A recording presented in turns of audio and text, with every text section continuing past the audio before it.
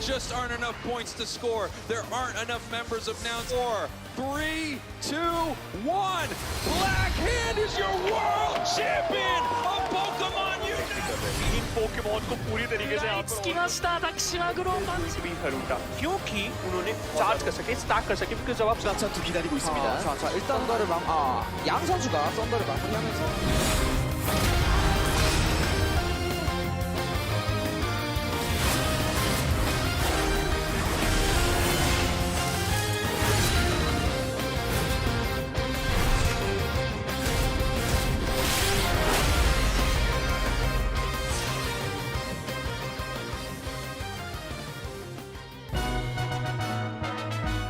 Ladies and gentlemen, boys and girls, welcome back to Pokemon Unite WCS. My name is Moonboy. I'm joined by JJ-kun. This is the May qualifiers, ladies and gentlemen. And JJ, what do you think about this?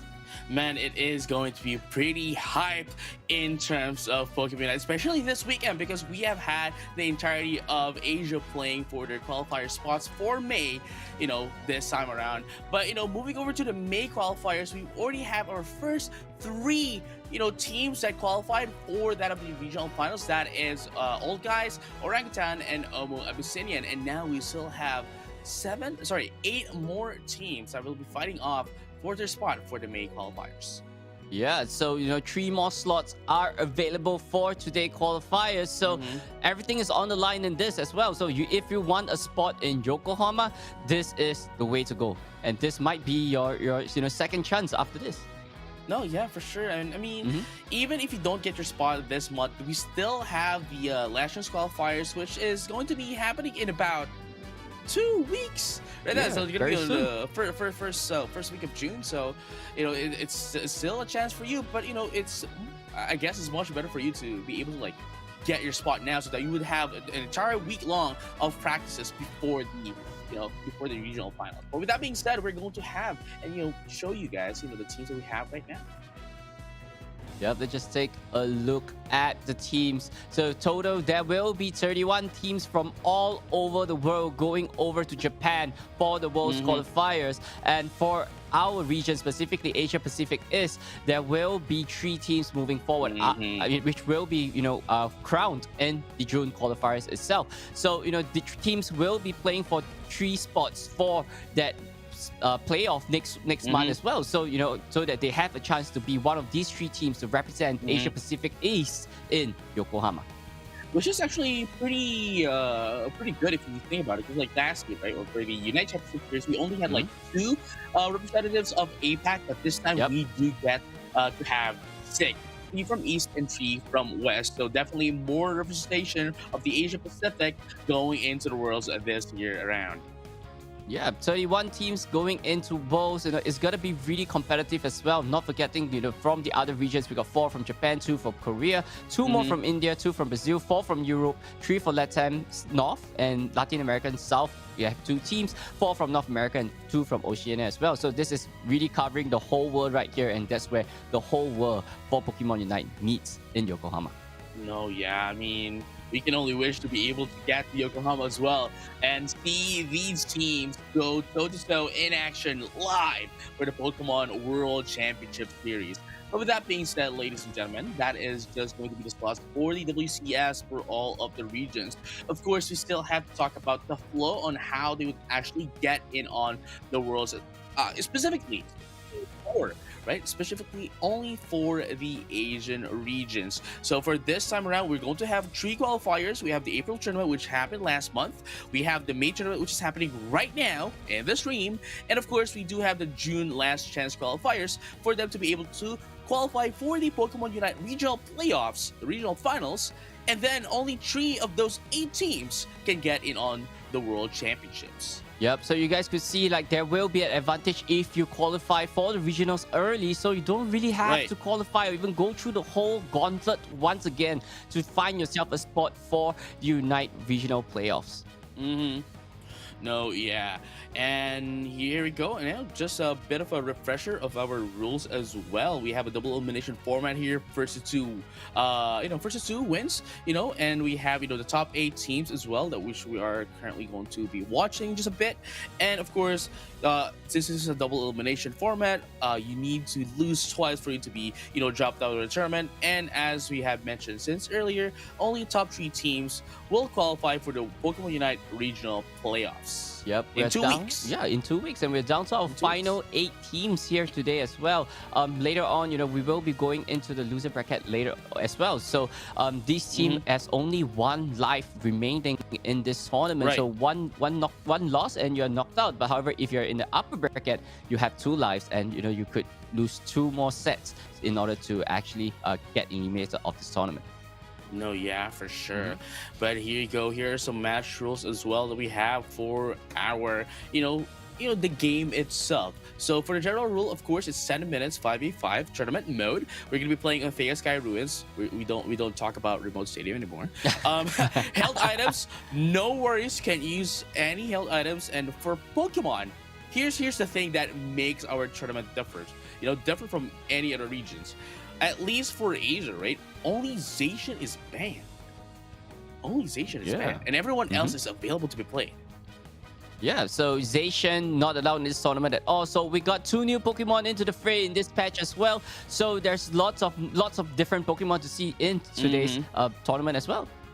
Yeah, we have Chandler. Chandler has been picked a lot on the Korean and the Japanese tournament, which is currently happening right now as well. The WCS May qualifiers happening currently as we are live as well, and we have been seeing them a lot, and likewise they have been choosing a lot of Lapras, and I think we're going to be seeing those Pokemon a lot in our tournament as well, especially how much of a big advantage they give to their teams, supposing they can get either of those 2 Pokemon, really.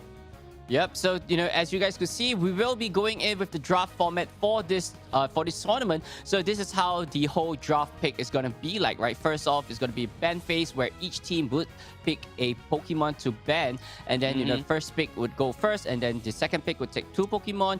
First pick will go get 2 more Pokemon, and so on and so forth until all 10 Pokemon have been picked. And then afterwards, we will go into the preparation phase, where players could switch around the Pokemon to their own advantage as well.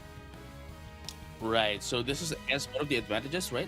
This is one of the advantages of the draft pick as well, where they can still prepare and just get their prioritizations as well, going forward in the drafts. But with that being said, ladies and gentlemen, we are going to be showing you what they're going to be fighting for in this tournament. Of course, for the first, for the champion, they're going to be going home with $7,500 US dollars for second rank. For the second placer, they have the 3,750. For third place, they have 3,000. For fourth place, they're going to be going home with 1,500, and for the fifth place, they're going to be going home with $750,000. $750. No, $750,000 is a little bit too much. All right. Well, let me just clarify that. Yeah, so players are not only playing for a spot for the regional finals, but also prize money as well. So there's everything and a lot of things on the line for today. So players will be doing their best to clinch themselves that $7,500 in their pocket as well. Divided by 5, that's a lot of gold for them. No, yeah, for sure. But again, that's, I guess, one of the things as well for the fourth place or the fifth place as well, though. Yes, they are going to be winning some prize money, but at the same time, if they don't qualify for the first 3 spots, then they still have a chance to go over to the last year's qualifier, such as Talon right now, who only got 4th on the April qualifiers, who's currently competing as well and hasn't lost once yet. 100% win rate right now for Talon since the start of the tournament yesterday. Yep, Talon defeated Digital Devils and CMS as well, with God of Warrior having 2 victories over Omo Bengals and also Rated PG, and they will be playing in the upper bracket finals later on. But however, down to the lower bracket, we got Rated PG going up against Digital Devils, and that will be our featured match for our very first game. And then CMS versus Who, which we will be seeing later on as well. But Who, though, a returning team coming into this tournament also. No, yeah, for sure. So, for everyone who's a team here, at least for the top 8 from last month, we're only going to be seeing Talon and because we're going to be seeing Talon and who, but everyone else has been playing so long. But let's find out if they're going to be winning. But with that being said, ladies and gentlemen, we have a very special video for you guys to showcase our upcoming event. So make sure to take a look.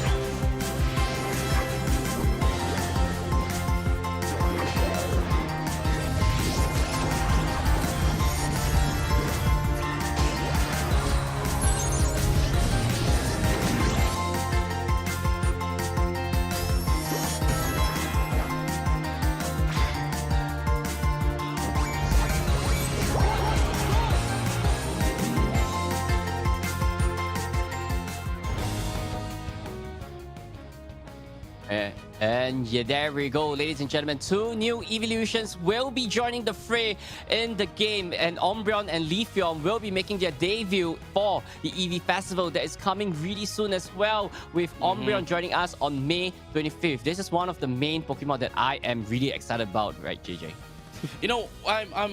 What I'm really excited for about this, Umbreon and Leafeon is that I am looking forward to a day where we get to see a team playing on a very high competitive level, maybe even on Worlds, right?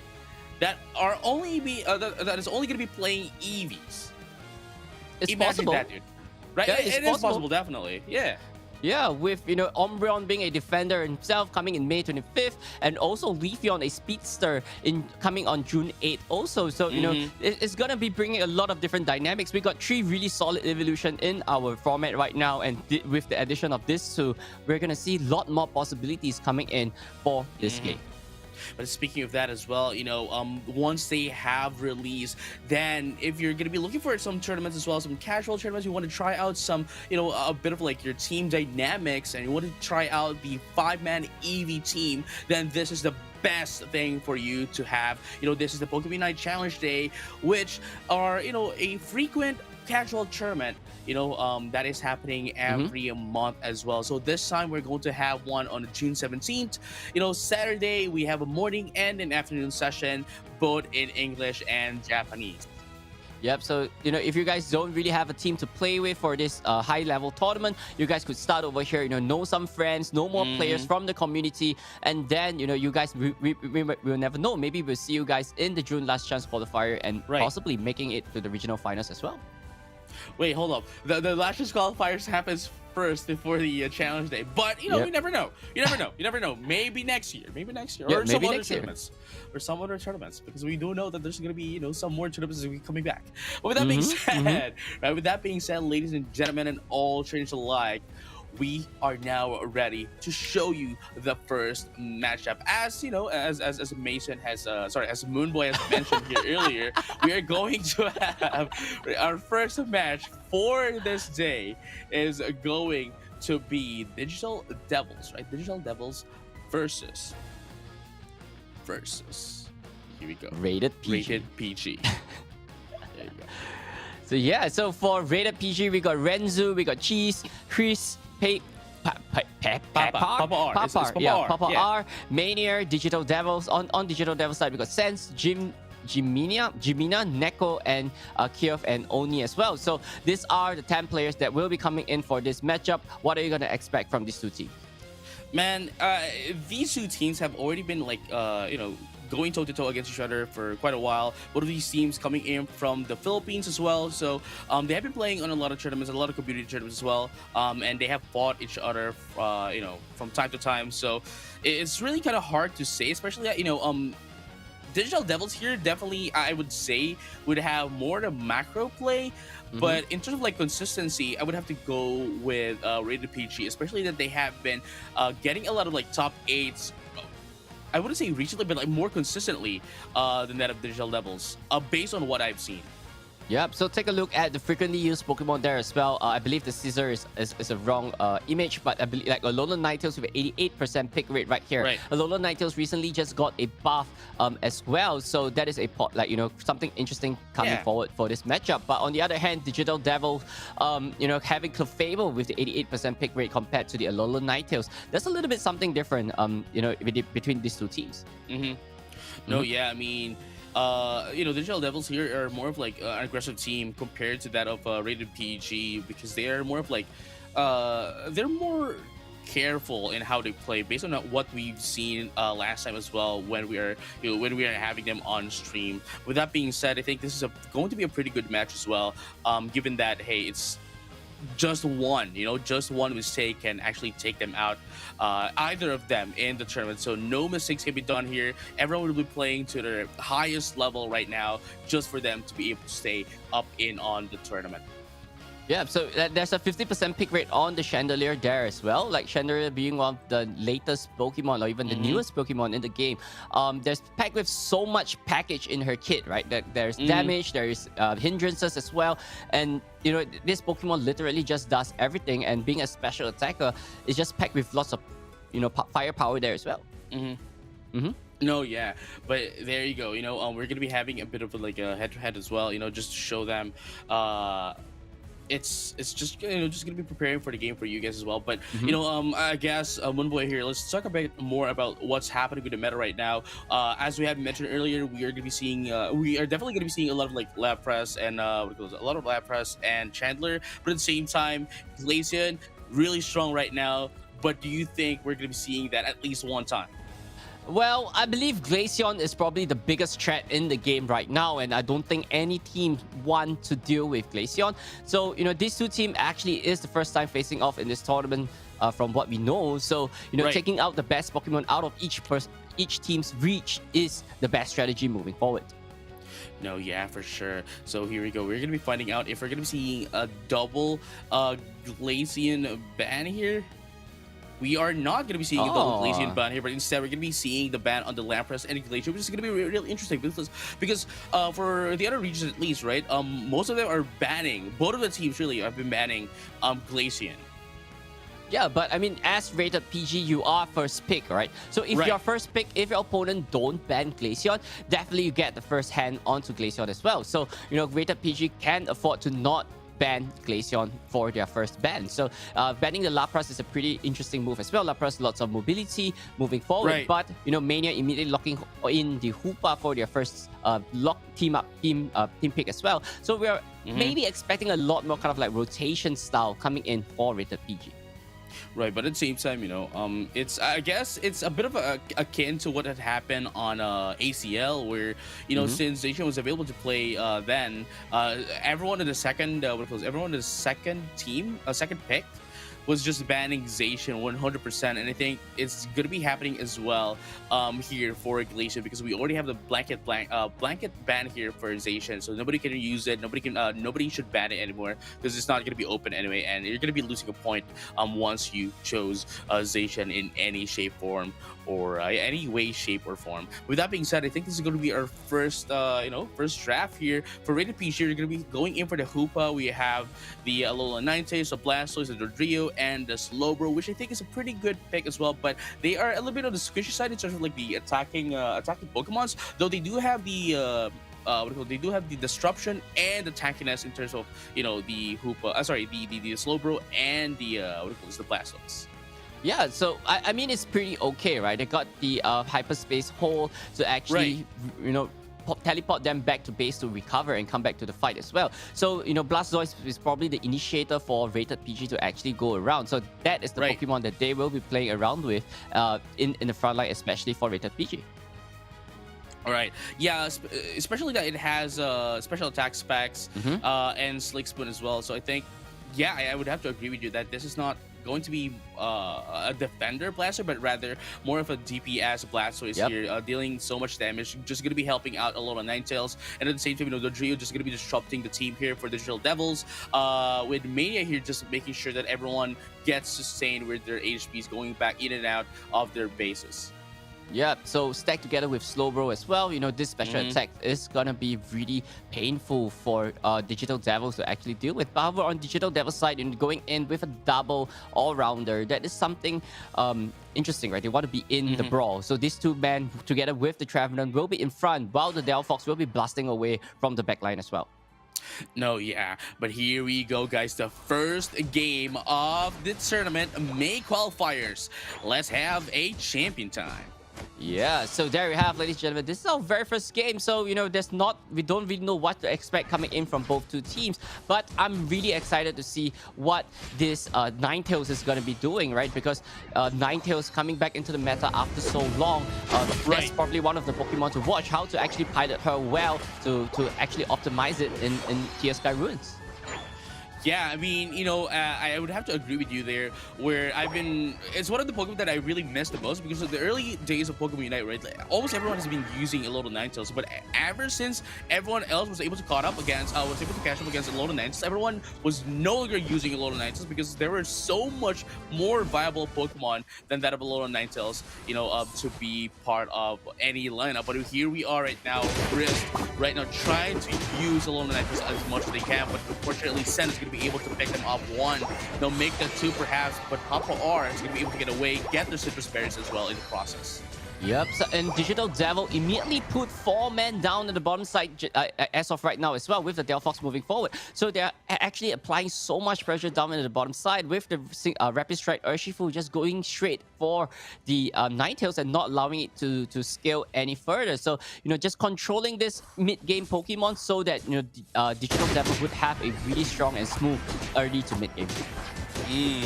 No, yeah, and this is what we're talking about with the Hoopa as well. Just making sure that everyone is going to be able to, everyone's going to be sustained here, going back to the base if they need to, and they're going to be able to take that Hyperspace Hole as well, just to be able to survive that pick off from Digital Devils. Very good play here from the Hoopa. Yep, and right here, it's just looking pretty strong for the Blastoise, right? Water already at level 6 as well. But however, Digital Devil's side, level 7 on the Urshifu, he could do so much disruption, so much power, and so much damage to Rated PG.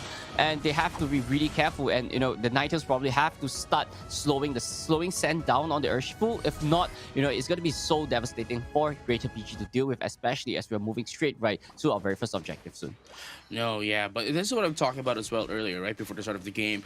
Digital Devils here is more of an aggressive team than that of Rated PG, where Rated PG is Rated PG is more of a calculated kind of play, safely playing their games, where as you can see here, Digital Devils is still just making sure that they can just get the pressure off of Rated PG. But as I've mentioned, the calculation play here from Rated PG is going to be able to take down 2 inside of Digital Devils, but Sen here with the Water Bear is going to answer back with their own, taking 3 KOs and scoring 37. Wow, Sen's already at level 9 right there, taking out 3 of them. At that point in time, I thought that Rated PG would win that fight right there, but Sen on that Urshifu just slice and dice and just chop everyone out of the way. And, the Water was so close to being Hyperspace Bottle back to base as well. No, yeah, and here you go. Here's going to be the first major team fight that we're going to be happening in this match. But look at that, Renzo going to be able to get away here. Yes, they will guess Hyperspace Hole just to get some recovery. That is going to be a Slowbro and a Hoopa. But here you go. Digital Devils just making sure, just waiting for Rated PG, making use of the Reggie bottom as well to bait them out. Now, who's going to be able to take on the initiation here? Let's find out together. Yep, Digital Devil immediately got their positioning onto Registeel as well. Rated PG have to start the initiation. If not, it's good. They are going to lose this fight for themselves. Yeah, they're just using the Registeel here, getting the positioning, and maybe if Rated PG gets in, then they would use it as a way to finish off Rated PG. But Rated PG is not taking the bite off, taking not the bait off, rather. That's going to be 2 down into the side of into the side of Digital Devils right now, as Scent is going to be lowered down in terms of HP. With that being said, Rated PG was able to win the positioning into that of Registeel. Not going to be able to steal away the Registeel away from them as well. Very beautiful, very calculated play here from Rated PG, and I think they are ready to go in for a team fight once again into the Digital Devils. But if they can not go into a team fight, they would choose so, because they don't want to get so much damage from that of the Digital Devils. But look at that, that's gonna be 1 down. There's a lot of Knights gonna be taken down as well for the price of 2. Rated PG once again winning the extended team fight.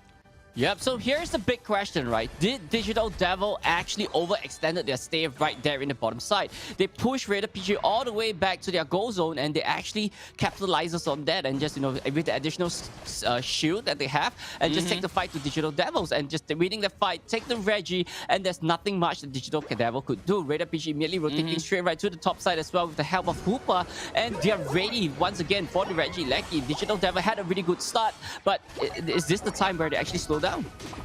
I think what they want to do is just take the first tier goal into that of the bottom path, and just give away the Reggie Lucky up top, and which is what happened as well, just because of the fact that if they're gonna be taking it anyway, we don't want to risk so much, because we already risk a lot into the Reggie bottom. We don't need to put out more risks onto that of the top path, and especially that they're gonna be outnumbered anyway. So Digital Devils gave it away. But look at that right now. Here comes the fast power gonna be coming up. That's gonna be the 2KO into that of the Blastoise. Beautiful stuff. The TPS of that of the Rated PG. But here you go. JJ is going to be taken out here by that of the Fable. But that's going to be another reverse one into the side of the Digital Devils. Jimina right now currently slow in terms of HP, and Papa are trying to get away, but the health bank is still up for them. They're going to be able to survive despite being outnumbered, despite being a 1v3. Yeah, but I believe it was the Trevenant that actually hold off the Reggie Lecky, right? Rated PG went with so many Unite moves back there in the fight, just to allow the Reggie Lecky to move into the second goal zone for Digital Devils. But that didn't happen because the Trevenant is just too tanky to actually, survive all those attacks moving forward and not allowing the Reggie to move. And Digital Devils just got the win right there as well. But a 45 on the top side with the Blastoise and 40 from this Machamp. But Rated PG is still a little bit behind in terms of points.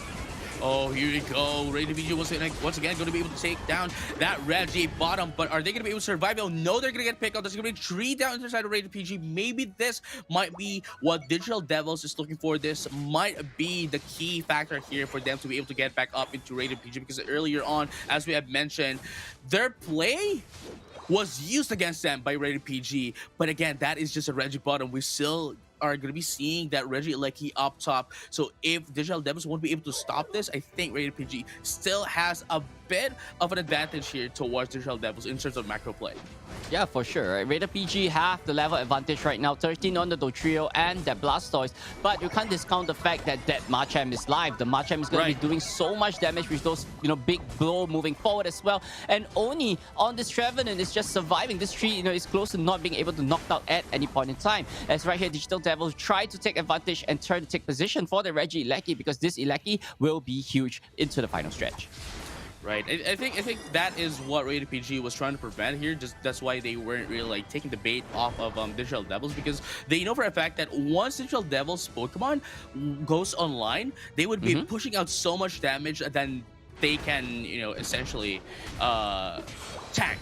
We have we have the Slowbro, we do have the Blastoise, but again, they don't have as much damage than that of the Pokemon of Digital Devils. That's why they are just making sure that they can play this safely, very calculated, and make sure that they have all the perfect conditions met before they go in against Digital Devils.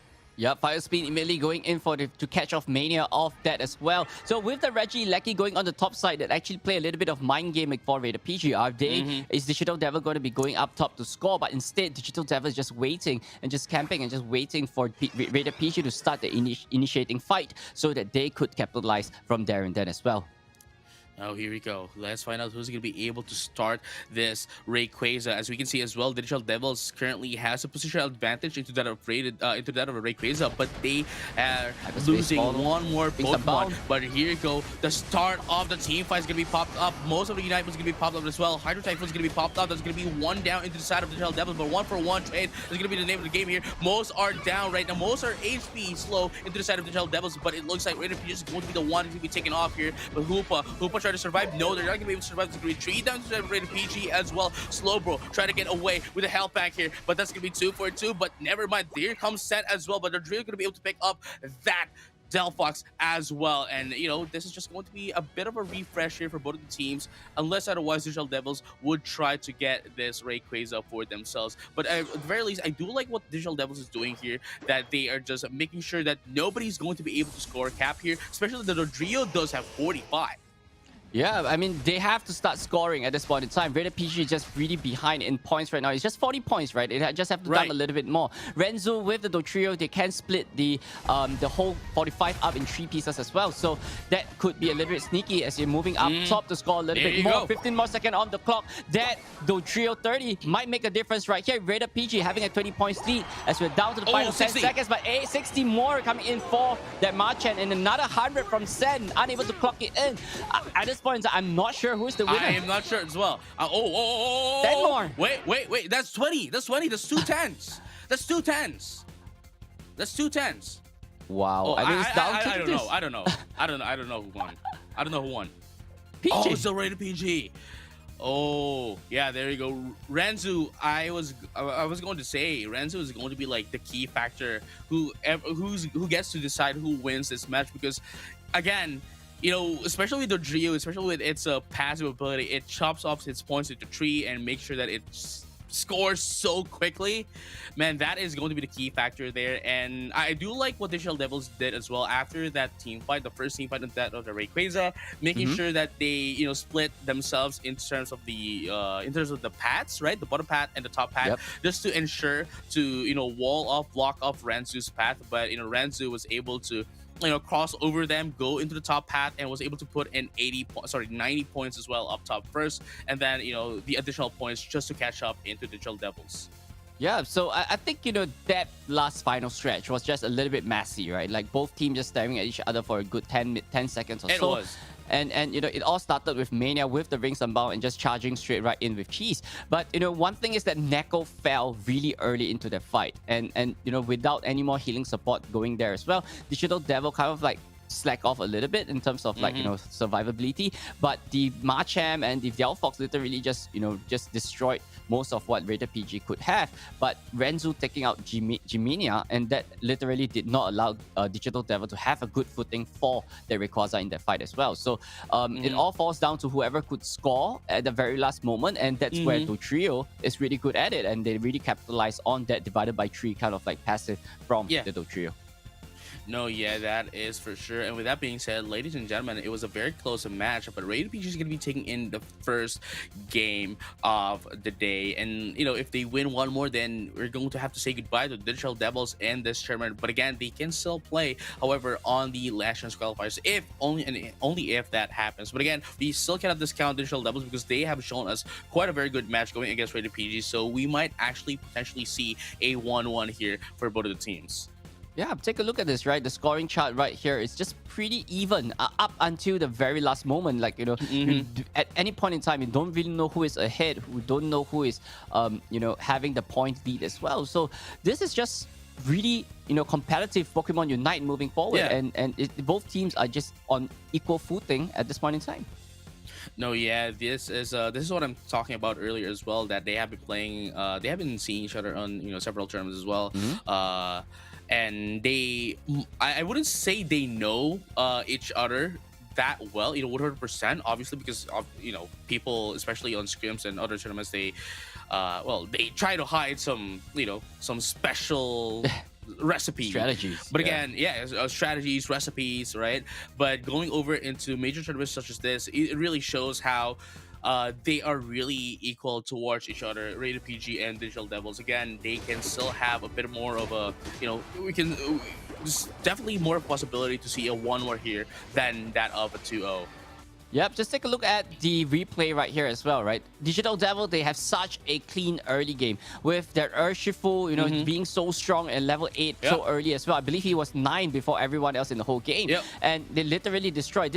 I believe this is the 1v3 down in the bottom side where the Urshifu actually survived and actually not allow the Watero to go back just in time. Take a look, he's just a slither of hell right there, just cross and chops, and immediately everybody just goes straight right down and not allowing him to go back to the portal as well, hitting 9, going straight right down to the bottom path, and they're just so strong in the early game. Yeah, this is also the part where Digital Devils was baiting down Rated PG right into that red bottom, where Rated PG, knowing that they don't have as much damage output than that of Digital Devils at the time, make sure that they use their strategy against them and was able to win that Reggie bottom and likewise win the team fight as well and ascend the team fight as well. Yeah, this is the one, right? The Reggie could not go in, and that's where Digital Devil actually came on top, and the Machamp, everyone from Digital Devil is just not allowing the Reggie Lecky to go anywhere closer to that goal zone, because if that goal zone is broken, Vader PG might have that great advantage that they need, and yes, the Reggies actually go left and right. It's pretty equal spread right there as well, but ultimately Vader PG came up on top just because of that trio. Yeah, I mean, as I would have to agree with you, right? Like, if that Reggie Lucky actually went in on that secondary score goal up top, then they wouldn't have needed, this kind of like team fight into that Rayquaza. We have to agree as well. It was kind of messy. It was all over the place as well. They wouldn't have need this, right? Because they would have had, the advantage anyway in terms of points, and just make sure that Renzu just increase the gap that they already have against that of Digital Devils. Yeah, and I believe the Blastoise jumping onto the Urshifu at that very last moment, not allowing it to score that 100, was one of the great defense coming in. That's a very crucial defense coming in as well. So if he didn't made it in time or didn't catch him, like I believe it was just like another 0 point something second, and that would have been an easy 100 points going over to Digital Devil as well. No, yeah, for sure, and that would have been a huge turntable here for inside of Digital Devils. But again, it is very, very close game. It could have been anyone's game really. And going into game number 2, I think since we got to see Glaceon ban and Lapras ban, I think this might be the time where we might be able to see the Lapras maybe just to see how much they're going to be adjusting against each other, because I guess one of the things that Digital Devils is lacking right now in terms of going against that of Rated PG is mobility. Yes, they do have the advantage, but they don't have the mobility to counter, especially the Drio, right? Where it's going, where it's moving here and there, up and down, wherever it is that they need to go just to be able to score some points. Yeah, they have to keep track of where the Dodrio is running around. Those quick rotation is just, a little bit difficult for him to handle. So, maybe something to keep track of the Dodrio, or even just catching him ASAP, maybe with a slow bro, and just not allow it to move too much. Yes, if you go with the Lapras, yes, you have the Lapras Express, but I don't think it's going to be fast enough to keep up with the Dodrios, especially with those fast feet just moving around the Sky Ruin. No, yeah, for sure. But I guess what I'm trying to say here is that it at least have its CC moves here. We have the Bubble Beam. We do have we have the Bubble Beam with the Ice. We have the Ice Beam as well. But at the same time, we have the Water Pulse as well, which could lead to potential damage. And likewise, since the Drio, I guess, is a very, very squishy Pokemon. If they do decide to go on Curse, right, they don't even have to knock out the Pokemon. Just make sure that the HP is up until a specific, number, and it will automatically get taken out, even if it does go away. Yep, and there we have, this is Renzu right here with a 40% pick rate on Urshifu and a 30% pick rate on Lapras. So if the Lapras is actually opened up in this round, right, Renzu might be the one onto the Lapras this time, and that might change how the team or even Rated PG actually could maneuver or play around, especially when you have a Lapras around in your team. Yeah, so it allows for a lot of strategies, very weird strategies as well, especially the Lapras Express. But quite funnily as well, some of those funny strategies actually work. Say for example, knock knock with the Lapras Express, man, take the taxi, go to the Lapras, go everywhere with the knock knock, because one of the cons, right? One of the cons here for moves like that with the knock, we have the Gatling Gulp missile, is that they cannot move. Right, unless of course they do use what we call this eject button. But again, why use eject button when you can just go, mobility, go on the Lapras, right? Yeah, and not forgetting, right, Lapras, that the Lapras Express is there has so much, potential, right? Once landing into you could cause a knock-up as well, or you could just slide just before knocking into someone, and you get additional shield, and at the same time knocking up to whoever is in the radius as well. So Lapras is just so flexible as a whole, right? And it's just a very solid Pokemon in a tournament format like this. Like, you got mobility, you got hindrances, you got damage with the water pulse, and if he ever chooses to go with the Perish Song, which I don't unluckily is gonna see, like, that's an execute move right there as well. No, yeah, for sure. Quite unluckily as well. Quite unfortunately that we don't get to see a lot of like Perish. At first, right, at the first time that Lapras was released, a lot of people have been using Perish Song, but nowadays people found out about Water Pulse and just has been using Water Pulse more than that of a curse. I still play Perish Song. I love Perish Song. It's really strong, right? Especially like it is a really strong like, move, though. Zacian and on leather. There's like Trevenant as well. So there's so many ways to actually take out Pokemon that you can't exactly take out yourself. And you could form up some really interesting duel as well. So I wouldn't discount Perish Song, but yeah, it's not that great compared to Water Pulse. Let's just put it. Let's put it that way. Real, guys. It's good, but we have a more viable option. There you go. Right. So yeah, ladies and gentlemen, and all trainers alike, we're just preparing you guys the second match, and once we are ready, we'll immediately head in on that of our game number 2. But with that being said, let's take a look back. First, I guess, on our picks and bans for game number 1, Moonboy. For rated PG, we have the Lapras. For Digital Devils, we have the Glaceon. But for their picks, they have the Hoopa, the Slowbro, the Alola Ninetales, the Rio, and the Blastoise. For the Digital Devils, they do have the Clefable, the Urshifu, the Delphox, the Trevenant, and the Machamp. If there's anything that you think that they should use to adjust, they could change or adjust into the set of in terms of Digital Devils, what do you think would that be? Well, I think banning Dotrio might be the answer for Digital Devils, right? So the Digital Devils is gonna be having first pick right here. So Rated PG has no choice but to ban the Glaceon. So Digital Devil have to ban the Dotrio, or even pick the Dotrio for himself, so that maybe to stop that kind of fast speed shenanigans coming in from Rated PG. So. And if they're not gonna be banning the Lapras, and there's so much more possibility coming in forward as well. Glaceon is open! Lapras ban, and Glaceon is open, and Neko, that's a no-brainer, bro. Just pick the Glaceon. If they don't pick the Glaceon first, I don't know. Oh, there you go. They have to pick the Glaceon. Of course. It's a no-brainer, dude. Like, if you don't go for Glaceon, I don't know what you should. Zacian, you can't though. Yeah, but the thing about Glaceon is that, yes, now that Glaceon is open on the side of Digital Devils, right? But that does not mean that you can't play around Glaceon as well. Oh, no, yeah, for sure. Yeah, so Rated PG could still pick up a composition to actually deal with this Glaceon himself. So, like, maybe a Talonflame, or even something that could have a lot of hindrances, so that you could disrupt the Icicle Spear moving forward also. So those are really good moves that Rated PG could choose to actually counter this Glaceon. Right, but at the same time, right, like, Glaceon is really, I don't know. I do not know how to describe Glaceon in the current meta, especially after the recent patch. It's the second biggest threat after Zacian. That's what I would say. It's just hitting ridiculous numbers, especially with those icicles. So we'll see. We'll see how Sen actually played out. That yes, Glaceon is powerful, but at the same time, you could still play around it. It's not like end of the world if your opponent pick Glaceon. That's so true. On the other hand, we are still seeing a Dotrio coming in from Rated PG. There's still a Ninetales coming in from Freeze as well. So maybe this Freezes will do a little bit of something to react to this Glaceon. Right. These are all possible moves that Rated PG could do with this composition. But on the other hand, Digital Devils, they got the Fire Spin from the Delphox, they got Rapid Spin coming in from the Blastoise as well. Lots of spinning action and lots of disruption. What of them actually? Yeah, so that could be a potential wave that the Glaceon could just pick up target just because Icicle Sphere to someone that's in the Fire Spin. That could be devastating for Rated PG.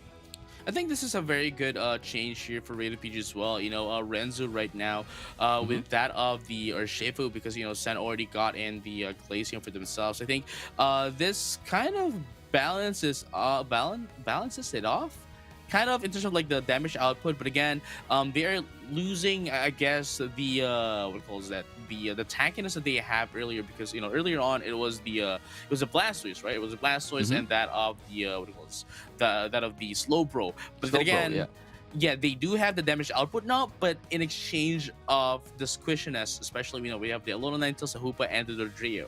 So that's, I guess, one of the biggest change here, exchange cost here for Rated PG going into game number 2. Yeah, and Digital Devils have to be a little bit careful of their Urshifu as well, right? Once the Urshifu is in, it's going to be slashing and chopping everyone up. And this special attacker and speedster it's probably the first target to go. So if you don't, you have to be a little bit more careful about your spacing against an Urshifu. And the Blastoise is your answer, so the Blastoise have to be always in front. I guess, I think that is what they're trying to ensure as well here for the side of Digital Devils. That's why they have the Delphox, especially with the Fire Spin as well, just making sure that nobody can get in on their attackers. That is, of course, the Glaceon, and likewise, we do have the Talonflame as well, which are very squishy as well in terms of the Pokemon. But at the same time, they do have a bit of a secondary DPS here, that is the Blastoise. Maybe perhaps if it's not like a semi-tanky build here, for the side of the Digital Devils. But at the same time, they do have the support, right? They do have the sustain, that is the Clefable. Yeah, so in that Clefable, lots of sustainability coming in with the Moonlight as well. If they're stacked together as a team, which they will be, especially with this team composition. So, that's something that, the Clefable will be really crucial, especially for Digital Devils. And something to take note in this draft is that there's no Trevenant in the mix as well. So, the biggest tank right here is definitely going to be the Slowbro. And, if he could consistently heal up as much damage as possible, that could allow Rated PG to sustain a little bit more in the fight as well. No, yeah, for sure, especially now that we already have a level 5 Glaceon here, does have access into Icicle Spear, though it is level 6 that they can get the Ice Shard. But the moment that it gets its level 6, man, it goes, oh man, it's fun time, it's circus time, baby. Yeah, just charge up your icicles and then just smash it all at once. That is true. Like something, right? And if 8 icicle actually ended on a Dotrio, I believe that is going to be lethal, especially when Dotrio is so paper thin, and 8 icicles going to be landing on it is so painful to deal with. No, yeah, for sure. Especially that Icicle Spear doesn't have any range limitation as well. So if you get targeted, even if you go away, even if you go back to your base, Icicle Spear will still follow you through. Yeah, and that's why they're actually funneling most of the EXP into Glaceon, right? Just get Glaceon to the level 6. And that is where the game changed. But however, Rated PG on the other hand, they got level 7 on the Urshifu as well. Spears going straight right in, not getting any KOs, but they're still looking very good, just deterring them away from that Glaceon.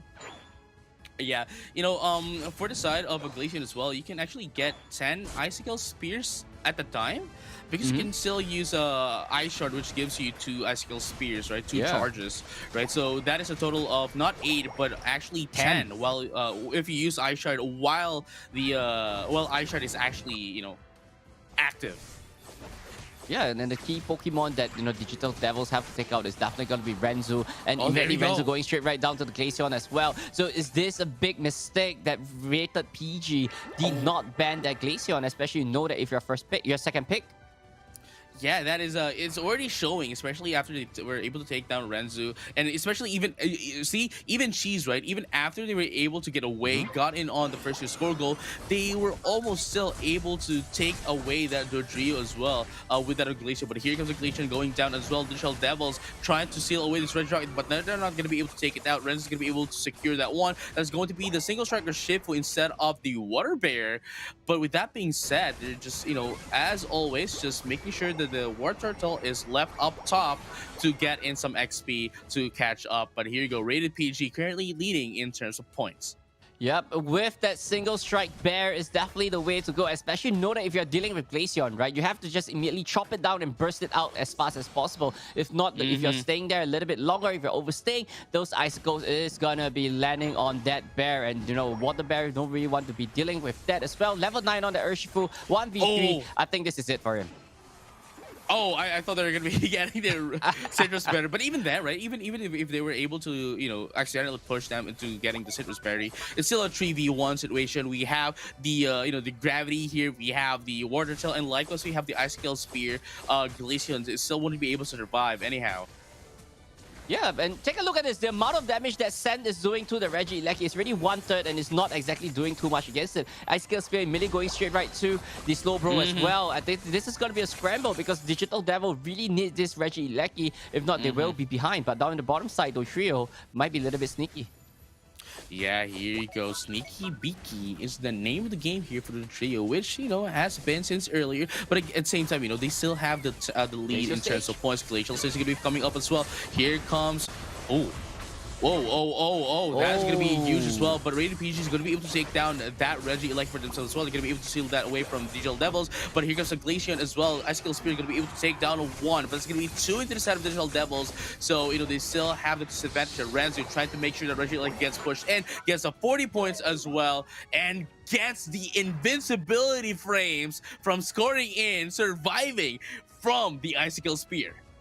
Wow, I mean, Rated PG is just doing a good job sustaining this, right? They got 2 objectives for themselves as well, and Digital Devils is not even going to be contesting this register also. So they have to try to get up in terms of the level department so that they can pick the fight to Rated PG. And immediately off the top, Rings Unbound as well, immediately going straight right down, teleporting everybody up, and just to take out 3 men from Digital Devils. No, yeah, for sure. But, you know, San is going to be taken down. There's going to be 2 down into the side of Digital Devils right now. Gemini and Oni trying to get away as well. You know, but at the same time, you know, I think that was while... Yeah, they won a team fight. They won those pickoffs, but I think it was a little bit too early for them to actually get in on Digital Devils, especially that they're leading in points anyway. I do understand, sure, that Digital Devils do have the damage output, can essentially take out Rated PG, but if they're leading like this right now, especially they do have the Renzu with a 40 here, we have 42 into that of the what it calls the Rodrio. I don't think they're having that much of a problem dealing with Scent, because quite frankly, they're not even dealing with Scent. They just score it. Yeah, they're just scoring, and you know, scoring is the point of the game. And that was a really good score coming in from the Urshifu. There's nothing much that, you know, Digital Devils could do right there. Sense is just you just ignore that the Glaceon, right? Yeah, just let Urshifu do his thing, punch it in, and just let it destroy by itself. But you know, scoring wins the game right here. 193 to 288. So just let Sen do his thing. There's nothing much to do with it. I think that is it's really interesting. Like we were kind of expecting that, hey, okay, if someone uses Glaceon, right, then we need to see a counter Glaceon composition or kind of like strategy, right? But instead, what we're seeing here is kind of a very unorthodox way of dealing with Glaceon by just not dealing with it. Yeah, if you can't deal with it, just leave it alone. Like, so yeah, the rest, leave it alone. just deal with the rest of team 5v4. Just let the Glaceon do his own thing, and you know that's probably the plan for Rated PG, and it's working. And it's actually working. Yeah, exactly, right. And here's the thing, right? They don't even need to get the Rayquaza, and even if you do just give away the Digital Devils, even if you do just give the Rayquaza to the Digital Devils, they can just score in. They have the Dodrio anyway. They have 43-40 right now in the Slowbro and that of the Little Ninetales. And obviously, we are going to have Urshifu as well. You know, Ren's going to be, you know, getting in some points here as well, going in on the going to the last stretch. Yup, and with this Regirock, that actually buffed up Rated PG defense as well. So they are ready to take the fight. They got the levels up. 3 level 13s coming in from Rated PG, while, you know, Digital Devils is still 1 level behind. So 8 more seconds to the final stretch. Glaceon is at 13 as well. So, you know, maybe what's Rated PG's strategy? Deal with the rest of them, deal with the Glaceon first, or even let the Dodrio charge at the Glaceon so that the Glaceon could not do much in this fight. That is true, but look at this right now. The Drio and the Talonflame trying to fight it off onto the top path. Just, it's just a bit of actually a very good showdown as well if you think about it, because they are just ensuring that nobody gets in. And look at that, Talonflame trying to get in, and the Drio is going to be intercepting it as well, ensuring that they push away the Talonflame. And with that being said, I guess that is a bit of like an information as well for one of the teams that hey, the Drio is here, and for the side of Rated PG, hey, the Talonflame is here as well, so that they know for a fact that it's going to be a 4v4 situation here. But what they do not know is that Delphox is back at the base.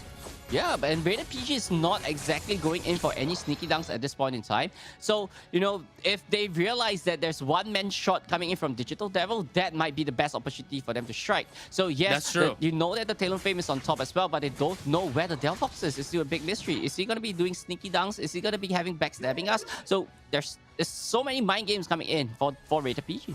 It is one of the highest gameplay here for Pokemon Unite. With that being said, we're going to be seeing the team fight here. But Renzo actually got down bottom, trying to get in some points. So never mind, actually going back into the fray, going to the team fight. Gets Whirlwind here. Sorry, Twister by that on the Rayquaza. But here comes Slow Globe as well. Going to be able to take down the Glaceon. Beautiful stuff here. There's going to be two to the Telephone. Going to be taken out. There's going to be Delphox as well for one into the side of Rated PG. But here comes the Blissey. Oni, are you going to be able to get away? No, you're not. It's going to be Even Fist into the side of Rated PG, gonna be able to take down Oni.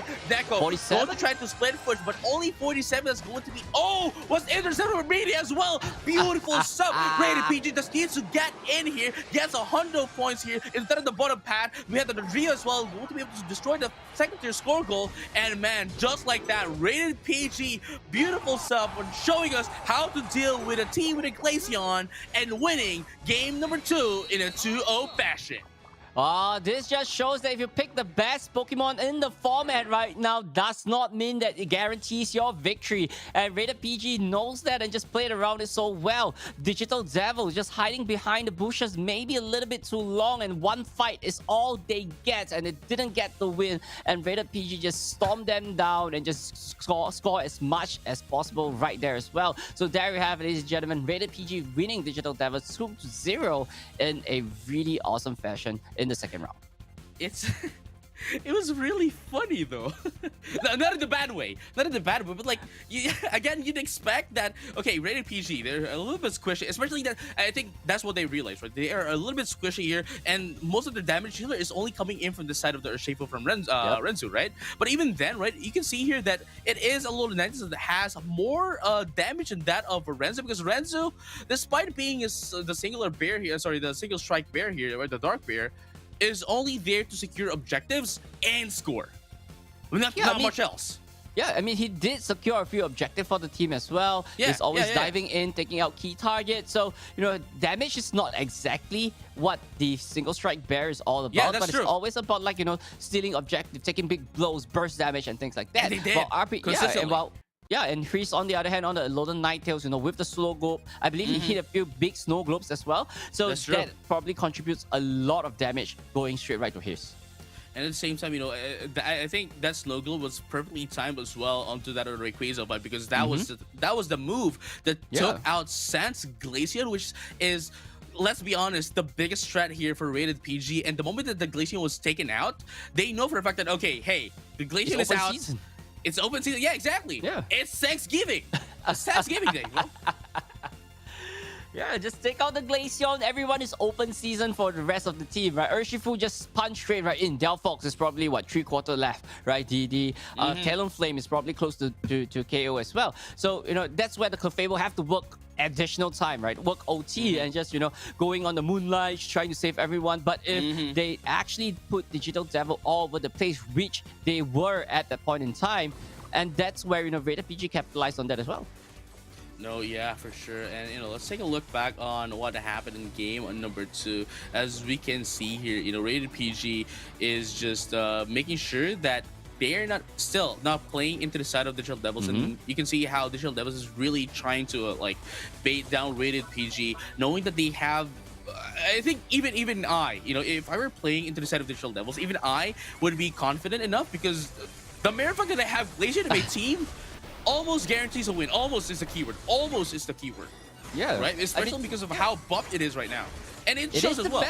it is the best Pokemon in the format, right? All you have to do is just protect Mr. President, protect the That's Glaceon true. as much as possible. But this team composition is not built around that Glaceon, and you know that's probably what allowed Digital Devil to fall, because the Glaceon is always in the open, and you know with That is the true. Urshifu and the Doshio being able to reach it that easily, that's probably, you know, that's not gonna happen. That those win is not coming for Glaceons.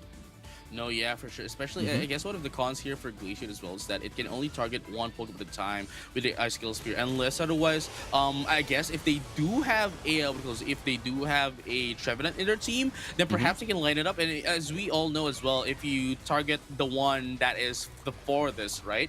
Yep. Then the Ice Skill Spears actually, you know, pierces through everyone until it hits its actual target. So I guess it would have been better for them to have used the Trevenant instead of the Slowbro. Delphox, or the Delphox, Slowbro yeah. rather. Yeah, the Delphox is Slowbro, just because I think those Pokemon were the ones who are mainly being the crowd control, ensuring that everyone gets, you know, disrupted, and ensuring that, you know, the Glaceon would be able to do some free damages.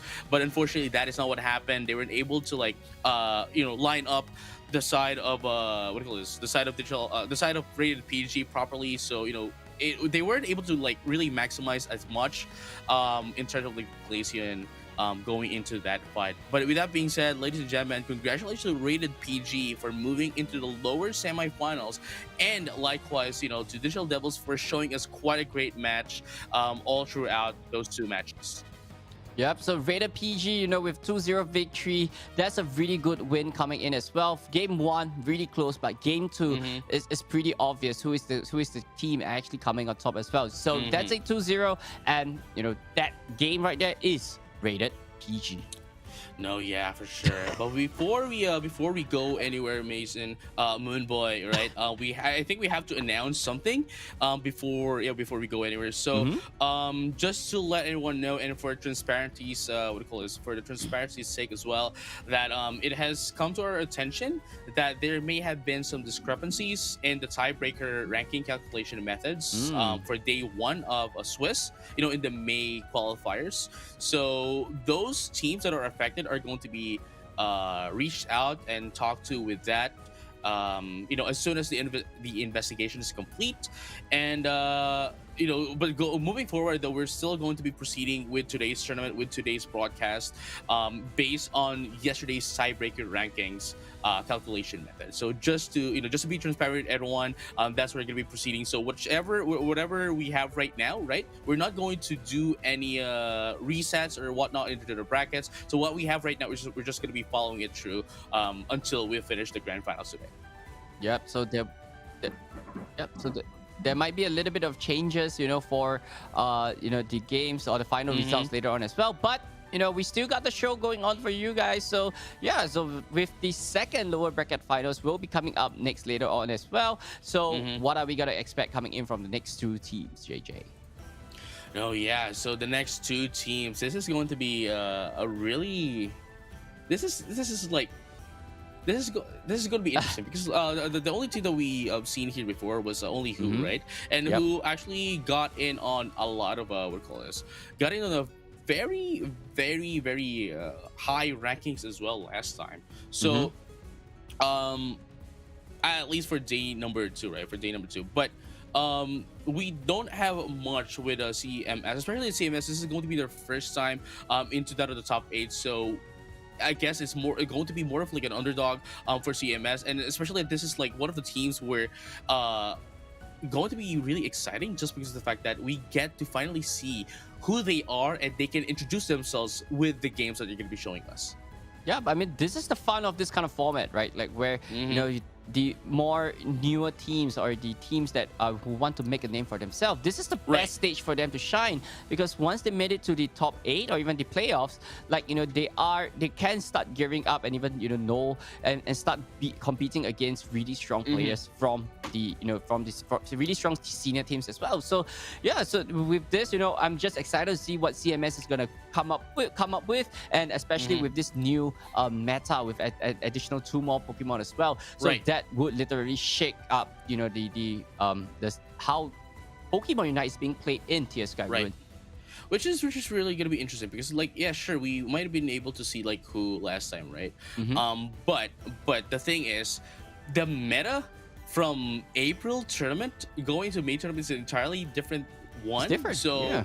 we cannot really make any comparisons so much so that a direct comparison basically of the April and the May tournament. So who here is going to be surprising us, and likewise CMS is going to be surprising as well because as far as we know, I think Moonboy, we don't really see them much as well. Come up into a lot of like tournaments as well outside of the WCS. But with that being said, ladies and gentlemen, and all strangers alike, here are our players for CMS and who. So for CMS, we have Hanji, Kukuro, Nyaru, U666, and R2. Yep, for on the side of Who, we got Quicker, Kishibu, Shiptail, Shinny, and Waku as well. So, it's gonna be a neck-to-neck battle coming in from these two. Both team, I believe they won 2-0 for the previous round as well. So, yeah, so it is, I'm just excited to see who's gonna be coming up on top. Not who, but who, right? Like who. Okay. Wait, you're just excited to see who to come out on top. All right. I said, guys, we caught him 4K. I'm not biased. Caught it in 4K. Bias caster right here. Man. Yeah. 4K, huh? Yep. Oh, you got me there. But yeah, so there we have, ladies and gentlemen, the info card. And there we have, first off, is CMS with the Alola Ninetales with the 88% pick rate. Once again, the Alola Ninetales really popular in this meta as well, right? With 75% of Hoopa, 50 on Lapras, 50 on Slowbro, and 38 on Delphox, and 38 on Trevenant. So pretty interesting numbers coming in as well. But we're seeing lots of Delphox and Alola Ninetales, especially in this patch. No, yeah, and wow, we don't have that much of like info as well on in terms of like the numbers here inside of CMS. But again, this is going to be their stage here. The mere fact that we're able to get in on this stage of the tournament is already a lot, and just showing that they can get in on the top 8. We are now down into the last 6 really. Just getting into the top 6 here for the tournament already says a lot. And again, this is just their introduction into the APAC scene as well. So I'm just really excited to see how they are going to be going on against each other, especially that both of these teams are going to be coming from Taiwan, if I'm not mistaken.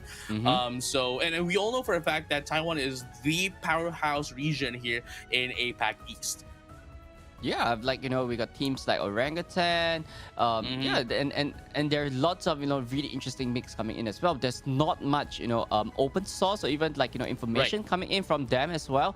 So there's a lot of question mark coming in, right? Like what is their style? There's lots of different teams inside as well, lots of different style, lots of different mix. What is the main Pokemon that they will be focusing on as well? It's the main dish, basically. Yeah, what is the main dish? So I mean, both teams from the same region, they probably might have met each other in their own community tournaments. So maybe they know each other. The bans might be pretty interesting. It might be a targeted ban, or even it's just a general ban in general. No, yeah, for sure. But again, just going back, I guess going back into the regions outside of APAC East, right? That is quite closer to them. We have the Korean and then the Japanese servers, right? For sure. The regions, right? They have been banning a lot of the Glacian. It's almost 100% ban here for both of the teams, really. So just making sure that they open up the Chandler and the Lapras. So maybe perhaps that might be something that we get to see with CMS and who here, given that they are closer to those to those regions as well, given that it's I guess more chaotic in Southeast Asia, where they chaotic in a good way, where they just play the Pokemon that they want to play, right? Whichever they feel is comfortable for them, while of course referring to that of what's the meta, what's the patches right now, but making sure that they are comfortable with the Pokemon that they're using as well. But here you go, ladies and gentlemen, Who and CMS here going to go in for the first match here. Again, who's going to be banning in the the Cramorant, surprisingly. But again, Cramorant's really huge in damage output, but at the same time, Lapras still not allowing anyone to get those mobilities. And as you have expected, Glacian first pick, hands down. If you don't get it first pick, if it's not banned, you're tripping. Yeah, I mean, this is a very interesting ban, right? Like, immediately going for the banning Cramorant.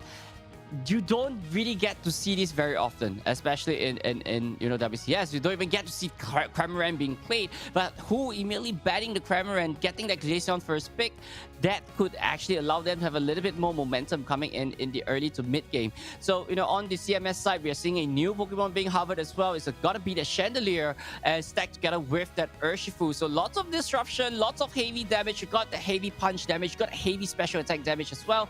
And, CMS looks pretty solid on the right side. Oh yeah, and as you have mentioned, right, like here comes a Chandelier, which is mostly used with Overheat and Imprison, because it's actually quite a huge debate here, Moonboy. What do you feel about Imprison being used more than that of what we call this Poltergeist? Yeah, I think it's like a very kind of situational kind of issue, right? Like that you're going up against maybe a Trevenant or a Greedent. Like the other one, like the disabled one, might be better, right? Imprison might be better than Poltergeist. But if you're maybe dealing with, if you're stacked together with maybe a Lapras with Perish Song, or even things that have AOE damage, the Poltergeist might be the answer, because just stunning them there and then that could actually allow you to have those knockouts. No, yeah, for sure. I mean, Poltergeist here, I guess the biggest difference is that do you want an AOE damage and slow, or do you want to get a stun plus disable, which I guess, as you have mentioned, kind of like is kind of a it is very, it's a chicken and egg kind of situation. Yeah, it's a very situational, depending on what your opponent's composition is, right? Yeah, so looking at this composition that they are going up against who, I believe the Imprison might be going up against who, so right. So but Imprison might be the best way to actually shut off like the things like Icicle Spears, or even the Greedent with those belches as well. No, yeah, but I guess one of the other differences as well is that Imprison is more of a linear path, like Hyper Beam, right? And Ice Beam. But I guess Poltergeist is more of like a squarish AOE circular thingy, right?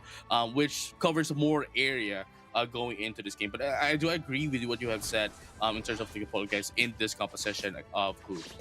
Yeah, and who coming into this matchup as well. They're in the lower bracket finals. Is this is their second run into the playoff? Could they make it through this time around, or we might see a return of who in June? So who knows? Only who knows. Oh man, it's this is never gonna stop. This is never gonna stop until the end of the game here. I'll try my best. I'm sorry. But yeah, here they go. CMS here trying to get in their sacks as fast as possible.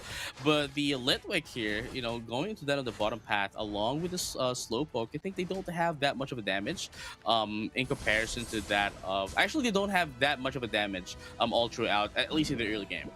Yeah, I mean, Litwick and Slowbro, they are, especially Litwick, right? They're a little bit more in the mid-game to late-game kind of Pokemon. But, stacked together with that Slowbro, those special defense nerf, right? It's going to be helping that Litwick or even the Lantern to actually do more damage in those fights as well. So they have to be a little bit careful about the space against that Ninetales. But, they still have enough firepower to pack a punch to do a lot of damage onto the Ninetale as well. No, yeah, now it is a Lampen, but at the same time, CMS is just trying to ensure that they're going to be getting all their XPs, but at the same time, we are seeing a bit of a throwback here with that of the Greedent, just trying to disrupt the enemy central area here for CMS. Yeah, Greedent doing what Greedent does, going into enemy middle area and just causing so much disruption. It takes 3 men, guys. 3 men to actually deal with this Greedent, and there's the chance of him running out of their lives. But no, ladies and gentlemen, he's going straight right down. But 3 men to deal with 1 pesky squirrel. That's just how annoying that Greedent could be, especially in the hands of who. No, yeah, but here you go. Here comes the first central birds here at 8-minute mark, and I think we're gonna be seeing the first team fight here as well, or at least just trying to ensure that they're gonna be getting a little bit of poking here. But as you can see as well, already at level 7, that is the Glaceon now has access to Ice Shard and Icicle Spear. Yep. On the left side of Who, we are actually seeing like a lot of two-stage Pokemon, right? And then there's not much of a late game kind of style. So they are really gonna be reliant onto that Glaceon to actually do the most damage or even sustain, allow them to go have an advantage into the late game as well. But on the other hand, you got the Chandelier on the right side. So if CMS could get the Chandelier going, which it already levels, so that might be it. CMS might have an upper hand into the late game if they could carry on this momentum that they're going. No, yeah, but here you go. 7-minute mark is in just 5 seconds. Going to be able to see the first major objectives, which I think is going to be the Reggie bottom here for them to fight through. But here comes the Avalanche as well. CMS trying to survive here, but the Slowbro is almost getting taken out here. But very good alone here from the HP bank. They're going to be able to take down this Red Rock for themselves. That is going to be the potential advantage of the CMS. But are they going to be able to steal it away? No, they're not. It is going to be the Chandler. You're going to be able to secure that Reggie Rock for them.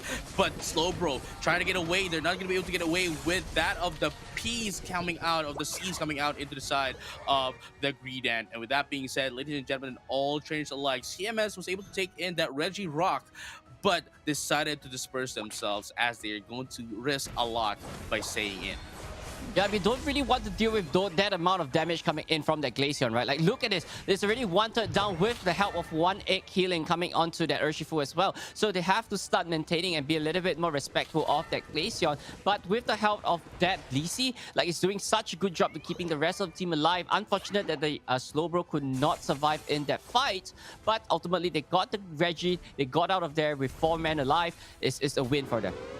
No, yeah, but here comes Who, though, trying to be going to be able to take this Reggie Lucky for themselves as well. But with that being said, CMS, I think this is going to be the time where they're going to be heading over into Who, just because of the fact that they know for a fact as well that they have more of a damage output than that of that of Who. So look at that right now. We'll be able to take down 1-for-1 for both teams. Yeah, pretty aggressive Sylveon. He might have overstanded his stay right there, but the rest of the team is just dealing with the Reggie Lecky on the top side as well. So Who could capitalize on this and have an additional member, but I think he's just holding it chill, taking it chill, while the Glaceon just farm a little bit more down in the bottom part. And with that being said, CMS though, while they do have more of the damage output, we can definitely see a bit of like a recap of what happened in game number 2 with Digital Devils and Rated PG, because yes, they do have more of the damage output, but they don't have the points, which Who it currently has against CMS. Yeah, but with the Greedent, he's always going around the map scoring as well. And Big Phantom Forest taking out very flop, moving in as well. It seems like Who really won this top path for top goal zone for themselves. No, yeah, that is going to be the game, play of the game here for Who. Going to be able to take in the first to score goal, and likewise, just get as much points as possible. CMS here almost losing on the end of the XP right now, as Who, just like that, was able to get in their advantages and the score as well. So Who is on a pretty good side right now than that of CMS. Yep, a fail steal coming in, but 3 men going down and getting the Sylveon. Sylveon might not be getting out of there alive. Yes, he did. And those Icicle Spears are just charging towards CMS. Overheat. Yeah, Overheat's going to be popped up here into the side of the Chandler. But again, that is just a bit of a poking here. But MXG, man, this is a really huge threat here for the side of CMS, because again, as you had mentioned earlier, right? It's just protect the precedent, and it's Who is doing a pretty good job about it. Yeah, Who is just just doing what they do best, right? They're just ahead in level, they're ahead in points as well, and CMS really have to start figuring out how to crack this code. They have the Chandelier, and they have to start making use of it. No, yeah, for sure. But at the same time, just making sure that they are going to be cracking the code is going to be a really hard thing to do, just because of the fact that, yes, they can go against 4 into the side of Who here, but we still have to take they still have to take care of that of the Greedent that just goes in and challenges them, on team fights. But at the same time, at least they were able to take down the Greedent right now. But is that going to be enough, though? That is going to be the biggest question here. But Glacier is going to be able to take down the Sylveon for themselves. They're going to be 2. The Chandler is going to be taken out as well with the Icicle Spear. And just like that, Who is able to win into that additional advantage of the Reggie Lucky, and going to be able to take down the Reggie Lucky for themselves as well. Wow, there's a great fight coming in from Who and just, taking out the Sylveon because Sylveon is the main Pokemon shredding Who apart. Yes, they don't have the Greedent there as well, but the Trevenant did so much job for Who so that Glaceon could just go with the Icicle Spear and just dash everyone straight right down. And, there was a really clean fight coming up from Who and, CMS, they have to buckle their belt right here. They could pull up their pants because if not, it's going to be too late as we're moving straight to the final stretch in 30 more seconds. No, yeah, and here you go. At least Who was able to take down the Regieleki earlier for CMS to just repel away this, this Regieleki, so they wouldn't have to deal with, I guess, a map pressure, right, going into that Rayquaza fight. But at the same time, CMS unfortunately don't have the Regi bottom buff for themselves, as Who was able to take it really quickly. Yep, CMS already in position for the final stretch right here, and it's down to Who, and Who is gonna make the initiation right here, right? But however, they got that Greedent on the back line of CMS. There might be in something sneaky coming in from Who. And here you go, as you have mentioned, Greedent here just trying to get that opportunity to get in. That's really sneaky beaky. Phantom Forest is going to be used here, but Hornley is going to hit a wall here. But here you go, Slowpoke is going to be popped up as well. Glacial is going to be popped up, but nobody's going to be taken out yet. But here comes Alolan Knight, is going to be taken out without being used, without being able to use that slow glow. But it's going to be 2 down into the side of Chandler as well. The Glacier is now out inside of Who, the biggest damage dealer as well. But Greedent is doing its best to take down Tree into the side of CMS, but unfortunately going to be pushed back. But CMS, was able to buy so much time for them to deal a lot of damage to that Rayquaza. But the question is, would they be able to take it away from Who in order to get their scores about that Who? And they are able to take down this Rayquaza. But another question here is that, would they be able to score in? Yes, they will. Just here, running into that score goals, they are trying to do their best to make sure that they can score in while having the shields up. Wow, Who literally, did not focus on the Rayquaza with 2 men from CMS focusing down the Rayquaza and just taking it down ASAP, while Who was just struggling and just taking everybody out in the bottom area. With the Glaceon out of commission as well, CMS knows that is the point for them to strike, and they took it, and CMS take the Rayquaza and just going in for those dunks. 208, 609. I don't think Who is coming up back this one. No, yeah, I don't think so as well. Especially with only 401 exactly of a score lead here. They don't have enough time. They don't have enough points either. Even if they do have enough points, I don't think they have enough time to actually score in. And even if they do let this, 37 in, that's just what? It's not gonna be enough. They needed it's not enough. 401, dude. Unfortunately, so.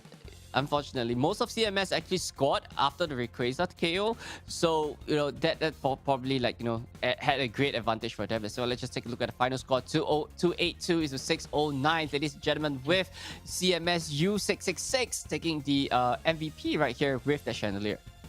Which is really interesting, because again, Who here definitely has the bigger advantage in terms of the damage output, definitely into the side of CMS, right? But during the mid game, at least, Who was leading the early game into the mid game, but during the mid game, the moment the CMS was able to get in their power spikes and the impact strikes as well, especially after you here getting their Chandelier, we have their Urshifu as well, and likewise, just those 2 Pokemon really, they were able to ensure to bring about a lot more damage into the side of Who, whereas earlier on in the early game, the reason why one of the reasons why they were able to really go against Who is that it was just Sylveon, right? Only just Sylveon doing out the damage for them until they were able to get in their power spikes. Yeah, Sylveon is just shredding everyone, especially in team fight situation, and then that's where the Chandelier and the Urshifu goes in for the KO. And I believe that is probably where Glaceon was always caught out of position as well, just because you have to dodge from those hyper voices. If not, the Glaceon is going to be shredded, and once the Glaceon goes down, Who's composition kind of fall apart at that point in time. Yes, the Greedent is really I love this composition from Who, but with the Greedent is just doing so much disruption coming in from CMS, but I don't think that Greedent is enough, especially in this matchup against CMS.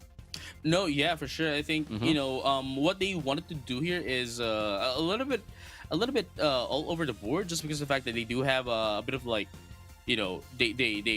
do have disruption, right? They from the side of the Greed End, but at the same time they do have a lot of like crowd controls as well into that of the Alolan Ninetales and the Trevenant. But unfortunately, so for this composition, I do not think that Glaceon is the right pick here, especially that it doesn't have a lot of like AoE damage anyway.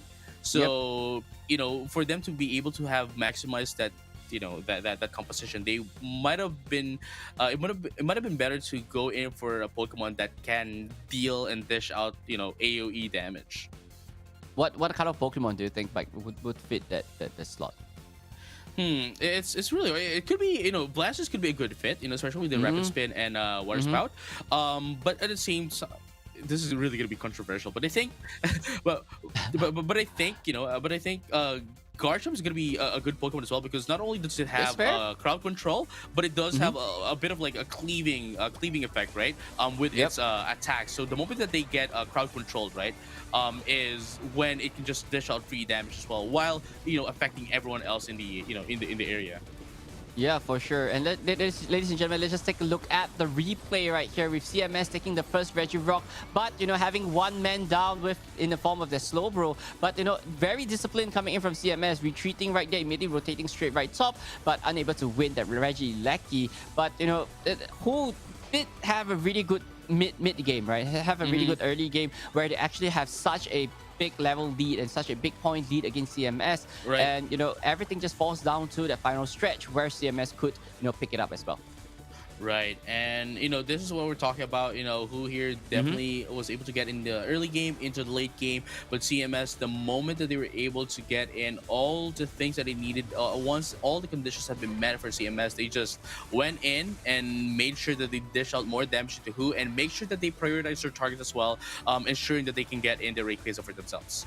Yeah, like always taking out that Glaceon first. Take a look at this, right? I believe this is the one, this Hyper Voice is shredding everyone out as well, and just, you know, just destroying Who in this particular fight. But, you know, Who managed to just turn this thing around. That the amount of damage coming in from the Glaceon, look, just taking out 2 KO all by himself, and the Regieleki is going straight to Who. And I believe this is the end of the whole fight right here as well, with Who really distracted from at the bottom area, with CMS only just focusing on the Rayquaza, got the Rayquaza, and just dashing straight right to those goal zone and just scoring those points.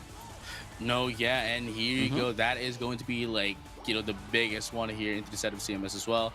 After taking the Rayquaza, everyone in their team was able to score in, getting those 50s, getting those hundos as well, and just making sure that they have the lead, right, against that of Who. And at that point, you know, Who is not able to get away, is not going to be able to catch up into that of CMS, you know, that in that one.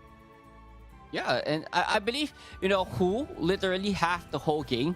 It's just the final stretch, right? They really lose out in the final stretch. They should have put a little bit more focus onto the Rayquaza. And, you know, you got the Greedon on the back line doing all that disruption, but, you know, they just forgot about the Rayquaza, and they just left 2 men there all by themselves. It's the Urshifu and the Sylveon just shredding the Rayquaza all for themselves. And when they realize it, it's a little bit too late. No, yeah, that's what I'm talking about. Right? Like they just want to use the Greedent to sandwich Team CMS, but even then, you know, the mere fact that they left the Greedent, right? They left the Greedent at the last team fight, right? That made sure that CMS was able to pick up the Greedent. That was the only thing that they needed. That was a key factor for CMS into actually winning that Rayquaza fight. For them to, you know, actually push through and make sure that, hey, the Greedent and the Glaceon is out, and now it's Happy Fiesta, dude. Yeah, like, take the Glaceon out. There's always open season once the Glaceon is out. And, you know, and especially when you have an Urshifu there at the legendary speed, and with the single strike ability, you have to be really careful, because it's single strike. One single strike is all he needs to take down that Rayquaza. And, you know, there's nothing much that could do final hit onto anything from whose side of the field. No, yeah, you know, just to add into that as well, you know, Unseen Fist is, you know, it deals true damage and is always critical hit as well. So that is something that you have to be really wary of in terms of the composition if your opponent does have the Urshifu against you. And you know, knowing that, you know, the Urshifu is always near the objective, because his objective is to get objective. That is true. Okay. That is true. Again, it's a single charge Shifu. If it were the water player, right? If it were the rapid charge Shifu, then its objective is to, dish as much damage as possible, but into the opponent's side, of course. But if it's the single charge Shifu, it's more shifted towards getting objectives and getting what do you call this, key targets, right, for the other team. Yep, one of the featured player right here is definitely going to be Sheeptail. None of this frequently used Pokemon is that he played in the previous game just now. But a 36% pick onto Mr. Mime. I am loving this guy just because of the 36% on Mr. Mime. Pick Mr. Mime, he's good, right? It's just overshadowed. It is, well, Mr. Mime already had its showtime. See that? See what Okay, I did fair. there? Okay, that's fair. It's showtime. See what I did there? No, but it already had its peak. But it would be really nice to see Mr. Mime go back into the field and be used more, right, in the competitive play. Yeah, for sure. And next up, from CMS, we've got U666 with that 58% on that Cramorant. And we see previously Cramorant was banned from who? So this is a targeted ban towards U666. Yeah, that is a what do you call this? They banned who banned Cramorant, right? I think this is more of a as you have mentioned, right? This is more of like a targeted ban towards you because well, seeing that win rate at 58% is that's pretty huge, dude. That is pretty huge. And I just with that alone, now that we know that this is a targeted ban towards you, it's now going to be like very interesting to see how you then plays this Cramorant. Yeah, for sure, right? Like, I believe who likely will be banning maybe the Urshifu. Like, that might be a good ban. But if they're going for the second pick, like, likely, if they're going for the first pick, they have to ban the Glaceon straight out. But however, if they allow the Cramorant to open, I'm really excited to see how Yu is going to pilot this Cramorant because it seems like Hu is very afraid of U666 with this Cramorant. No, yeah, I mean that already says a lot. And again, this is the introductory game here for the WCS, and just gonna be able to see this Cramorant is going to be very, very interesting, especially how much, as you have mentioned, who is kind of like afraid towards use Cramorant. So if we get to see this, then hey, we'll be celebrating very, very early in this match, and that's, I guess, going to be one of the main focus of the games moving forward. For sure. And what is worth a celebration, JJ? Yeah, what is? With you on that Cramorant, and then we have a Lapras later on to follow up, and maybe a Gatling Gulp Express like that. That would be like it's just go missiles everywhere, dude. Missiles everywhere. Again, with those with those channeling moves, right? You can only move with eject button, but with Lapras Express, man, it's just all over the place. Especially as you have mentioned, especially with Knockback as well. I'm pretty sure you guys have used that as well. Knockback with Lapras Express. It's just take taxi, dude. Yeah, I've been experimenting with once Lapras is out. First one I called Permasneeze. Like, Permasneeze, we need to try this out. Like, and he's on like this Cramorant and the Decidueye mains, and I'm on the Lapras, and we're just wrecking havoc on Tear Sky Ruin. And I would love to see it here because who immediately banning Cramorant this time around as well. So no such action for me. No. But we do get to see the Lapras. There we go. First pick, ladies and gentlemen, all trainers alike. That is going to be the Lapras. This is going to be the first time we're going to be seeing the Lapras be played in the tournament on stream. I believe we saw Lapras previously, right? We did? I don't know, man. But I'm so excited. There we have, ladies and gentlemen. We did not. We didn't? Okay, I'm confused. I'm just confused. Yeah, we got the Lapras on left side. We got, the Elder Gods. We got Slowbro. But I want to see if Decidueye on the left side. That would be pretty interesting. Who last time was Glaceon, Eldegoss, Trevenant, Alola Ninetales, and Greedent, and CMS was Urshifu, Slowbro, Chandler, Blissey, and Sylveon. Okay, I'm tripping. I'm sorry. You're tripping. You're tripping. No, this is our first Lapras. We haven't seen Lapras yet. In the stream. Oh yeah, that's fair. Okay, yeah. So we get to see Lapras and Chandler in this particular round as well. So both of the new Pokemons are being selected. What do you think of this drop so far? I like the Ninetales once again on whose side? Yeah, it's again, Chandler and Lapras has been one of the biggest picks here for all the regions, really, in at least in Asia, and it's never going to be going out if it's not banned. Yeah, but I don't know, man. I'm not sure how these Ninetales are actually adding up. Like, I'm seeing a lot of teams actually having Ninetales in their composition, but we have not really seen really impactful Ninetales, especially so far. So it's either see the opponent is always shutting down this Ninetales really early that we are not seeing it yet, or it's just not popping off. So if it's not popping off, so maybe I personally would maybe like a Decidueye or even a really a better special attacker, or even like Delphox, or even Espeon. Like, these are all possible Pokemon, compared to a Ninetales. No, yeah, I mean, I guess the key idea here for the set of who is, well, as we can see here, they have a lot of what do you call this? Crowd control Pokemon here. And again, especially with the meta right now, where crowd control is very used, especially with AoE effects as well. Because there are some crowd controls, right? Crowd control attacks, hindrances attacks, where it only targets one. But if you do have a lot of like AoE, affecting crowd control hindrances, that can essentially disable a Pokemon, not allowing it to move for like 2-3 seconds, which is going to be a lot already to not allow it to do anything at all.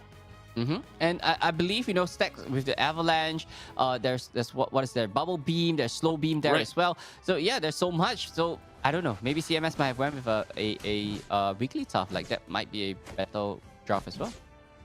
Right. Yeah, weekly.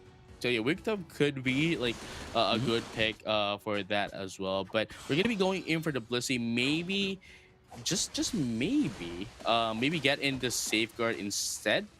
Safeguard, Helping Hand composition here for the Blissey. But again, they want to get in their Sustains as well, so it's more likely we're going to be seeing the soft boiled instead of CMS. Yeah, that's probably the best composition coming in that the Chansey could do. But Lapras immediately getting zoned down 3v1, and he's still standing really strong right there. And this is the reason why lots of people don't really want to deal with Lapras. No, yeah, especially with the water pulse as well. Again, Fairy Song, really good move, but with AoE damage, while AoE crowd controlling your opponents with water pulse and bubble beam, that is more helpful, I'd say, more viable into a team fight. Yep, that is fair as well. Dodrio onto the top side is already at level 5, and Lapras at level 5. That is a really good pressure onto the top side as well. The Cupfu is not yet leveled up as well. So if Hu could still control this Cupfu, they might have an advantage, especially, the Urshifu is not exactly skilled. Hu looking really strong once again for the second set. Yeah, and here you go. There's a bit of like a poking game here. Dodrio trying to seal away the farm here into the side of CMS just to get in their points and, just doing its job. Yep, and Dodrio immediately going straight right down to the Sylveon, being a little bit overextended onto the right side of the field as well. But, right here, Lapras just looking good once again. It's not going anywhere. It's just taking all the EXP away. Cupfu immediately evolving to the Urshifu. This might change around for CMS. No, yeah, and here you go. Just a bit more in just a minute left, right? We're gonna be seeing the objectives here. But with that being said, Lapras already at level 6, but at the same time, CMS here, you're having a little bit of a trouble in terms of XP gain. What do you think about that? Well, I think it's fine, right? As long as Lapras is at level 7. Like, the Bubble Beam is going to be coming up as well, so that's where the Lapras shine. But the Urshifu, on the other hand, like, he has to start scoring. He's not getting any stacks onto his attack rate as well. So that might make a difference coming in. Right. With that being said, here comes the second set of birds here for the pads. That is going to be the top and the second bottom pad here with the birds coming out before the major objectives. And with that being said, with this kind of lead here, everyone has their power spikes without the Unite move. Who do you think is going to be winning this first major team fight? Well, looking at the composition, I think CMS is looking really strong, right? They got the Chandelier up, they got Urshifu up as well, and Urshifu being a single strikes mode right here, they are able to just take down the Reggie for themselves. Two men, from who is not in the fight as well. So CMS might be on the upper hand. No, yeah, but we have to consider as well that Who is racking up all the points as well with the Geo, and now it is here with a try attack as well, going to be able to take down, oh well, not yet though, but going to be able to dish out so much damage, and just like that, it's going to be able to seal away that Reggie seal as well for themselves. It's going to be 2 down, they'll make that 3 actually down into the other team inside of CMS, really pushing out so much damage right now against CMS, and man, here is a bit of a disadvantageous side for the side of CMS, and Who was able to just reverse the tables around CMS into that team fight. And just like that, the moment they were able to score in once here, and knowing that CMS is already down here instead of the first year score goal, they just, well, you know what, we're just going to overextend it. We're going to be risk losing this team fight, especially they do have more of a damage output than us. Lapras Express going straight right to the Chandelier as well. Seems like Who is still pushing on, and they're not allowing CMS any breathing space. Oh man, it's that was a pretty sad there for the Trevenant, just because of the fact that it used its Horn Lich, and it was actually moving towards a wall, and it wasn't able to get away against Sue, and at the same time, Lapras is dishing out so much damage right now, and it just put out the fire of Chandler. Yep, that though trio just got so many points down to the bottom side as well. CMS did get the Reggie Ilecki though, so they're just putting a little bit more pressure, but they're not following up with the Reggie Ilecki against Who onto the top side as well. So I think now it's just back to both sides getting those EXP up, just trying to prepare for the next set of fight. But like right here, the Lapras is not allowing CMS any room right there. He has been scoring a lot on the top side all by himself, so he's pretty tanky at this point. No, yeah, especially at level 10 right now. Yes, granted, Dodrio is the highest leveled Pokemon right now, but again, that's the Dodrio. All it does is just score in.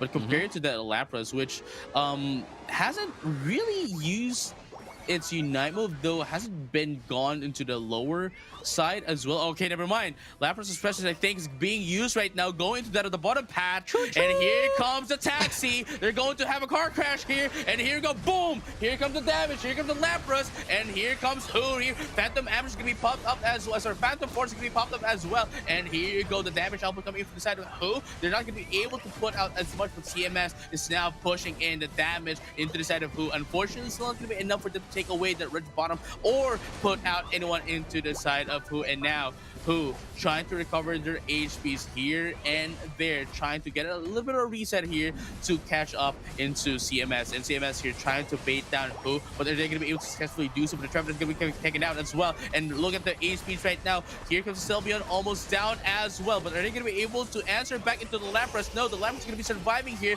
with that of the help of the Eldegoss. But the Slowgum is going to be popped up as well. It's going to be Urshifu going down, almost taking down the Lapras with it, but it did not falter. It went in with the help of the falling pop of Kicker here just to survive, and just like that, they were able to push away CMS and secure the Registeel for themselves without any casualties. Clean fight coming in from Who. That was just really clean right there, right? The Elder Gods just sustaining everybody up, not allowing anyone to fall in that particular fight. The Dodrio is just constantly on the back line, disrupting CMS, not allowing them to do too much, just diverting the focus away from the Urshifu, just because, it's a Dodrio. It's just always so slippery, and they're unable to hit him as much as possible as well. And that was just really good victory, really good fight coming in from Who, and just well coordinated together as a team. No, yeah, but he got triple trampled just to get away. Very beautiful stuff here for the Dream, because again, you don't want to get KO'd. All you have to do is just score in, but not get KO'd. And just like that, it was able to get away, get back up into that of the team fight, was able to take away that Sylveon as well for themselves, and immediately bounce out. Dude, I've already done my job. Going to be heading out. I have 35 points already. All I need to do is score these points, not getting KO'd. Yeah, Reggie Ilecki going straight right to the side of Who as well, as they will be marching straight right to the top side, but no, just the Reggie Ilecki, and they're just going straight right down to the central area, standing by for the final stretch, and it's all down to CMS. They have to stop this Reggie Ilecki. They will be distracted. They might be late for the final stretch as well. That's a good strategy coming in from Who. I guess, yeah, I have to agree with that as well because, getting Reggie Lecky at the perfect timing just before the Rayquaza just puts an option select into that of the other team that hasn't been able to get it to either, they defend their score goal from the Reggie Lecky and risk not getting the positional advantage into the Rayquaza. But at this point on, for the side of Who, not only do they have that option, but they also have the Dodrio. So it's almost a guaranteed win-win-win for Who here. Yep, they know there's information gathered, right? Two men is right on top as well. Dodrio immediately going straight right down to go for the score. But CMS on the hunt right now. Phantom Forest. Phantom Forest is going to be popped up as well, ladies and gentlemen. And all trainers alike, here we have the final team fight. But here comes Slowbee. It's going to be popped up as well. But it's not going to be enough. The Bliss Assist is going to be popped up just to sustain their Lapras. But it's not going to be enough though. Oh, sorry, not the Lapras, rather the Urshifu. But they were able to take it out as well. Ladies and gentlemen, this is going to be 2 down into the side of CMS. And Who, though, has the positional advantage to the Rayquaza, but they don't even need to get in the Rayquaza. Yep, there's no need to start the Rayquaza, right? You don't want to risk anything at this point in time, especially when CMS is 1 point above you. So, right here, they're in a comfortable position. They're in for a fight. They can take fight towards CMS. So it's down to CMS. How are they going to deal with this? They only got one last fight to go, and they have to get the Rayquaza and get everyone out of Who and score. Do they have enough time? 40 more seconds on the clock. Yeah, they have to do it now if they want to get the Rayquaza, because if they can't get it now, only 40 seconds, that's not going to be enough for you to score in through normal processing. But look at that. Alone Knights is going to be able to take down 1, but at the same time, the Dodrio is going to be able to pick off that Chandler. No more damage output into the side of CMS except for that Urshifu, but that's going to be a team wipe for Who, and it seems as if we're going to be looking over a 1-on-1 for 1 points here as Who takes game number 2. Wow, Who don't really want to go out of this competition without a fight, as just hanging on to their final life right here against CMS, and they will be going straight right to the final game with Who taking home taking this win with 2-9-6 against 7, and the Dodrio is the MVP of this round. But in my heart, that Lapras is the MVP.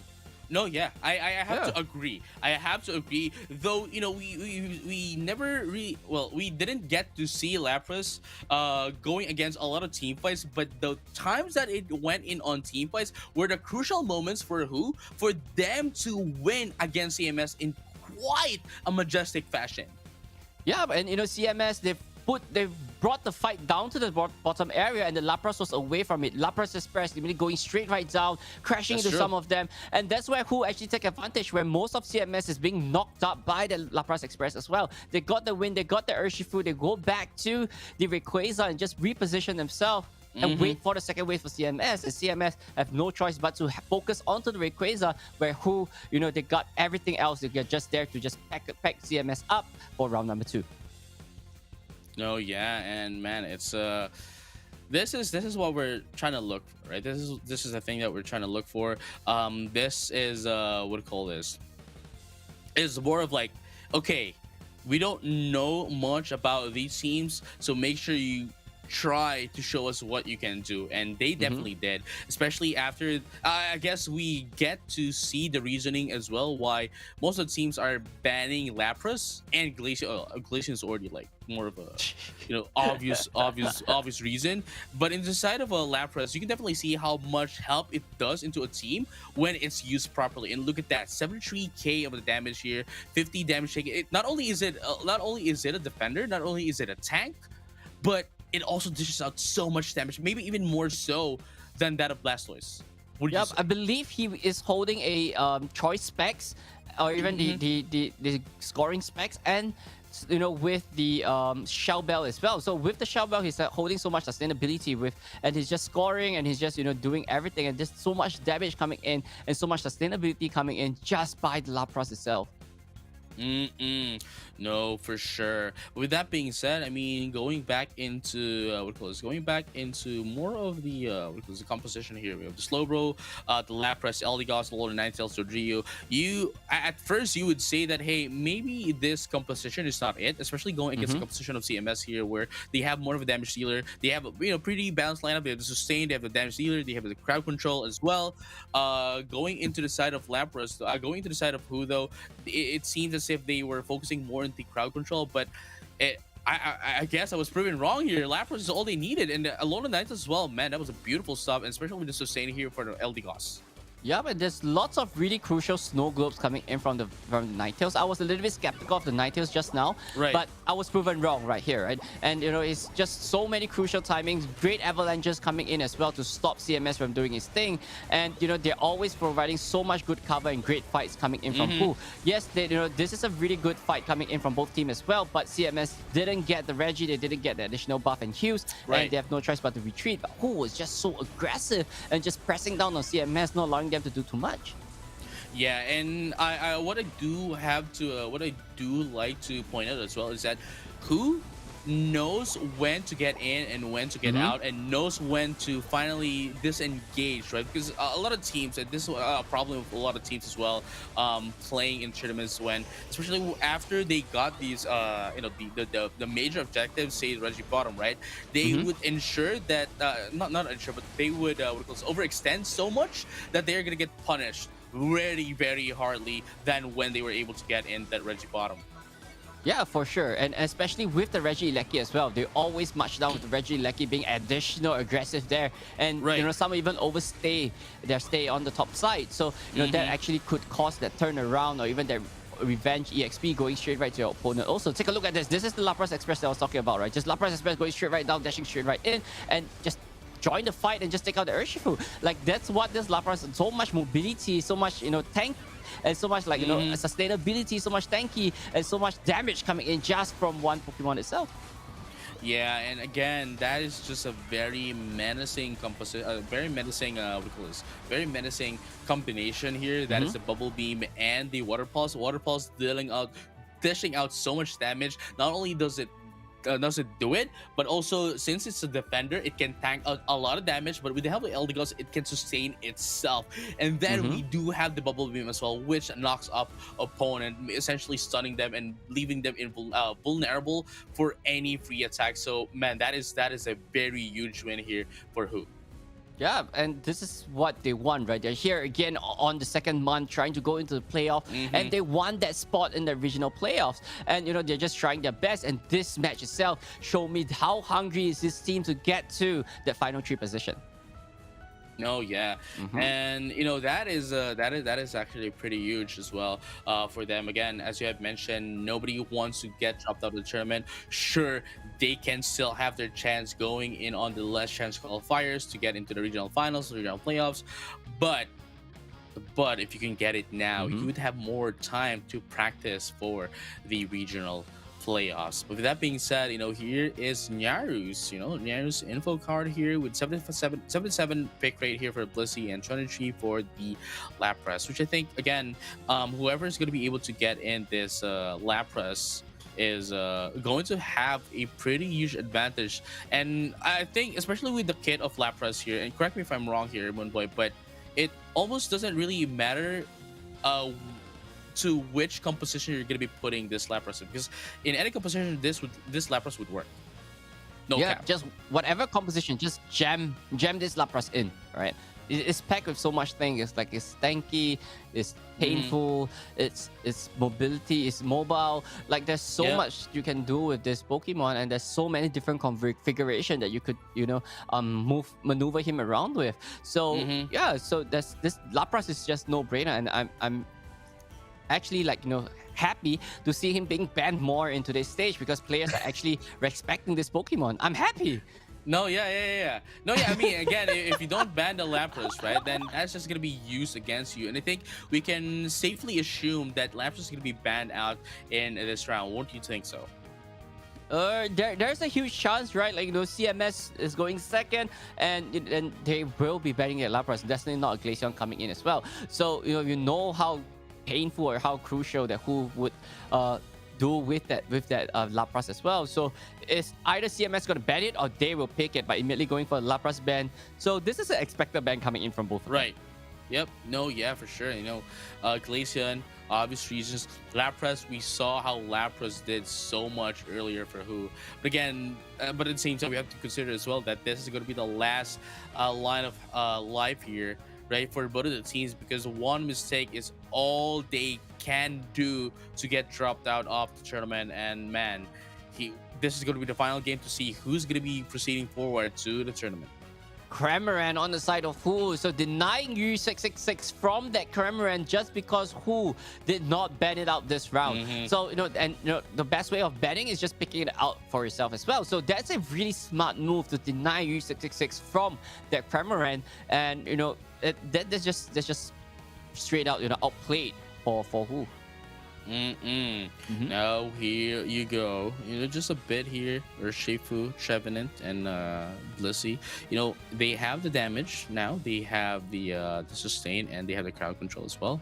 But you actually hovering into that of the Delphox, this is actually going to be a very interesting pick as well, because I think this is one of their biggest problems as well from earlier, because what do you call this? They, at least for CMS, right? They didn't have much of a back lane damage. They do have a mid lane damage, a mid lane, attacker, that is Sylveon, and I guess Chandler, if you consider it, but not so much of a backlane damage. So I guess what they're trying to do, or what they're going to be trying to do here, is use the crowd control with the Delphox and the Trevenant, and then of course deal out more damage, right, with that of the backlane with the Cinderace, and of course frontline damage with that of the Urshifu. Yeah, those are really good strategy coming in from CMS as well. They got most of the lanes covered coming in also, and I believe this is the first time we will be seeing Cinderace in today's stream as well, and so is Cramorant. So we are moving straight right to the final game of this set. So players are just pulling every single trick out of the bag at this point in time, right? So that there's a little bit of unpredictability coming in from each teams, and I believe this is going to be a fresh game number 3 coming in for these two teams. No, yeah, especially that this is going to be our first time going to be seeing Cramorant in quite a while. Not only in this tournament, but in quite a while. Nobody has been using Cramorant for a while now. But you know what? I mean, I'm calling you Cramorant. Here we go. There you go. Here's the Cramorant, ladies and gentlemen. Yeah, here it is. There you go. I'm sorry. I wanted to showcase a Cramorant because we haven't seen it in quite a while. So just gonna showcase a Cramorant here. Yeah, I mean, Cramorant has been away from the meta for a very long time, and this is not even the meta for Cramorant. So, these two teams fighting for priority for this blue bird, it's just fascinating to watch. No, yeah, and here you go. We'll finally find out, right, how Cramorant gets to play in the current meta as we proceed to the final game of the lower bracket for CMS and Who. Yep, this is going to be the elimination round for both teams. Either one slips right here, one big mistake, you are going home, while the other will be advancing to the next round to have a fight for a chance to go to Yokohama. So it's all down to this final 10 minutes right here. No, yeah, and here you go. Let's find out who's going to be getting in that advantage in the early game. But as you can see here, Squirtle here just trying to get its attacks as early as possible while dishing out damage, getting damage here from the side of the Cinderace. From that of the Score Bunny rather. Yep, and I like how this Trevenant actually goes to the back line and disrupt and take those berry away from CMS. But, maybe overstaying a little bit too much right over there as well. Immediately going straight right down to that Slowbro. And Slowbro already at level 4 right here, and he's ready to rumble with, with the Cramorant joining the fray as well. No, yeah, but with that being said as well, CMS not only has a Cinderace, but also has the Urshifu, as we can see as well, already has access into level 5, right? Which kind of like half enabling already this Urshifu, which could only allow it to put out so much damage, especially if it can pick up anyone into the side of Who. Yep, and something fun that is going in for that Rapid Strike right here for CMS. So, we haven't seen a Rapid Strike in this set, this best of 3. So this is probably this is the first time that we're seeing CMS on that Rapid Strike. So lots of changes coming in, and this is totally new strategies coming in from these two teams. I don't know what to expect. No, yeah, especially with the Flowing Fist. Here we go. Flowing Fist is going to be popped up as well. Currently at level 6. but you know, still doesn't have any access to liquidations. Just never mind, already at level 7, going to be able to have access to liquidations now. But that's going to be 2 down into the side of CMS. That is going to be the Delphox and the Trevenant for them, and I think that's going to be a pretty huge one here for Who as well. But with that being said, despite being that, you know, CMS was able to destroy the first 2 scores into that on the top path, but at the same time, Who was able to answer back, and Urshifu targeted, you know, a key target here for the side of CMS, was able to take them out immediately as fast as possible. With that being said, we're going to be seeing the second set of burrs here for the lanes, sorry, for the pass here rather, and you know, Who here is trying to get in that positional advantage as well into that of the Reggie bottom. Yep, and I like how that, you know, Bleacy actually distracted 2 Pokemons away, so that, you know, right here they might, like, CMS might have the numbers advantage, but they didn't really capitalize on that, as the rest, all 5 men really going straight right down to the Reggie pit right there, and they are in a good position to actually take the Reggie steal. Yeah, it was good that they were able to buy time, but it wasn't enough time for them to not allow Who to reposition. But look at that right now, Reggie still is almost getting taken out as well. But it's going to be 4 down into the side of CMS right now. Delphox is going to be the only one left here. Are they going to be able to get away? Yes, with the eject button, they are going to be able to get away. But to what extent, dude? They're going to be able to now get in so much points instead of the bottom tier score goal on the first tier bottom tier score goal. But at the same time, you know, at the very least, they were able to repel away CMS, that they did not have any risks at all scoring down bottom.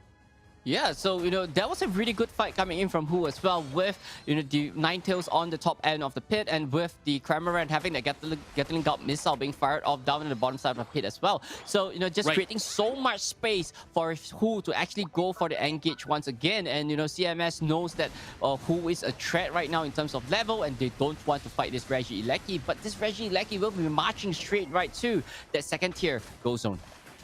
No, yeah, but here you go, Who not only was able to get in the you know, the first set of objectives, that is the Reggie bot, but he's also going to be able to take in this Regieleki uncontested, just like when they got the Reggie bottom. What do you think about that? How do you see, you know, Who right now going against? Sorry, you know, the question is, how do you see CMS going to get back against Who moving forward?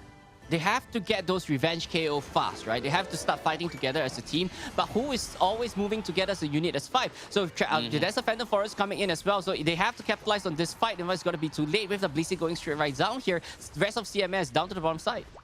And I do have to agree with you on that. You know, CMS currently on the losing hand here, especially with the macro team play here from the side of Who, and at the same time, you know, Who, as you have mentioned, has been rotating as a team as well. My man, it is going to be a really hard wall to tear down for CMS here, but if they can take out just one Pokemon to finally tear down the walls of Who, which Pokemon do you think that is for CMS? Cramorant, right? You have to take the highest Pokemon down and not allowing to do anything. Gatling Gun missile is online as well, and he will be creating space at the Regis pit as they meet right here. It's gonna be a scramble. Hydro Typhoon with the eject button as well, just to reposition, but unfortunately they're gonna get pushed in as well. But with that being said, this is gonna be taken out. That's gonna be Trevenant as well, and the Urshifu gonna be taken out as well. That there goes the Delphox into the joining the fray as well, taken down, and only the Cinderace, who did not join in the team fight, was able to survive. Unfortunately, so for CMS, and Who is going to be able to take down this Registeel for themselves as well. They combo it so well, guys. Gatling got missile into a Hydro Typhoon. Everyone is up in the air, and there's nowhere for CMS to run but back to spawn just by being knocked out. And there's Who literally piloted that fight really well as well. And they just so well calculated. And I believe right here, CMS might be really scratching their head. How are they gonna turn this thing around? Is this Regieleki gonna really help them? Because we're going straight right to the late game in no time. No, yeah, for sure. If they need to do anything, they need to do it now. But the Phantom Force is going to be popped up as well, but it's not going to be enough. I don't think that's going to be enough. The Urshifu is going to be the key target once again into the set of CMS. They're going to be able to pick it off as well. But Who here, just into the middle of the team fight, not using a going to use for the Pyro Ball as well into the side of the Cinderace here, actually. You know, they're not going to go in for the Blaze Kick, but rather for the Pyro Ball, just to deal out, you know, backlane damage. Does not want that attack speed speed advantage buff here from that of the Blaze kick. Unfortunately so for CMS. But with that being said, that still wasn't enough to dish out so much damage, though it can do AoE damage. Still not going to be enough to take down anyone into the side of who. Yeah, they can't take down anyone from side of who, especially that Slowbro, right? Slowbro stacked together with the Elder Gods healing is just so difficult to deal with. And that Trevenant was overextending once again with those Horn Leech missing every single one from whose side of the field. And, it's not looking great for CMS. Those Horn Leeches have to land so that the rest of CMS could follow up, but there's nothing to follow up with if those Horn Leeches doesn't land. Right, and look at that. Trevenant, wants to get back, but almost just gave up. You know what? He said, hey, you're gonna be able to take me down, and it would just take me down, because by then it would actually be faster for them to just respawn back, get the refreshments from the Pokemon Center, than actually going back. That's true. That's just one of the ways to actually count the respawn timer, right? Yeah, the only con thing here is that you're gonna be losing your points. But with that being said, ladies and gentlemen, we're gonna be going back into that of the Team 5. Slowbeam is not going to have any follow-ups here, but CMS trying to push in for that Rayquaza, and they're gonna be able to secure that Rayquaza for themselves as well. And all they need to do now is just score in. But unfortunately, so for you here, they're going to be reduced of that of the shield. They're going to be deprived of that. But the Cramorant is gonna be scoring in a hundo here. Is the Cramorant going to be able to push in? No, they're not gonna be able to in on time to stop the Cramorant. And just like that, Who was able to deplete all the scores, all the shields here for CMS, securing their score lead against CMS. Who have the damage capabilities to just remove those shield away from CMS. That was a really good scramble right there, but CMS could not capitalize off that. Yes, the Trevenant saw the Cramorant actually scoring down in the bottom side as well, but his didn't even approach the Cramorant to stop that goal from going through. And a minute left on the clock. I would like to say the game is not over, but it just feels that way right now with Who being so strong, with those levels up as well. I don't think CMS is able to fight him off with only 45 more seconds on the clock. I mean, if they can pick off, if they can properly pick off Who here, they can still score in. But the problem is, Who is not going to make that an easy thing to do. But look at this, 2v1 right now. But never mind, Cramorant is now back up, going to be able to try to help down this Slowbro to stop this Trevenant. They're going to be able to take down 2 as well, down bottom. And just like that, going to be able to take down the Urshifu as well. And with that being said, I think Who has now secured the win here for CMS with only 15 seconds left. And just now, they're just dancing around and saying, hey, you know what, just like earlier, I'm just gonna give up right now, and let's just have some fun here, and congratulations to you, and win for us, basically. Yeah, that's a big win coming in from Who, just taking a 2-1 victory against CMS. Round 1 was just unfortunate to Who to actually lose that final stretch as well. So he's here. They're here to prove that they're here to stay, and they're here to fight for the final spot for the June regionals playoff. No, yeah, but here's the thing, right? Like, I have to commend Who here, because CMS won game number 1, right? CMS won game number 1. Game number 2, Who was able to adjust against CMS, and game number 3, dude, they are reading them like an alphabet book. Yeah, literally. I cannot sugarcoat it anymore, dude. Yeah, they were read from cover to cover, JJ. That's true. That's true. Nothing much that CMS could do. Any play made by CMS was counter-reacted by Who. They had every single ground of Theia Sky Ruin covered as much as possible. And knowing that Cramorant is not the best pick right there, not the most meta pick in this format right now, but Cramorant was the pick that deciding who is gonna win this game. Yeah, for sure. At the same time, we have to command as well, the Alolan Ninetales and the Blast as well, making sure that they have so much damage. But at the same time, Kicker, man, the healing, it was just on point, that they just ensured everyone gets sustained and nobody gets KO'd into the side of Who. And CMS, unfortunately, so I actually as I have inferred earlier as well, I kind of like their composition more than that of Who's, but Who was just able to make this work against CMS. And man, they, as you have mentioned, that was just a key factor. That's the Cramorant right there. Yeah, it's just solid, right? This whole team composition is just solid. I believe, the 5 men who are piloting this 5 Pokemon from Who is just solid as well. Like, as what you said, Elder Gods providing so much sustain. I've never seen the Slowbro actually was in trouble at any point in time, right? He's always up in front, he's always really low, but he's always surviving most of the fights and just allowing Who so much space to turn this thing around. I mean, yeah, I get it. He has the, Slowbro does have the Oblivion passive, right? Oblivion passive ability. But at the same time, it's not going to be possible for the Slowbro to actually survive that long without any help. And the Eldegoss is just enabling this Slowbro to do its job forevermore. And man, that was just a beautiful display performance here from the Eldegoss. Yeah, like take a look at this, right? From the for this replay, from the very first start, like the first minute, like Who is just having so much control over everyone from CMS, and there's nothing much the CMS could do. Yes, they could chase down this War Turtle right here, but everyone else just came out to get the revenge KO on whoever that took out that War Turtle, and they're just always calculating where is CMS, and they're just taking them down one after another. Take a look at this Cramorant. It's a Yeah, here's one of the biggest thing here as well is that they are ensuring that Cramorant gets funneled so much that it can just dish out damage. At the same time, that is I guess one of the key factors here for Who. CMS not being able to target this Cramorant is I guess the biggest mistake that they could have done going against Who in this game. And at the same time, I have to commend as well Who that they know their targets as well, and they're always ensuring that they take out the Urshifu first, because that is the biggest threat here for Who, being the one that can dish out so much damage against Who, especially how squishy they are. Yeah, take the Urshifu, and the Cinderace is likely next on the chopping block as well, because it's just so easy to deal with. The Cinderace and Delphox are just next. It's just going to be falling off easy as well. So, especially with the Cramorant having that additional reach, and they could just get them so easily. And you take a look at this, like this is like third 4-man or like second 4-man Phantom Forest that we have seen, but CMS could not follow up at any point in time. No, yeah, for sure. Again, and even if CMS was able to like get in a bit, right, getting a bit of like a Pokemon into the set of Who, it's not like they were able to follow up.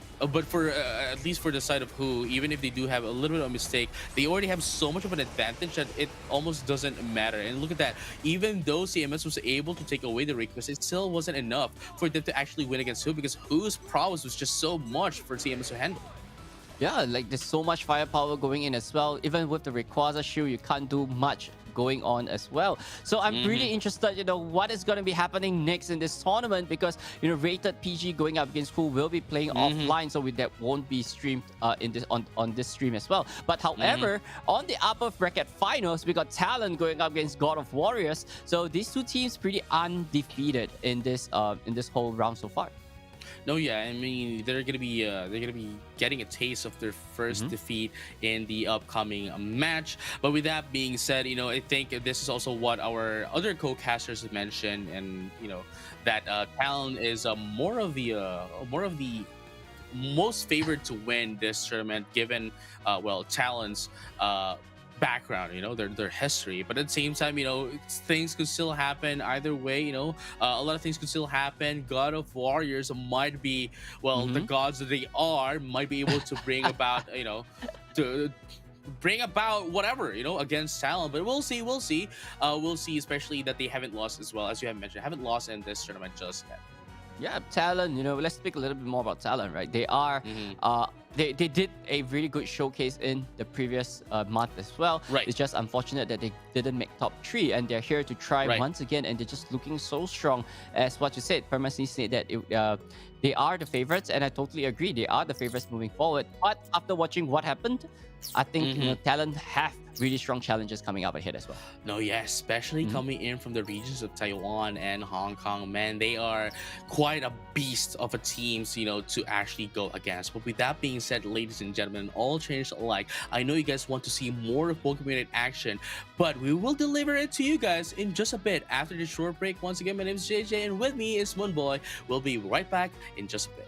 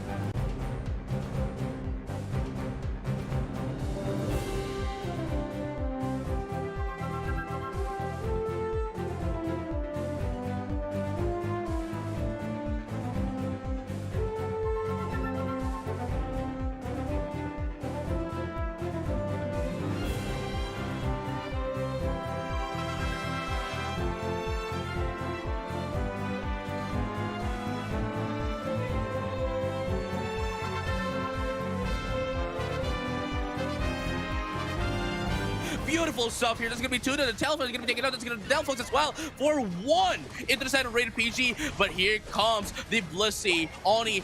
Beautiful stuff when showing us how to deal with a team with a Glaceon and winning game number 2. Well, we can definitely see a bit of like a recap of what happened in game number 2 with Digital Devils and Rated PG, because yes, they do have more of the damage output, but they don't have the points, which who it currently has against CMS.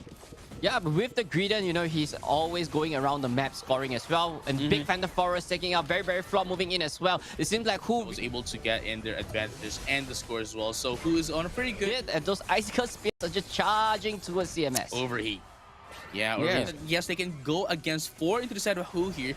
But we still have to take they still have to take care of that of the Greedent that just goes in and sandwiches them, on team fights. But at the same time, at least they were able to take down the Greedent right now.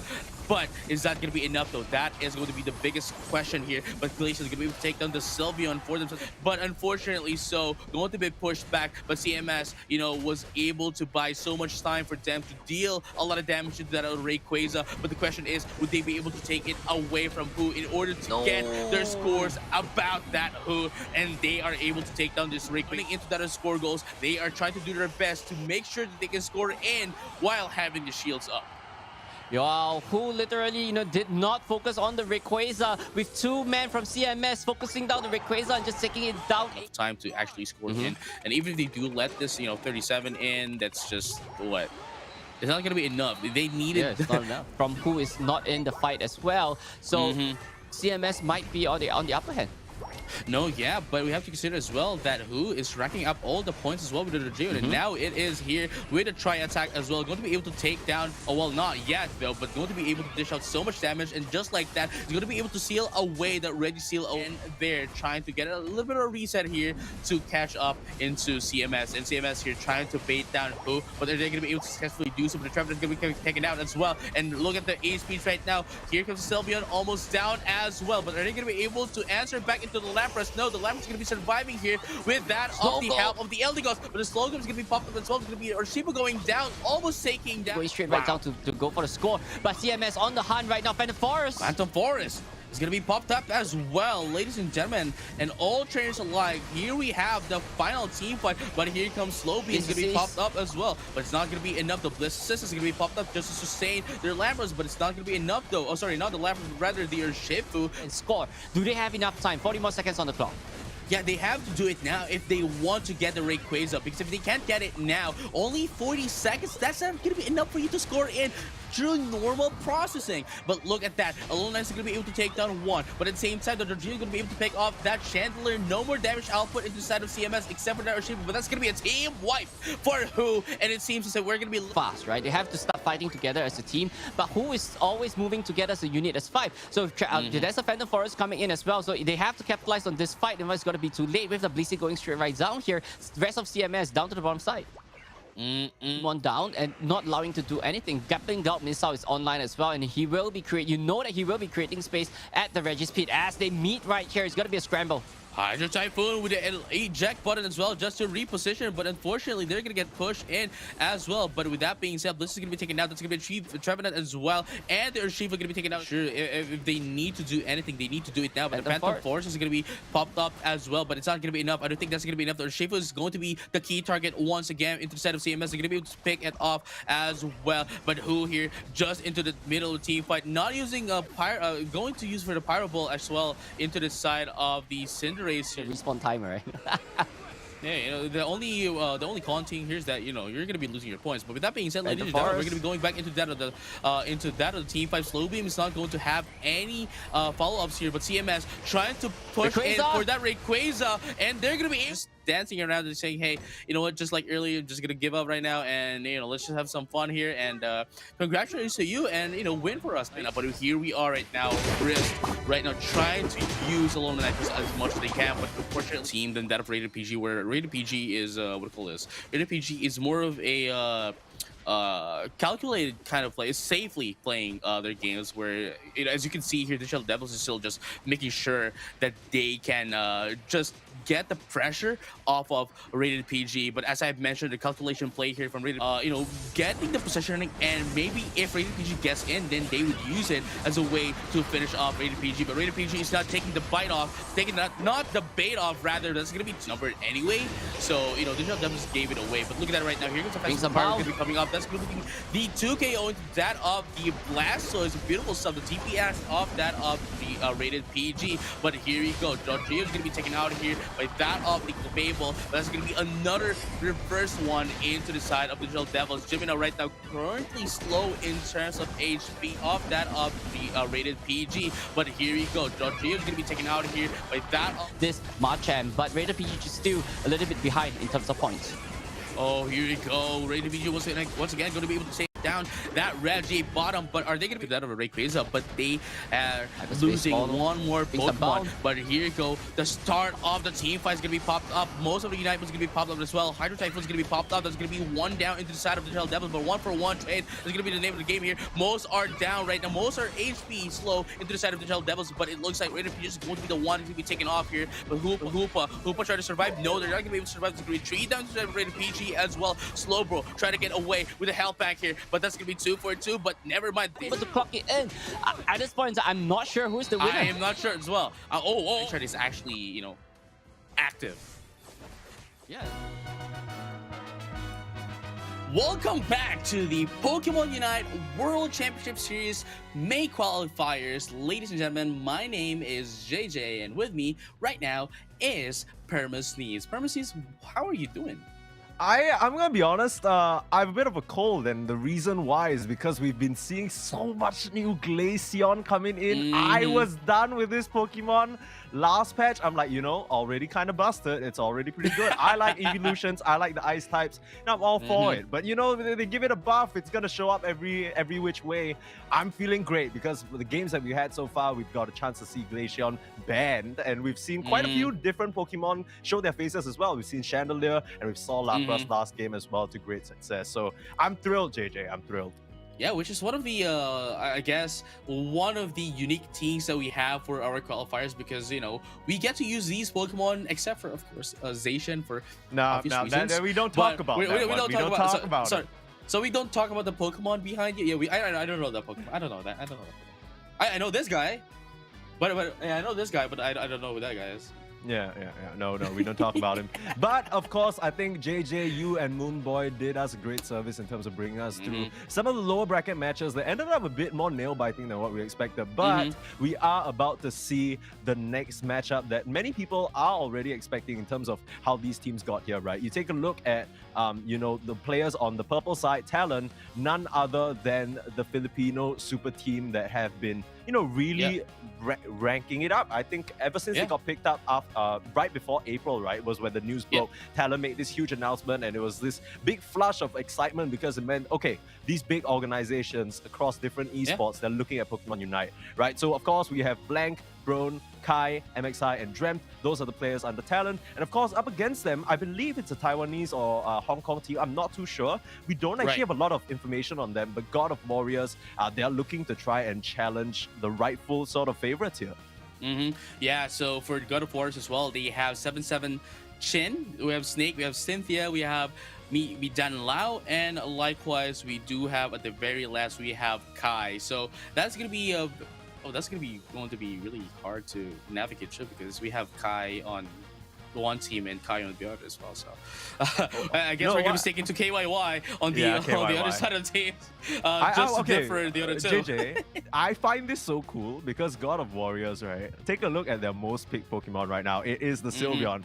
Which team popularized the Sylveon? None other than the old Talon lineup back when Olanaz was on that team. This dude was running at people with that hyper voice before it was cool, okay? They pioneered this. So God of Warriors, inadvertently, we found ourselves in a little bit of a fun sort of twist of fate here. Maybe a team that is now in this new patch pioneering what Sylveon can do is up against the OGs.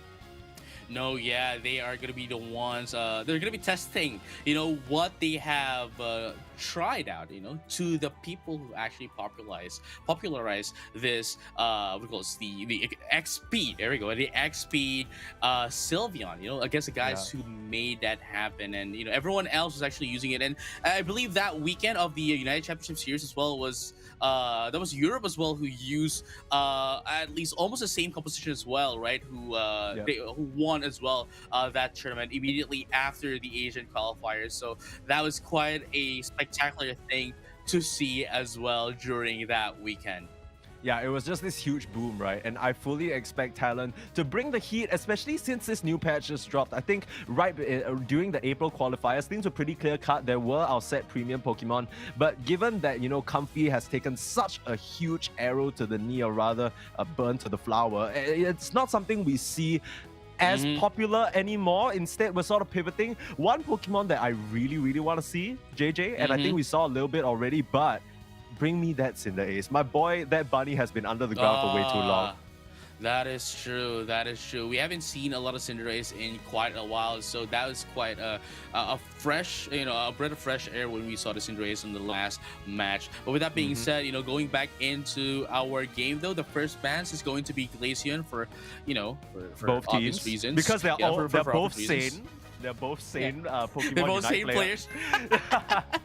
But the Lapras is open, and we got to see how much of a threat a Lapras is. And God of Warriors, man, I guess one of the things that we can say about God of Warriors as well here is that at the very least they were playing on the April qualifiers, but unfortunately wasn't able to pass through the second day. But with that being said, this is going to be the redemption arc against Talon, who placed 4th last month.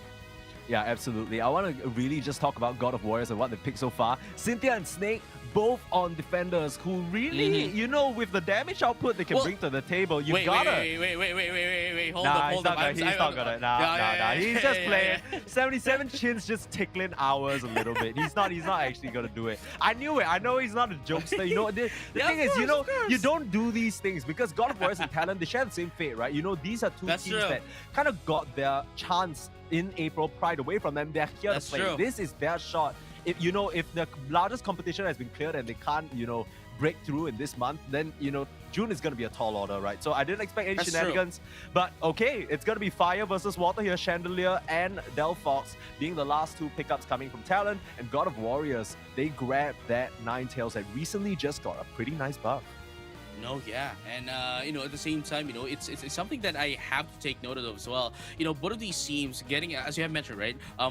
They have the Blastoise for God of Warriors. They have the Blastoise and the Lapras, which either way could be the tankier side of things here for God of Warriors, and at the same time, it could.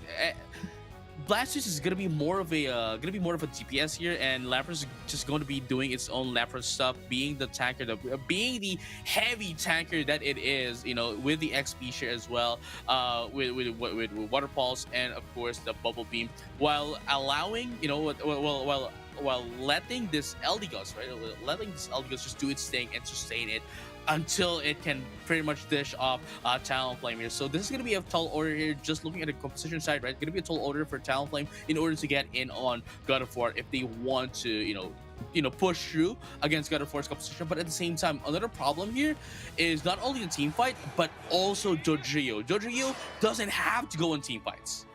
Yeah, absolutely. Dodrio can just run all over the map and cause havoc. We'll see how God of Warriors want to navigate this game number 1 against Talon. This is our winners bracket anyway. So even if they take a little bit of a tumble here, they still have a second shot. They're going to be facing up against whoever comes out of that lower bracket match. Now, starting us off here, Brone, looking to be taking some of the EXP in the central area. I for sure thought that it would be this Cutfu played by Blank going there, but he's going to have to fend for himself with a little bit of help from Kai up here in this top half. Already taking quite a bit of damage, might go down. The last touches and they're there.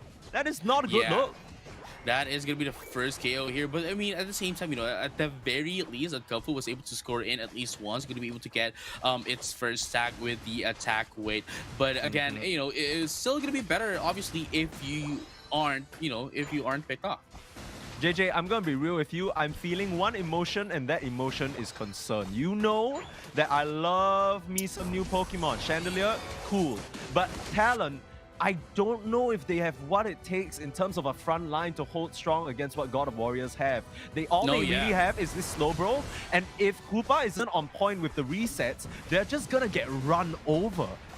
No, yeah, for sure. You know, I sorry, it's a Slowbro, you know, Slowbro against the world into the side of Talonflame, and I don't think Slowbro is gonna be enough to go against God of War. But look at that though, they're gonna be able to pick off this Dodrio just to stop it from, you know, wrecking havoc everywhere in the entirety of the map. But at the same time, that is just a Dodrio, and Dodrio doesn't even like.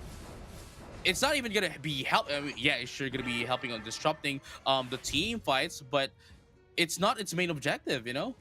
Yeah, absolutely. And we already see the Dodrio. Not its main objective, just wants to be as pesky as possible, making use of its speed. A large brawl in the central area, though. That nice little hyperspace hole from Kai is going to fish that Lampent out of there. So managing to get out there. Brone and both these top half Pokemon just trading the stacks up, right? They want to ramp up and they want to get big and nice and strong. Meanwhile, the other members just really duking it out. Full-on brawl in the central area.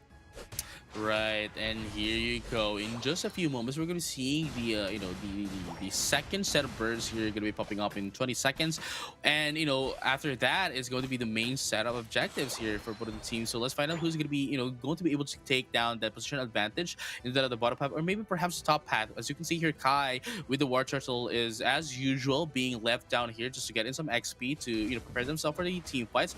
But Blank here just making sure they mark it off. Yeah, I really want to point out something. Blank going for that single strike Urshifu, which I actually really like this game. I think there's a lot of hindrances that you need to be worried about, chief of which is going to be this Hydro Typhoon.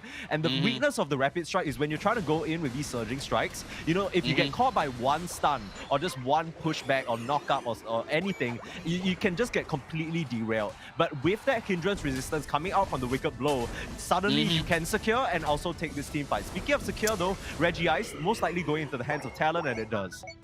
And it did, especially that it was more or less uncontested as well for the side of Talon. Definitely going to be able to take it down, but the question is, would they be able to score in? Yes, they will. Beautiful stuff here from Talon, but unfortunately though, for God of Warriors, they weren't able to, like, you know, push them enough. They were a bit too far in, you know, they were a bit too far to essentially stop Talon from scoring. But even then, if they were a little bit too closer than they were earlier, then they would have been picked off by Talon. Yeah, it was just I think it was just a nice maneuver coming out from Talon altogether to be able to secure that. Now, Blank has started the Reggie, like he's gotten it to half HP, but the entire team of God of Warriors are looming around the area. They can't actually finish it off though. Nice try from the Alolan Ninetales to toss out that Avalanche, but no, not fast enough. It is definitely not fast enough, but look at this right now. Talon is just trying to get in a little bit here, you know, get in some pokings, but at the same time, you know, they know for a fact that, hey, we already get the Reggie Lucky. All we need to do now is just get our, you know, mind our own business, get our own XPs here, and just leave them to basically push away this Reggie Lucky for themselves while we do position ourselves to prepare for the next fight. Yeah, none of your business is the perfect way to describe it, actually. As soon as they got it, you're like, you know what? We're done here. They just turned tail and then it's like back to, yeah, literally, we don't want no trouble. You know, you deal with that guy, though. That guy looks like he wants to break open your go zone. That's a little bit of a redirection there. Oh, Cynthia. Kai, a nice little tricky maneuver here, playing around with that Phantom Force and just sending that Lapras for a bit of a ride, and not the good kind. That's true. That's true. I mean, you know, Kai here with the Hoopa is banned from paying the taxi, so you know. Yeah. Won't be able to get that in. He kind of just like juked the fee. He's like, time to pay up. He's like, nah, I'm good. no, bro. I'm gonna head out.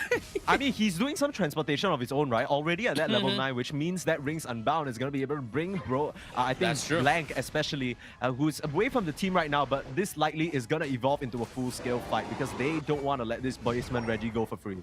That's true. With that being said, are we going to be seeing that? That is the big question. And here you go. Here comes the team fight. Hydro Typhoon is not going to be able to hit anyone at all. That actually is a whiff. Hydro Typhoon, that is actually going to be huge here for Talon. Going to be able to put that up. And now they don't have amount of a knock up here against Talon. But the question is, will they be able to answer back down? The Drill is going to be taken down as well. That's going to be the only one here for the God of Warriors to go down. But Talon here is not going to be able to take away this Reggie steal for themselves while not pushing away God of Wars. And just like that, the Hoopa and the Slowbro is enough to be the frontliners to push them away and secure the Reggie bottom for themselves. God of Warriors, what is you doing, baby? I don't know what that was about. It just kind of felt like they got a bit too ahead of themselves. They almost felt like Talon. You know, it felt like Talon were just starting to wrap their claws around God of Warriors, and they panicked big time. Jumped forward with the Hydro Typhoon, caught absolutely nobody, and Talon with a quick retreat. You saw the self-control coming out from Kai on that Koopa. Waited it out, even reset himself once first before even popping that Rings Unbound to win that fight. Excellent discipline coming out from Talon. Nothing less. We don't expect anything less from them. Yeah, that is true, but at the same time, you know, Talon here still has the positional advantage to that of a Reggie Ilecki and God of Warriors. Man, their name being the God of Warriors, but we don't see them doing any warrior-like moves at the moment. Real. Maybe they're just trying to get in their XPs yet, you know, just getting to prepare themselves into that of the Rayquaza, incoming Rayquaza fight. But at the same time, we have to take note that it isn't only God of Warriors, right? God of Warriors that are preparing for the Rayquaza fight. Talon is as well preparing for that one to happen. And the question is, how would God of Warriors be able to answer back to Talon? I mean, usually, you talk about how they're going to answer back the Talon. They need to start with their Dodrio, right? Usually, Dodrio, his long neck is a good sort of reaching mechanic. He can try and, you know, get the back line. But he's going a bit too far back. Time and time again, we're seeing Snake in the wrong grass. He's just always caught out alone, trying to pick someone off on the back line, but he just doesn't have the damage to do so. And he needs to play a bit more cohesively. You talked about how Dodrio, his job isn't necessarily the team fight. His job isn't necessarily, you know, trying to break in like that. He needs to find unique angles where he can make use of his speed, poke with the tri-attack, and he just hasn't been able to do so far. I'm looking for him to make, you know, some sort of move in this final stretch, because that's the only way God of Warriors can make it back. No, that is true, but at the same time, you know, sure, Talon is actually winning on team fights, but we have to consider as well that the the score here are very close to each other, and just one score here is all they need to do for the Dodrio. But going into the Rayquaza, we're now going to be seeing our team fight, possibly the final team fight of the match as well. Yeah, I mean, you talked about the Dodrio doing his job, most definitely did. Now the point lead in God of Warriors' favor, which means pressure is on Talon to get something cooking here. They have all their Unite moves available, but so do God of Warriors. Like you said, this might be the final showdown. Both teams, though, they don't want to get ahead of themselves. They're just playing it cool, playing it chill. They don't want to give away this last advantage in this first game. Winner's bracket or not, none of them want to go down to the loser's bracket and fight for their tournament life. They need to be careful how they engage here. Now look at this. We might be able to see a script bubble here into that of Blank, as Cynthia is being seen here by Blank, but at the same time, I'm pretty sure they can see the blasters as well. Just trying to see an angle from which they can score in. But look at this. Snake going to be able to push in 60 points right now. And that's going to be more than 100 points lead against Talon. Yeah, I mean, Talon, we talked about the Dodrio, need to find an angle. That's the one, the Hydro Typhoon, not able to get off in time. Taking down the Blastoise before he can come through. But is it enough for Talon? They're falling a little low and they need to back off. They need to be careful. The fireworks to cover their tracks. And the huge burst damage coming up from Chandelier, forcing the God of Warriors back and opening the portal. Kai wants to bring the crew in for the battle, but take a look at the bot side. JJ, the Dodrio's up to his antics again. Another 12, another 14. 100, they need to get this Rayquaza. Half HP, Cynthia's going in though with the Water Pulse. Can she do anything here? She might be the champion, but can she win this battle? 5 members of Talon surrounding the Rayquaza and they grab it for themselves. Unfortunately for God of Warriors, they don't have enough Pokemon to actually stop. Wait. They don't have time? Saying they don't have the power to deplete the shields. But the question is, would Talon have enough time to score in? Braun don't have any more shields. Oh my goodness, the buff. God of Warriors might have been able to win this because the Dodrio was still able to score in after the fact. Oh my goodness, God of Warriors. Dude, this is the funniest thing. Take a look at the KOs and the assists on every single member of God of Warriors. KOs? No, it's points that win you Pokemon Unite. Don't even need the Rayquaza. They just do it through sheer sneakiness and outmaneuvering them. Snake, we were talking about how this Dodrio falling a little bit short in terms of the fights, but he just scores where it matters the most. What a first game from God of Warriors. No, yeah, that is. What the heck? It's see, that's what I'm saying, right? Like, when the moment that Talon was able to get, right, was able to get the Rayquaza and said, "Oh, I was like, okay, God of Warriors, I'm sorry, but Talon was able to get in the Rayquaza, and unfortunately for you guys, you don't have enough prowess, enough firepower, fire output."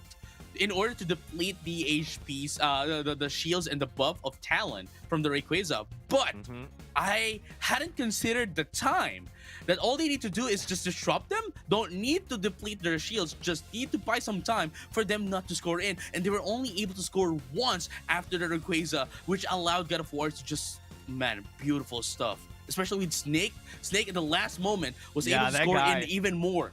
Dude. So annoying. And one thing I want to point out as well, we saw 77 Chin. It really came into effect in the end, right? Ninetales, one of the age-old quality of life issues with this Pokemon is that the Avalanche and the Blizzard, they don't, you know, they have different cooldowns. So it doesn't really feel synchronized. With this recent patch, it matches, and we saw it come into play in that last moment as well. 77 Chin being able to block off Brone when he wanted to just get to that goal zone and score what would have been the decider there. So every little bit counting towards the end. God of Warriors, they got to be feeling themselves right now, but Talon, you got to pull it together. You know, I mean, the April qualifiers, everyone looked at Talon. We were like, you know what? These guys, they got it. They got smacked down right out of qualification, and they can't afford to let it slip again.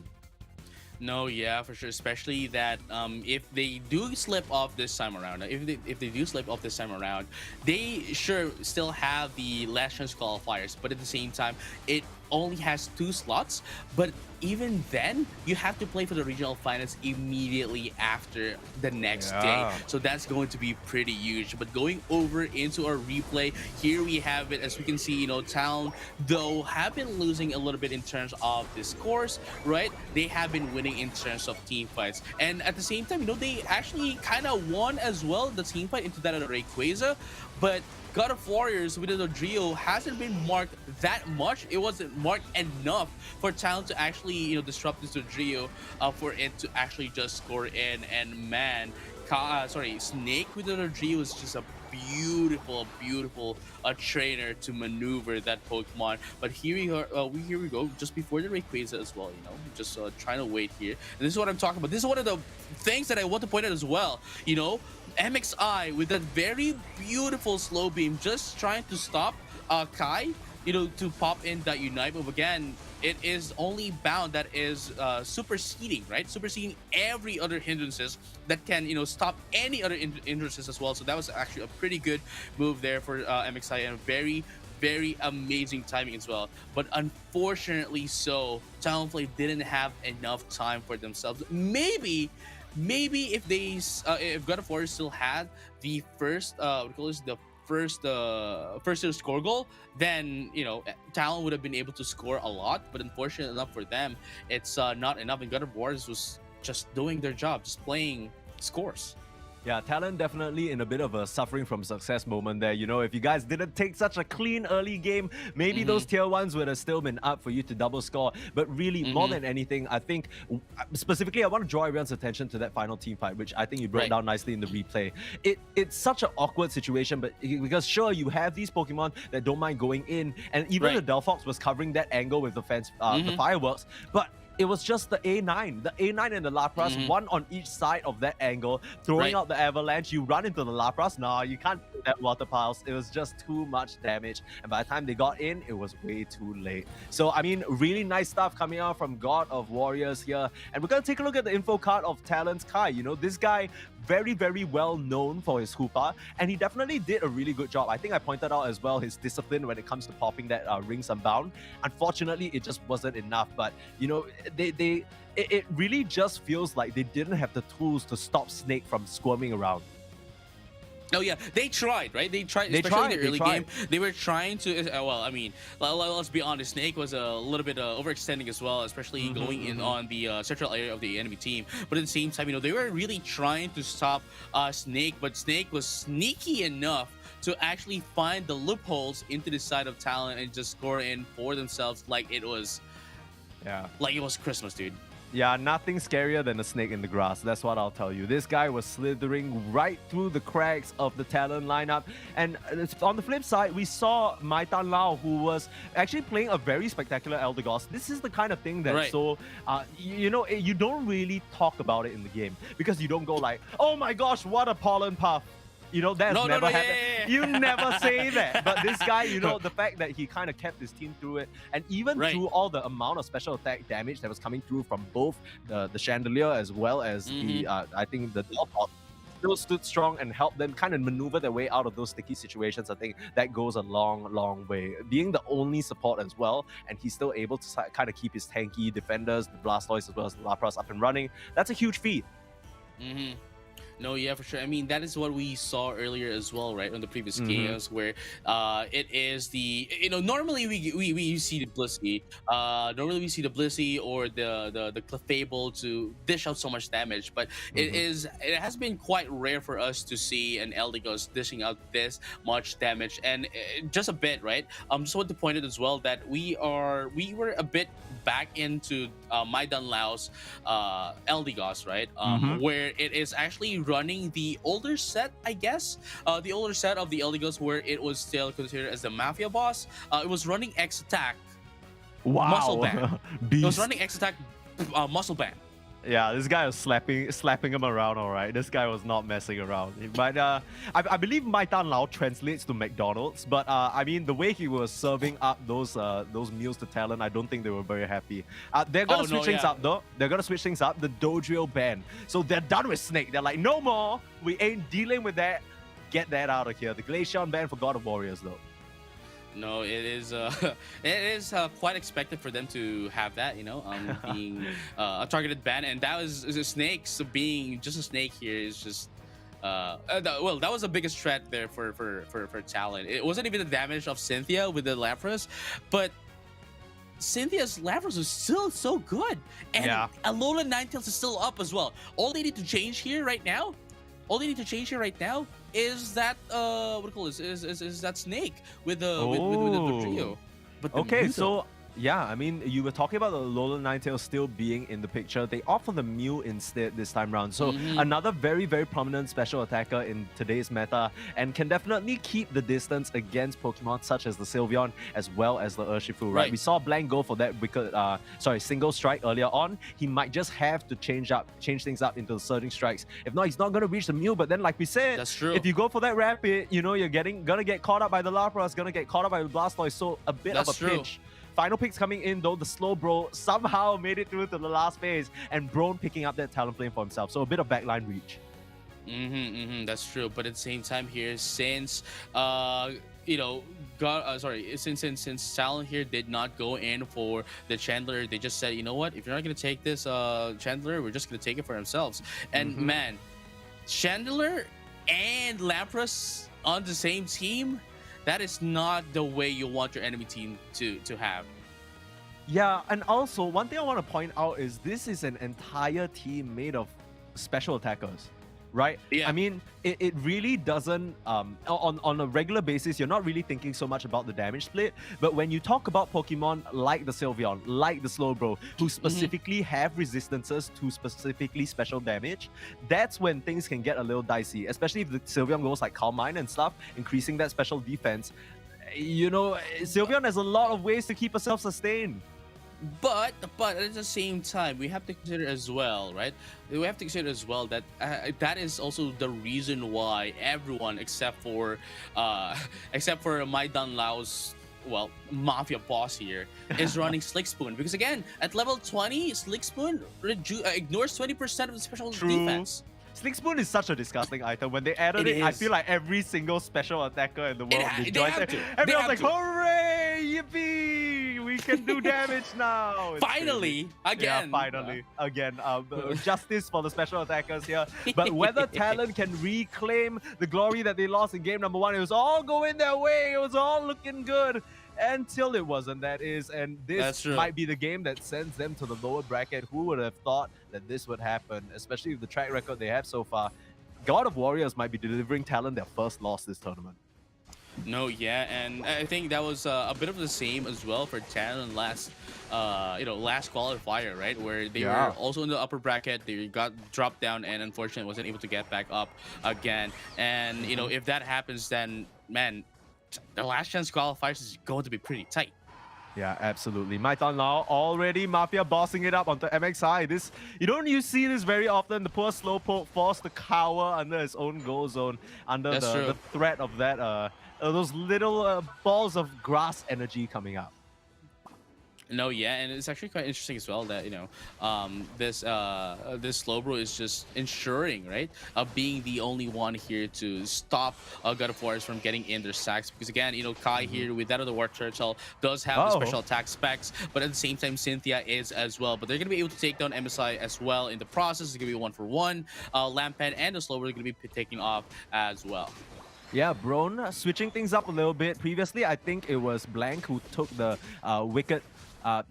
single strike Urshifu, and Brone switching things up. So surging strikes, I think definitely needed this game if you want to get onto the backline squishies such as the Mew and the Lampent right now and the Chandelier. A bit of a mistake coming out from the Lampent, extending a bit too far forward, and now Snake is gonna get punched up again, caught out in his own central area. This Urshifu isn't done. The punches come out and the Pokemon go down, sent back to the Pokemon Center, and they're still assaulting this tier 1 goal zone. Talon, the pressure is on.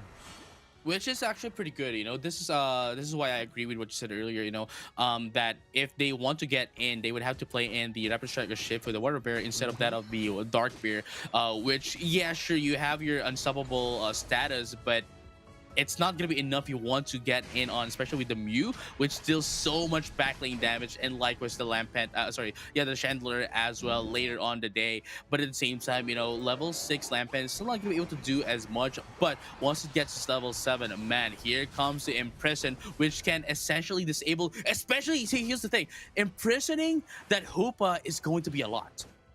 Yeah, it's gonna be so annoying to deal with. For now, though, they have their hands full dealing with Blank and Dremt here, just putting a lot of pressure on. I mean, that Eldegoss, yes, it was a bit of a Mafia boss earlier on, but when you can't just stand and deliver and just auto-attack freely, and that's where things get scary, right? Because you're facing down a Hyper Voice, you're facing down a Talon Flame coming down from the skies, not necessarily the most comfortable situation. God of Warriors, though, it's things are still pretty even, right? We're talking about it like Tala is so far ahead. Really, it's just Brone. Level 9 already on this Urshifu. He'll be the key person to take out if God of Warriors want a chance. No, yeah, that is for sure. But look at that. They're going to be able to secure the strategy like for themselves while retaining, just letting that Hoopa go down as they get helped with the hyperspace hole into the score goal. And just like that, man, they're just essentially giving a taste of the same medicine here for God of Warriors that, hey, we already took in the Reggie Lecky, and it's no longer our business if you want to take it out or not. But here you go. They're going to be able to take down that Reggie bottom as well for themselves, and likewise destroy not only the top tier score goal, but also the first tier bottom pad score goal. Love this maneuver coming out from Talon here. These are just the solid fundamentals you expect from a team at this caliber, right? They did it in game number 1. They're doing it again, just perfectly moving up and down, using KYY's Hoopa portals to perfection. And they're taking control. They're using Brone as somewhat like a tip of the spear, right? They know that the side of God of Warriors can't deal with this Urshifu at the moment. And they're just kind of really twisting the arm of God of Warriors. Like, where are you going to go? Where are you going to get EXP? There's this water bear in front of you. What you going to do? Yeah. And, I just have to point out as well that, at the very least, Talon was able to, as you have mentioned, was able to adjust against God of Warriors here, given the fact that, yes, God of Warriors might have been losing the team fights, but they were winning on points. But this time around, game number 2, not only is God of Warriors losing on the points, but also losing on team fights as well. So that is the double conditions met here for Talonflame for their win con. Yeah, absolutely. And the one thing I want to point out to add on to that point about Talon, previously they were winning on the team fights, right? But they were just getting outmaneuvered. It's very weird to say about that because they had a Hoopa, but they just could not find any way to lock down that dojo. With that factor out of the equation, suddenly Talon, with these fundamentals, with moving around the map thanks on the back of the hyperspace holes, it's a lot easier to just cramp the area that God of Warriors can play. And we're seeing that. Take a look at where the God of Warriors Pokemon are. They're all just kind of uncomfortably tucked together like sardines in a can, and the only real person who's out on the map is this Mew just going for a sneaky dunk. But for what? You lose the Reggie Lecky. That is true, but at the same time, I have to point out that ban with the Talonflame and the steal with the Talonflame into the side of Talon. Oh, that's pretty weird to say. Talonflame. Talonflame, Talon.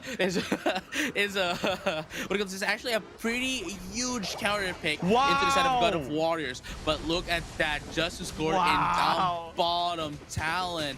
Very beautiful maneuver coming in from Kai. This is what they're losing. This is what they're missing out from the last match, right? This is what we're talking about. That, hey, they have the maneuvers here with the side of the Hoopa, but they weren't able to maximize it on game number 1. But now they do. This is what their answer to your question, Sneeze. But at the same time, again, God of Warriors are not being able to get a maneuver type Pokemon such as Talonflame and or what do you call this? The Dodrio is actually a very, very huge hit into the side of God of Warriors. And look at this, they aren't able to do anything at all anymore against Talon. And going into the Rayquaza, I think they are still on the losing end.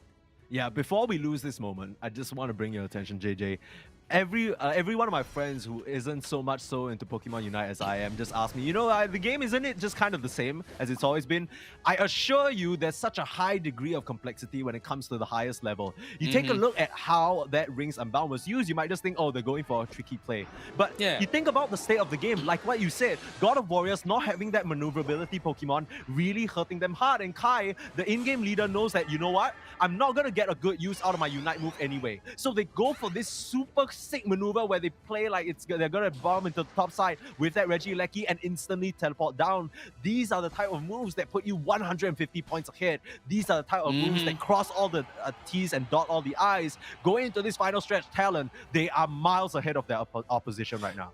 No, yeah, and at the same time, these are the plays that you can only get to see on high-level tournament plays. Because if you're just playing in a rank, man, you're not gonna see this. You'll never see. This is not happening. This guy is Rings Unbounding the second a spell move comes flying his way, and they're still getting the downs through. So Talon really doing well to maneuver across the Sky Runes right now. The God of Warriors, they have an opening. It's on this Regieleki though. Yeah, let's find out though if they're going to be able to take it out, or is that going to be stolen away from them, because this is going to be our first, sorry, not our, but their first objectives for the game. And look at that, MXI going to be picked up, and this is going to be huge. Actually, gets the slow beam as well. They already used the slow beam before the Rayquaza. This is going to be a huge advantage here for God of War, but they're going to be pushing in. There's going to be 2 down to the side of God of War. It doesn't matter for them, because Talon, sure, if you're going to initiate a team fight right now before the Rayquaza, man, we're going to make you eat you for breakfast. Yeah, I mean, a lot of eating and breakfast going on. It's in the middle of the day, but these guys are hungry, and now they're turning their sights towards the Rayquaza. There needs to be a contest coming in, though. Here comes the Blastoise. A lot of damage, but not enough. Not nearly enough to take down Talon's attempts here at the Rayquaza. They're going to get those shields, and this time they're going to be a lot more successful in running through to those goal zones. Already a 200-point lead, and they're trying to bank up even more. No, yeah, but there you have it. That is Talon going to have a very beautiful play from the from game number 2, because God of War is really they were really sticking towards Talon in game number 1, but in game number 2 they were able to, before game number 2, they were immediately able to pinpoint the problem, the threat into the side of God of Warriors. Because I think what God of Warriors was going to be choosing, if I can assume here, is going to be the Talonflame in exchange of that Dodrio, right? Just to still do the same job as Dodrio, just a different Pokemon. But stealing that away from God of Warriors essentially impaled God of Warriors to nothing. Yeah, I really just think they didn't have enough early game pressure to compete with what the Sylveon could bring to the table, along with the surging strikes of the Urshifu. Here comes one final hurrah though. Hydro Typhoon, they want to just smash the points into this tier 1 goal zone, and they're going to be able to. But Talon, they are a 500-point lead deficit ahead. I don't know how else they can try and push this through, because the points on the players of God of Warriors, they're running out, and time's not on their side.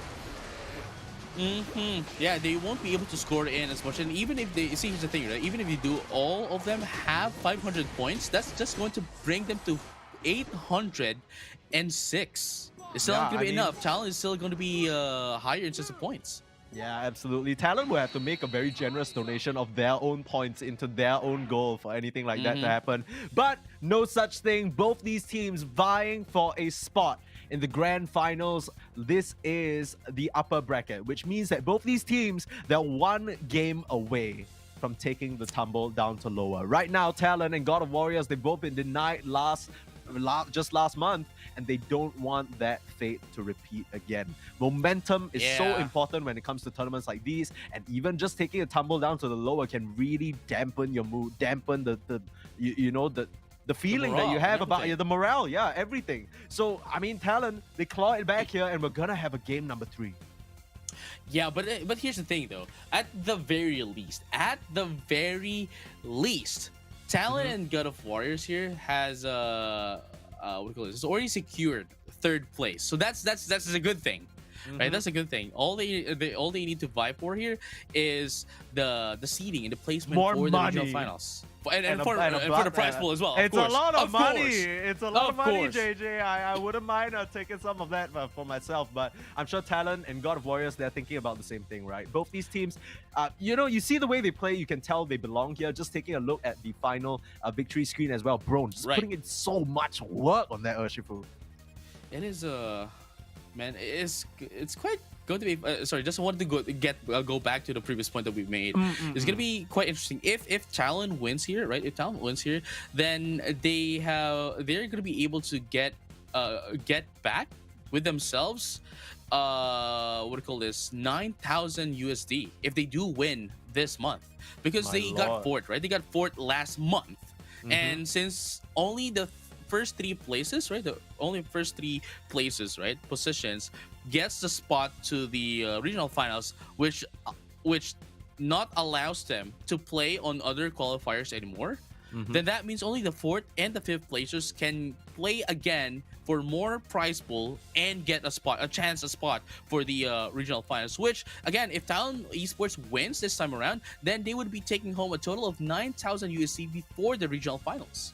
Yeah, I mean, really, it's just a money game at this point. But I think more than anything, tournament games like these, no matter how much you scrim, no matter how much you try and, mirror it, it's not going to be the same, as we're going to see here in this replay just how they've defeated God of Warriors. No, yeah, again, just going back into this game. Game number 1, God of Warriors was able to get ahead of Talon, was able to get in their scores, their points, and everything. But the problem is, though, they did not have enough firepower to go against Talon. That's why they look for different options for them to get in on against God of War.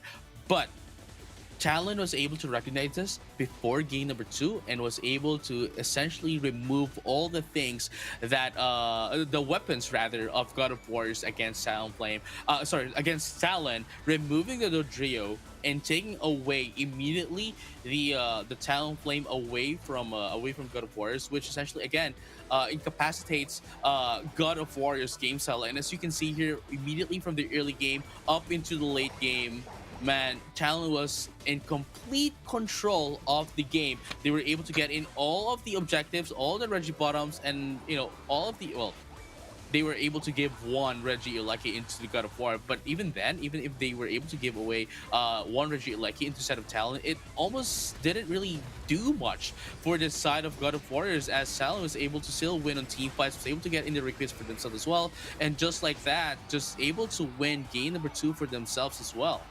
Yeah, for sure. I think these are all very good points you're making, JJ. I just want to bring us back to the point that I was making in the draft, right?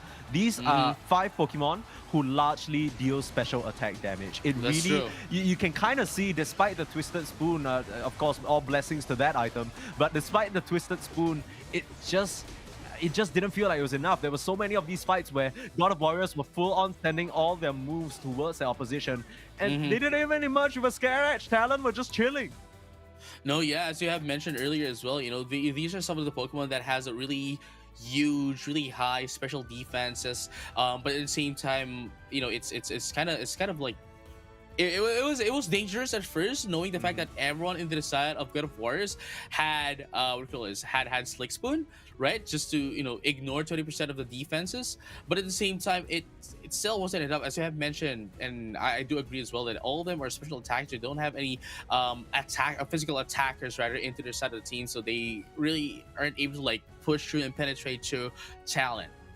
Yeah, and I mean, we're gonna have to wait until this third game. I hope there's a bit of a switch up. We're gonna see, we're gonna get a little bit of a snapshot of another player here, though. It was Snake. And actually, we were talking about this team, right? God of Warriors, how they love to pick Sylveon. It's him. Snake's the guy. Snake loves playing Sylveon. 57% pick rate on this Pokemon. We saw his dojo already, but it looks like Sylveon is definitely his comfortable pick. So I would be surprised if we don't see them at least give it a go in the draft in this game number 3. I mean, but you know, at the same time, I guess it is what do you call that? It is the Sylveon went in on the side of Yeah, Talon were playing Talon, it the last Talon. like in game 2, and it looked so good. It made me wonder actually. You know, I believe it was Dremt who was playing it. I'm just like, you know, okay, that with this info card, we're getting further confirmation that okay, Snake loves his Sylveon. I would hope that he picks it for himself. But on the flip side, we're taking a look at Talon's Brone right now. Just now, he had a beautiful performance on that Urshifu. Not even in his most frequently used, though. He's more of a Dodrio man himself. Right, but here's going to be one interesting thing. You know, going into the side of game number 3. What if we don't get to see a Glaceon ban, but we do get to see a Dodrio ban?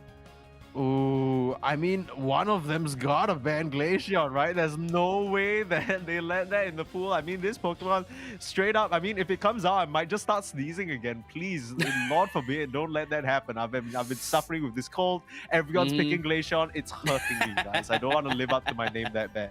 But, I mean... Wait. Hold on. You don't want to, but that's her name. Okay. With that being said, though, if a Glaceon does get picked, it's not like it's the end of the world, right? Because these two teams definitely are at the skill level where they can probably deal with it. We saw earlier today as well, even though there was a Glaceon pick, it doesn't necessarily mean auto win. That is true. But again, you know, as I mentioned, just a big what if, you know, we don't get to see a Glaceon ban, but a Dodrio is still going to get banned here. You know, maybe perhaps that might be a thing here, but you know, it's still most likely that Glaceon and Dodrio is still gonna get banned here because who wants to give away the Dodrio and the Glaceon? Oh, never mind. Actually, God of Warriors. I like Target this. banning. I Target like banning. this a lot. Kai is too good on that Hoopa. Don't let him grab it. They're gonna get the Dodrio for themselves as well. So already some key set pieces going their way. Now, I would be surprised if they don't actually pick the Sylveon for themselves later on, because they can still, you know, shift this Dodrio. Surely your team has more than one Dodrio player, right? It's they have to be more than just a Dodrio player, because if Dodrio's just like, say, your there we go. Okay, that's the one. Your transition, right? Your Pokemon, your strategy rather going into this tournament, then I don't think that's gonna go. It's not a good strategy. Yeah, it's not gonna go. It's not gonna be a good especially against strategy. Talon, dude. Especially against Talon. Yeah, now okay, so in the previous matches, God of Warriors, they were very quick to pick up the duo of Blastoise as well as the Lapras. They have forgone this completely, prioritizing the attackers instead. So grabbing 77 Chin's Mew,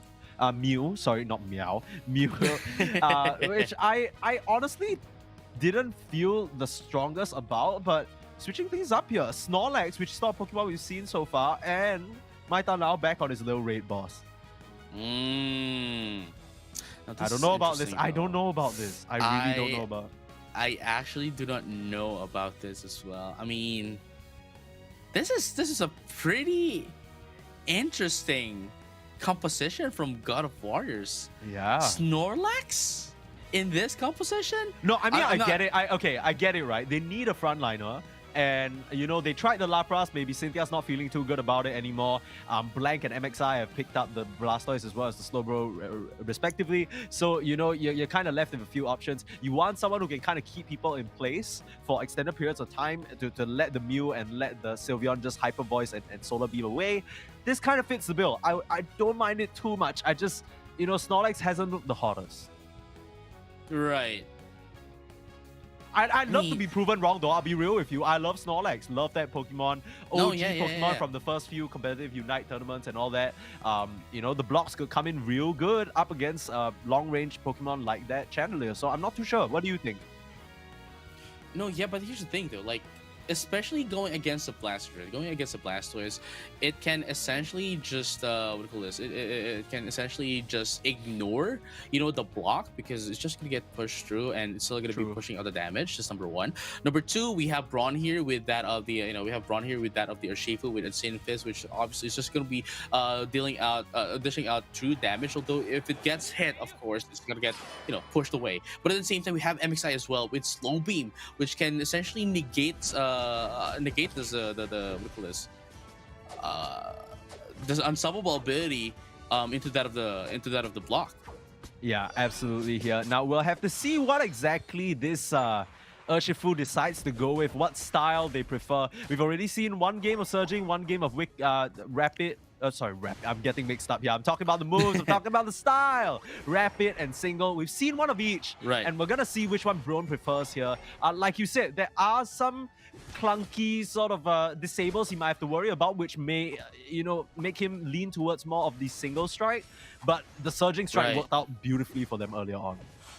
That is true, but I mean, at the same time, we have they have to think about the Mew as well, and the Sylveon, because if they don't go in for the Water Bear, right, they wouldn't be able to catch in on Hyper Beam, into that of the Sylveon and that of the Mew. So that's going to be pretty crucial as well. As you can see as well, it is currently the Water Bear as well.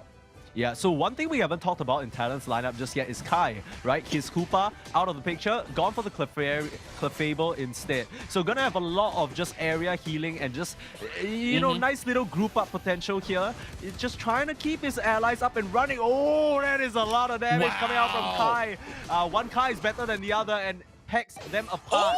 The drill pack back and forth. This man is dancing right now. And I mean, Snake didn't have the most successful performance on this dojo, but Kai showing him how it's done. Now, here's the thing, right?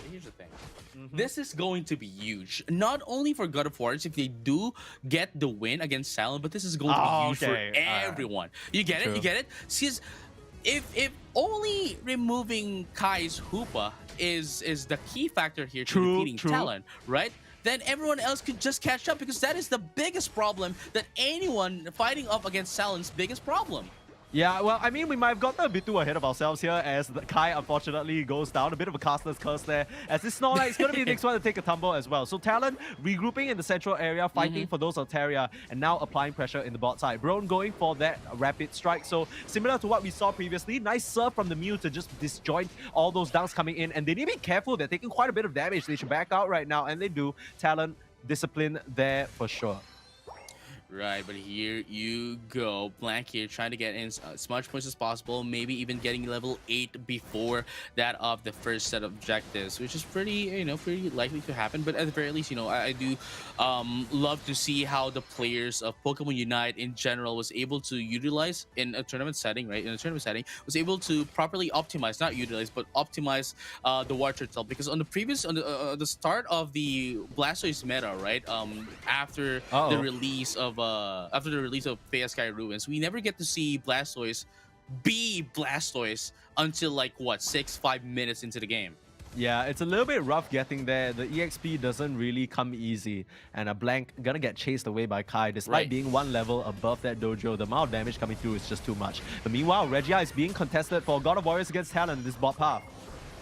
Here you go. The Reggie Eyes here is now trying to push through into the side of Talon, but Talon's gonna be able to push God of Warriors away, but Urshifu gonna be able to take down 1. No, that is gonna be 2 for none into the side of Talon, but at the same time, Sylveon's gonna be taken out. Snake here just shouting that, hey, I don't want you anywhere near me, and Braun just walks away, don't want to get in any damage. But with that being said, that's gonna be the positional advantage as well for Talon into the Reggie Ice. Yeah, Braun. Not yet, though. Okay, yeah, not yet. The Hyper Voice coming through. It's not enough as Braun, the master at work here, lays down the fist and secures that objective. Not done just yet. Just the punching back and forth. This Surging Strikes has just gone such a huge way for Talon right now, allowing them to take control of these fights and pressure the backliners. Now, Kai might be some trouble as the fight isn't over just yet. The Imprison keeping Kai in place. Nice little sort of maneuver there, and we might see that more and more in the team fights, right? Just locking down that Dodrio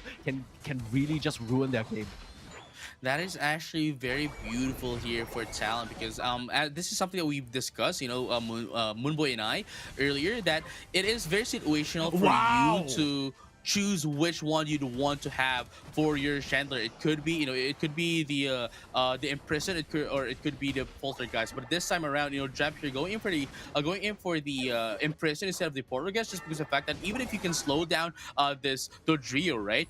It is still fast enough for it to actually get away. So now going in for the Imprison, disabling everyone in the AoE, and likewise stunning them as well. It's just a beautiful pick here for the Chandler. And likewise, if it does get its Imprison plus, then everyone who gets caught off by the Imprison will get stunned. Not only the first one that get hit.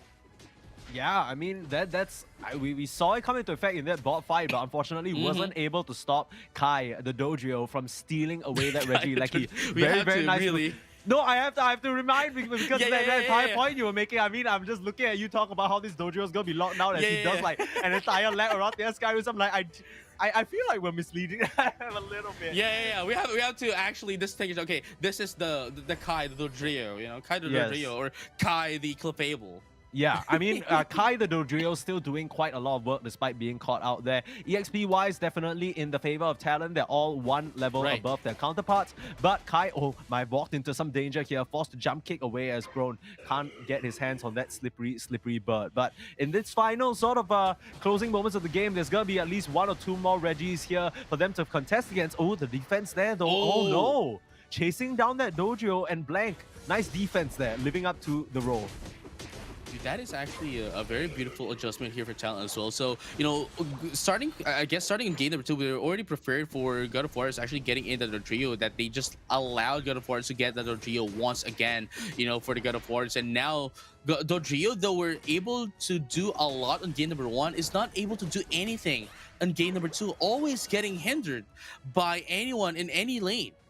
Yeah, I mean, it's just been so difficult for them to find an angle, specifically in the past few minutes. I mean, Blank did a really good job in terms of biding his time and popping out right when, the Dodrio didn't expect it most. And Brone, the forward-facing member, like right down the central area, right? He's just guarding those entrances. Anyone who pokes their head out just gets a fist to the skull here. So God of Warriors, we're seeing them in a bit of a similar situation to game number 1, right? They're being cramped, and they don't really have the point advantage. Once again, Talon have snuffed that out. So game by game, Talon adjusting, adapting, and learning. But God of Warriors, what have you learned from this series so far, and how are you going to turn this around? Because it's not looking too good right now, JJ. No, yeah, I have to agree with that as well, and especially with this Regieleki, just allowing Talon to have a lot more breathing room here to get in their XPs as well in preparation for the Rayquaza fight. Look at them right now, already at level 12, 12, 11, 12, 11, whereas God of Wars here is they still have level 10s here, and not everyone is at level 12 as well. Yeah, I thought you were going to go down both lists. I thought you were going to like hit the 12, 10, 12, 10, 11. Yeah. Like almost like a call sign or something. We don't want to compete. Okay, so for context, those of you who don't know what he's talking about, he's talking about the levels from top to bottom of each of the teams. And not just to be clear, it's not a distress signal, but it might be one for God of Warriors if they're not able to take it here. I mean, Talon, we saw them being pushed to their limits a little bit, forced to learn, forced to adapt. They've done that very well in this game number 3. 1 game away from maintaining their undefeated status thus far, series-wise, in this entire tournament, right? But, it's not over until it's over. Rayquaza's still up, JJ. That's true. I think this is why they are spread out into the map right now for Talent. I think God of War needs to take advantage of this because they are getting wary of that Dodrio. So if God of War needs any opportunities, it is right now where not everyone into the side of Talent is with them. But unfortunately, they're going to get sandwiched by Talon. Paranum is going to be popped up as well, but it's not going to be enough to survive. Yes, well, it is going to be enough, but it's not going to be enough to dish out damage. Blank here, Hardy Typhoon is going to be popped up. Not going to be enough, though. Talon, block. You're going to be able to take down the Dodrio. They don't have to worry about the Talonflame, the Dodrio anymore. But Talon right now, knowing that the Dodrio is out, they can just go into the side of God of Warriors. Excellent fight there, singling out Kai, forcing them into a bad spot. Now MXI under some threat as well. Can't hold the goal zone, but Kai back into the photo. Kai, the Clefairy, I mean, jumping in, backing up that Blastoise, but dropping a little low on that Blastoise. They managed to take down 2 for now, and they're starting to mop up God of Warriors. It was looking a little precarious for Talon in a moment there. They were getting chased down and singled out, but the respawn timers in their favor, they managed to stream back in, and with 30 seconds left on the clock, I don't know whether God of Warriors can do this, JJ. No, it's looking pretty blurry right now for God of Warriors, especially at Talon. It was just, look at them right now. They're not even at Rayquaza, just making sure that everyone is on either paths, just waiting for that Dodrio. And they did a pretty good job in stopping the Dodrio as well. And look at this, I think we're going to be seeing another hundo here from Braun.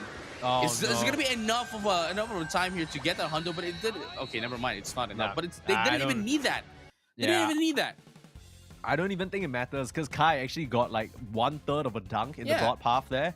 But I think I'm pretty sure this is Talon. Yeah, they sweep this one away. It's a relatively low score to end the game. But really, when you have games like this, it just goes to show just how tight games can be when you're at the highest level. Talon, a complete lockout, a complete just imprisonment to live up to the Chandelier's name. Just holding God of Warriors, herding them into one little corner and not allowing even a snake to pop their head out. Yeah, if there's anything, I would love to give commendation into Dremp, because Dremp is actually one of the biggest threat here for God of Warriors, especially with the Imprison. Imprison did a lot, dude. Imprison did a lot. It was able to disable everyone into the side of God of Warriors, wasn't able to do some heavy slam into the side of Snorlax, wasn't able to do any solar beam in or safeguard into the side of the Mew. And man, everyone who got hit was just, just as the name suggests, right? It disabled everyone and did not let it do anything at all, which allowed Talon to just take advantage of it and just do their thing. The one thing I'm surprised about is that even at the later stages of that draft, it felt like they didn't really have an answer to the Urshifu. In the earlier stage, we were talking about, okay, Urshifu forced into single strike, and because of that, they didn't have the chase down because they were facing up against a Lapras and a Blastoise. But as soon as God of Warriors lost those tools, it didn't feel like they, buffered their draft up with replacements to deal with that Urshifu. The surging strikes just went completely crazy, right? Braun in both games just went ham. No, yeah, it's they wanted to stick to their same composition, though. They obviously had to change their they have to change their roster because of the bans, the picks of the bans. But at the same time, they still had. I still think that God of Warriors would have been better off on game number 2 with the Lapras instead of the Snorlax, because the Snorlax didn't really do much in game number 2. Yeah, I actually think, I can't say much because I think we pigeonholed a bit as well. We were talking about, they like Sylveon so much. And maybe that was what they ultimately fell prey to, right? They're like, let's go back to our comfort. Let's go, our backs are against the wall. Let's pick the Sylveon. But now that I'm looking at the draft again, Mew, Sylveon, and Dodrio, it's a very frail lineup, JJ. It is a very frail lineup. Yes, they do have the damage out. They don't even have the damage output. Even with the Sylveon, it's only the Mew. It's only the Mew that has a damage output. Sure, we have the DPS with the Sylveon, but it doesn't do much, especially with how tanky the Blastoise, the Slowbro, and the Clefable is. But at the same time, the Drio, sure, there's the Drio, there's the Drill Pack, but that can only do so much without the Sylveon and the Mew. I mean, I just want to say that, Cynthia, that was a beautiful heavy slam. And this was the moment where I think both of us, we trembled a little bit, right? We're like, oh, Talon's starting to get cleaned up here. This is looking a little scary. Kai out of the picture, but they managed to stream back in, and MXI holds the fort for just long enough to buy time for the rest of Talon to come through. And just like that, back to iron-tight defense. No chance for God of Warriors and Talon. They're going to be our first grand finalists for May. That is true. Again, that is already the second place secured here for Talon. And man, I think this, again, as you have mentioned, they are really excited to see here right now how they finally is going to, qualify for the regional finals going into June. Yeah, and as we take a look at our tournament bracket here, how things have shaken out. We've watched some of these games happen, and unfortunately, we didn't get to see the lower semi-final on stream, but it was ultimately Team Who that defeated Rated Pidgey, and they're going to go up against God of Warriors in our very next match. So don't worry, we won't be missing any more action. After this, we're going to jump straight into God of Warriors, and God of Warriors, you know, I always talk about this when it comes to double eliminations, but you always need to find a little bit of something, right? You just got beaten down in what felt like a bit of a slugfest, and those aren't the type of Pokemon Unite games that feel good. The two that they lost, it was just completely shut out, right? It felt like, okay, we try and poke our head here, we try and make a play, no, immediately answered here, there. It really just does something to your morale, to your momentum. So God of Warriors, they're gonna need to find something. On the flip side though, Who, they just tooled their opponents, right? So they've got to be feeling good, and this is something you've got to keep in mind when we're talking about these games and these players coming up. Yeah, and this is going to be something that's going to be interesting as well, you know, going into the lower bracket final, right? Where it is going to be God of Warriors versus Who. Now, we've seen Who earlier, right? We've seen Who earlier play very beautifully, you know, against CMS. Very beautiful against CMS, right? But do you think that Who has what it takes to go against God of Warriors? Honestly, I do think yes, kind of, especially that God of Warriors is coming in from a loss on the lower bracket finals.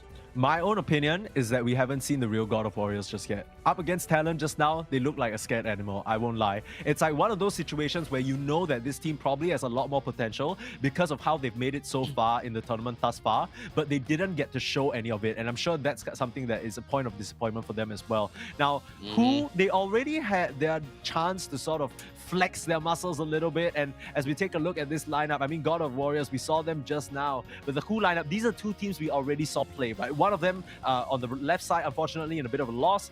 Who, you know, they've done nothing but, you know, stun so far. So I'm quite excited to see how they bring the heat to God of Warriors. With that being said, God of Warriors, I don't think that is all they had in the tank. I'm sure there's something in there. It's just whether they can bring it out of themselves at this crucial juncture.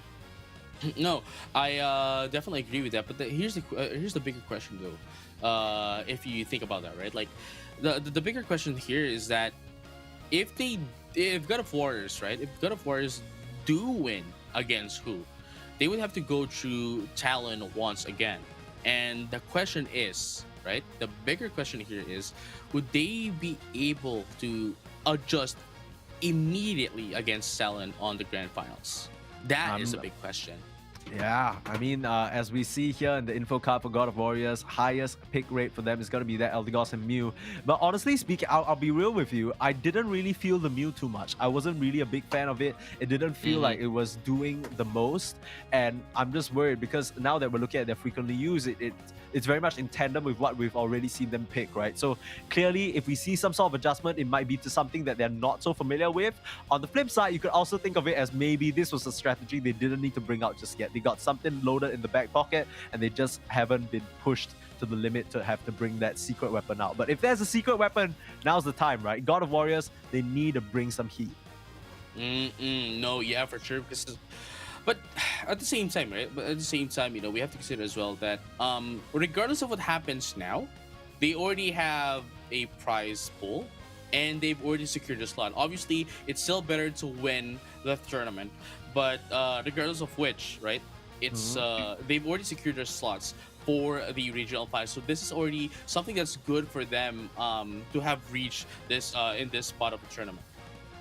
Yeah, I mean, one thing I want to point out before we lose this info card on screen is that Eldegoss also the highest picked Pokemon for Who. So gonna be a very contested Pokemon going into this upcoming match. And Trevenant, curiously enough, not a Pokemon that we saw in the past match, right, from both teams. This is a Pokemon that is notorious for just being so tanky, with so much inbuilt sustain. You got the passive rolling, you got all the healing coming out from the Wood Hammer. It's just a sticky plant to get out and to uproot. So I'm excited if Who bring this out. I would like to see this Pokemon up again, and I think it can really do some damage. And even though, right, even after the nerfs, right, you don't really feel the nerfs as much. I mean, sure, it got lengthened cooldowns, especially for the Wood Hammer, just so that you aren't able to, like, you know, use it more than you should use it. Well, that's what they needed. But even after the nerf, right, it still didn't stop the teams from using Trevenant, because Trevenant is still a pretty good Pokemon, especially how it lines a lot of your teams, a lot of your opponents, for your teammates to actually just freely attack them is just a beautiful sight to see. Yeah, absolutely. I think Trevenant definitely was one of the premier picks, right? But then we see some of these teams experimenting a bit with the Lapras. It's worked out a bit. Sometimes not really. Honestly, I think it definitely came into play a lot more in the games that you and Moonboy were casting than this one. Because the Lapras that we saw coming out from our previous match was, it was alright. It didn't really feel like, oh my god, Lapras Express. It was more like, oh, Lapras Express. It was I guess it's more of like it's more of like the gap between the teams, right? This is why I'm really interested to see should God of Warriors, not to say that who doesn't have what it takes to win against God of Warriors, but it's more like if I'm really interested to see, especially for later on, if God of Warriors win against who, would they be able to immediately adjust and play their hearts out against Talon, so they may maybe win against Talon and seal away the first place from them. I mean, right now, in the time that it's taken us to sort of go over all this information, I'm sure that there's a lot of discussion going on in the God of Warriors camp. I wouldn't be surprised if they've already sort of thought about, okay, what are some of the key mistakes we made during that match, and what do we do to fix it? Because that's important, right? You're all in this tournament to aim for the top prize. We talk about qualification, that's already in the bag. That's already settled. Now, it's not so much about just the money, right? We keep talking about it. It's not an insignificant amount. It's not even that though, JJ. I really think there's a whole other element, because how often are you in these type of situations? I think I mentioned this briefly while we were, closing out that previous game. But every single time you're in a tournament like this, you're forced to adapt. This is not the type of adaptation that you get just from playing pubs. This is not the type of adaptation you get just from scrimming, right? You scrim, you have a lot of time to chill afterward. You just say, oh, it's just a scrim. This is tournament life. No, yeah. This means your ability to adapt here translates to your ability to adapt for every other tournament, right? When the heat is on, when the lighter is under your butt, and you're like, oh, like this, our backs are against the wall. We played our five standard Pokemon. We picked our special. Snake got his Sylveon, and it's still not enough. What now? How do we change things up? Man, which to... If I may add, right, I would like to point out that God of Warriors right now going against Su is currently on the disadvantageous side, setting aside the game, just because of the fact that they're coming on from a loss, right, from the winners bracket, upper bracket finals, right? They got off from a loss from Talon, and Who here just came off of a win. And we were watching Talon and God of Wars as well, so I'm pretty sure Who going against Rated PG finished off quite early, and they were able to get a bit of a glimpse of how God of Wars play, right? So definitely all the homeworks here is going to be in the side of Who, and they definitely have the advantage setting aside the game. Setting aside the game, they have the advantage against God of Wars. But even then, right, even if all the odds are against God of Wars, again, even if they do win against Who, they still have to go through back to those who dropped them on the lower bracket. Yeah. Talent's got to be feeling good watching from the grand finals, waiting for their opponents. But I do got to say that if you had to make me pick a obvious favorite for our upcoming match, I don't think I could. I feel like both these teams, based on what we've seen so far, they're pretty evenly matched, and I still stick by what I said earlier. I do feel like God of Warriors, they weren't able to show their full strength in that matchup against Talon. I'm not sure what it was, whether it was a confidence thing. There were times where it felt like a bit disconnected. Maybe they pigeonholed into some ideas a bit too hard. I think, like, for example, Snake on the dojo, overextending on numerous occasions. And even later on, right, in the game number 3, they didn't really find an opening to take the team fights. I think there needs to be someone in that team, maybe the leader, maybe the captain, maybe the coach, to just grab everyone by the scruff and just be like, okay, guys, this is our plan. This is what we're going to do. We're going to fix this. And it's in moments like these where, maybe the plan doesn't necessarily matter. It's always about just making sure everyone's on the same page, everyone's feeling good. You watch all the top tier esports, it's always like this. Sometimes it's not about just the strategy. You can make these things work, and that's the beauty of Pokemon Unite. Now with so many new Pokemon available, and everyone has their own specialties, you could cook something up nice here. You just need to make sure everyone's head is in the right place. No, yeah, for sure. And man, that is. I have nothing else to add into that because well, you said it beautifully, and then there's nothing else more to say about that, Sneeze. Okay. But with that being said, we're just gonna be heading over in just a bit. I know you guys are ready to see, the lower bracket finals as well to finally find out who's going to get in on the grand final. So that's just going to be in just a bit. JJ, I got a crazy prediction for you. You ready? Okay. Okay. Let me just whisper it to you here. Come here. Okay, hold on. Come here.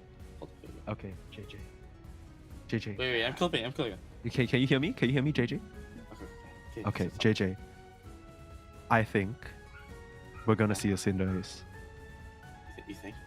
Yeah, I feel like that Pokemon. I mean, you take a look at the Pyro Ball buffs, like the percentage attack is kind of crazy. I mean, it'll be a bit insane. I think it's a bit underrated. I would love to see that buddy pop its head out of the burrow, but we'll find out because it sounds like we have our draft ready for us.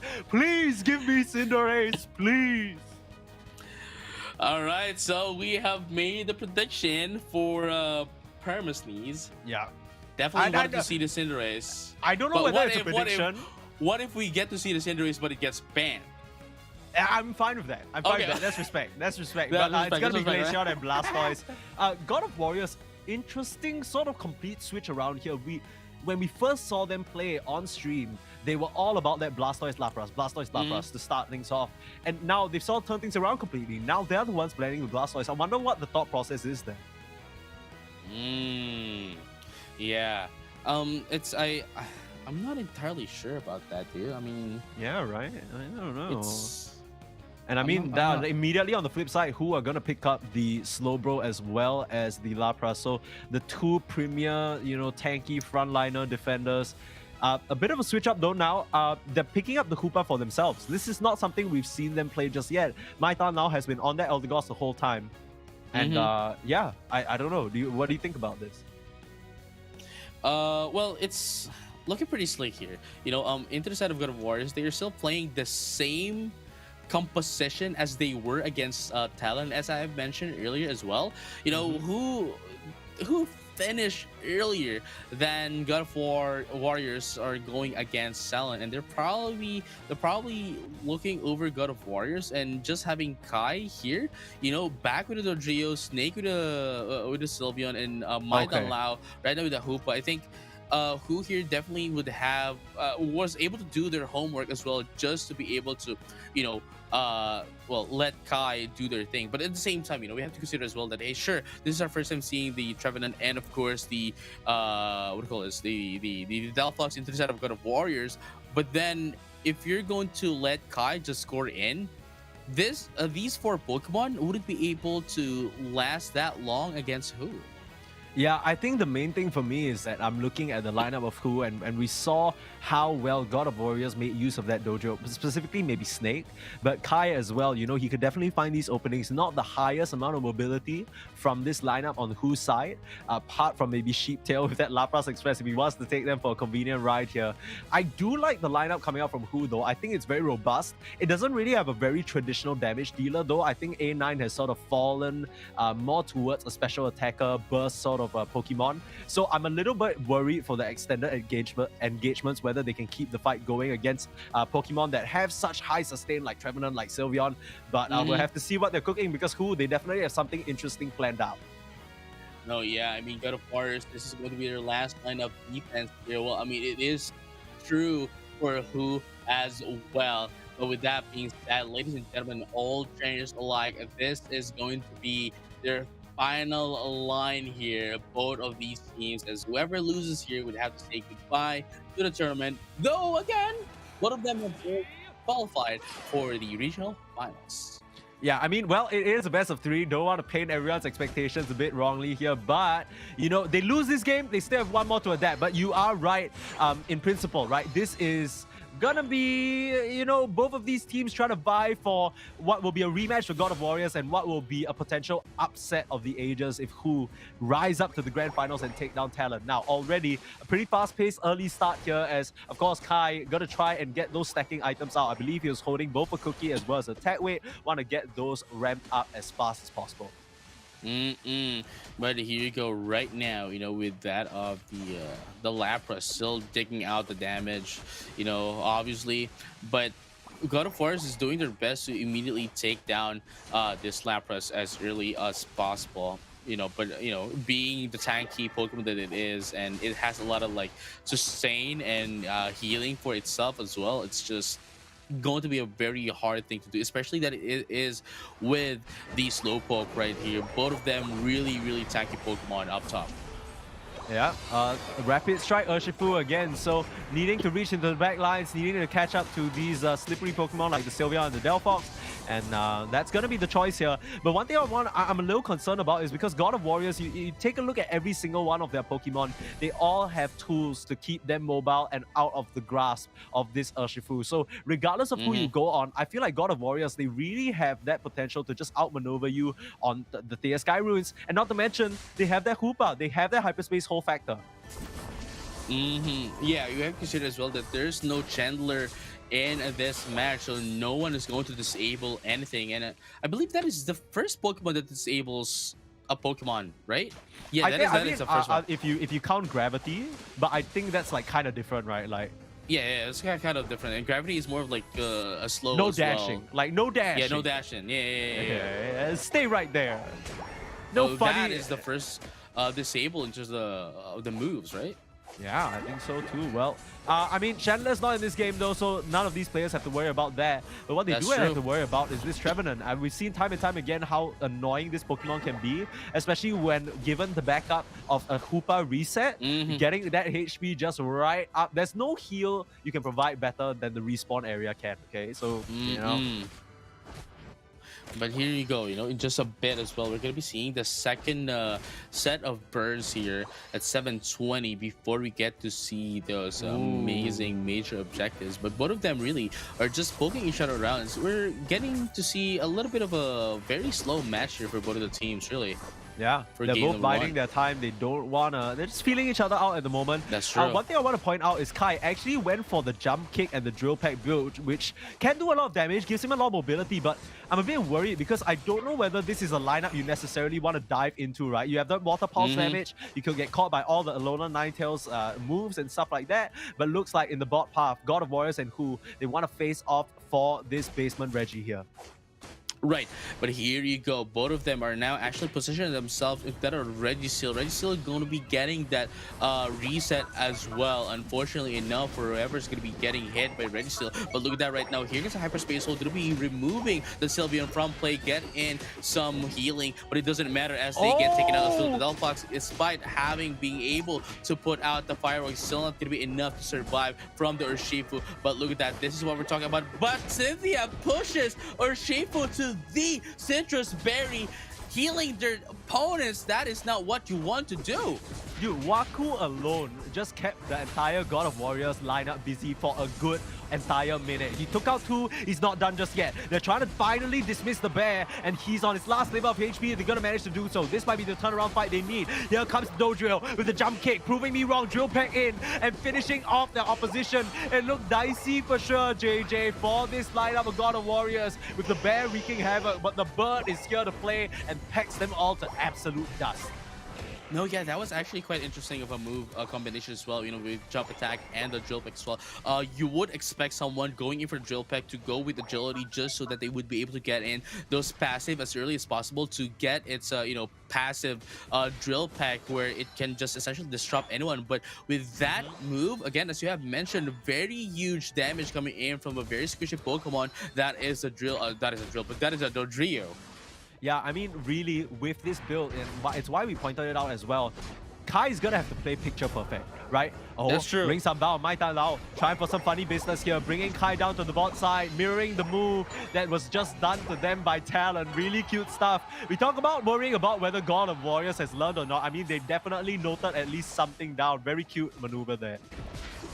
Yeah, you know, like if this works for us, then maybe perhaps this would work as well for the other team. And and as you can see, it did work for them as well. And just like that, that's going to be who taking down that Reggie. Like Zulu is going to be popped up as well. Fonte Force is going to be popped up, but that's not going to be enough though. They need to have some follow-up damage, which they did, and who's going to be going to get now. But that's going to be 2 down. Reverse Unipart here into the side of who to take down 2 into the side of God of Warriors for the price of 1.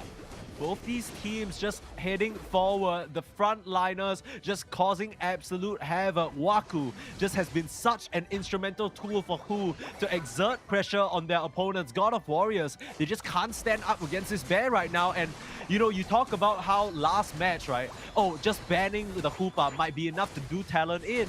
But right now, God of Warriors, they seem to have a very, very big weakness, and his name is Urshifu.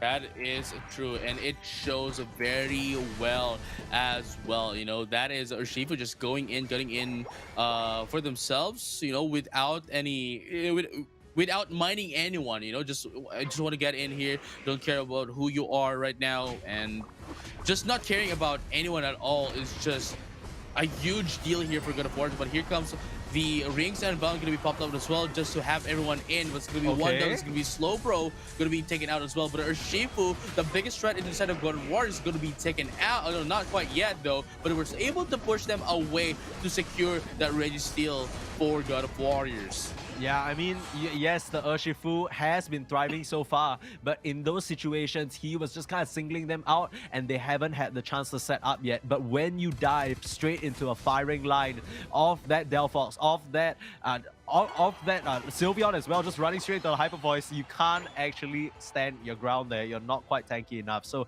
that's exactly what happened. God of Warriors clinching a bit better of advantage their way. They still have a tier 1 goal zone available in the bot path, and that might be a point of contention for Who as we reach this final stretch. But there's actually a Regieleki available as well if Who want to grab it. And here you go, the Regieleki in just a bit. You know, this is going to be the perfect timing here for anyone to take this, because this is going to provide a lot of map pressure to the one that wouldn't be able to get it. So we can see as well, you know, Who here does have the positional advantage in terms of the Regieleki, and I think they will be able to burst this down just before God of War can get in on that. And as I have mentioned, they did just now. Yeah, nice classic bodyguarding work from UKA there on that Slowbro, just keeping his opponents at bay. And this Reggie, realistically, it's not going to really do anything for them in the way of actually exerting pressure, but it just drags God of Warriors there, right? And you know, Who allows you a lot of space to set up. Speaking of setup, Michael now might be some trouble. If they get this Koopa first, it's going to be a good pick. Not managing to get those final touches though, unfortunately. Waku wasn't there to deal the blows. Now, the fight has raged on. Here comes the triple trample, jumping in straight to Phantom Forest. Is this where you want to be? Kai, he's in some trouble, and the dojo is going to be knocked out to start the fight. That is a disaster for God of Warriors. And here comes the big bad bear. There's been a thorn in their side for so long. The punches, they're starting to rack up straight onto the back line. The Lapras has found Cynthia, and they're just going to take down this Traveler. Not if he has Horny, just not if he has a Hyper Voice. Is it enough to reset? Can't come fast enough. And despite all the special attack, Snake needs to chase down his opponents there, but they could just turn around. The bubble beam just tossing him up. But now Waku gonna fall prey to the Hyper Voice. You don't chase Sylveon in a straight line. Rayquaza at 1/3 HP right now. The Dojo looking for an angle. This could be the fight that decides this game number 1. They need to finish off this objective, but Snake, he's on the back line. Alolan Ninetales doing the damage. Who's gonna get this Rayquaza? It's gonna be the side of God of Warriors. They sweep the down with Who, and they just wipe them all up. Clean up shop. Straight for the goal zones right now, JJ. Man, this is what we have been looking for. The God of Warriors, as you have mentioned, they haven't shown what they can do, and just now they did. They were able to sweep away Who. They were able to win against them, get in the Rayquaza as well, and it's now getting in the score of their lives as well. But with that being said, it's still not going to be enough though. They still need one more game. Who can still adjust to them? But the question is, would they be able to? Yeah, I mean, Waku, unfortunately, not really able to really do what he's been doing in most of this game, right? And it comes back down to what we were talking about. Cynthia on this Trevenant, just such an annoying bastion for God of Warriors to play around. Even in those last moments when the Sylveon was being chased down, it was that Trevenant which bought so much time for the Hoopa to come back into the fray, back that Sylveon up. And once you get a bit too ahead of yourself, you run straight into the Hyper Voice, you're gonna get shredded apart. It's basic stuff. Cool. You need to kind of form up a little bit better. Once again, we're seeing another game where the Lapras just doesn't feel like it's doing quite enough. We talked about this at the start. They're missing a traditional damage dealer. When the Urshifu can't get in and do the damage, they don't have enough gas in the tank to take down God of Warriors. Now, another thing here that we have to mention as well is that God of War just needs one more point. If they want to go against God of Warriors, just to add up to what you have said, they need to have some sort of a traditional damage dealer here, because as you have mentioned, once the Urshifu is down, nobody else can. Yeah, sure, you have the crowd control, right? You have the crowd control, but going into the meta, sure, the meta right now is everyone just goes in for a crowd control to disable anyone from moving, from doing anything at all. But if you don't have any follow-up damage after the crowd control, it's almost as if you are doing nothing. Yeah, for sure. I mean, honestly, the Trevenant just did so much work. He forced so much attention on himself. Every single time you weren't just full committing on him, he would just heal back up. The Horn Leeches was so annoying in peeling off his allies, and really just nice stuff coming out from God of Warriors. I like this little switch up here.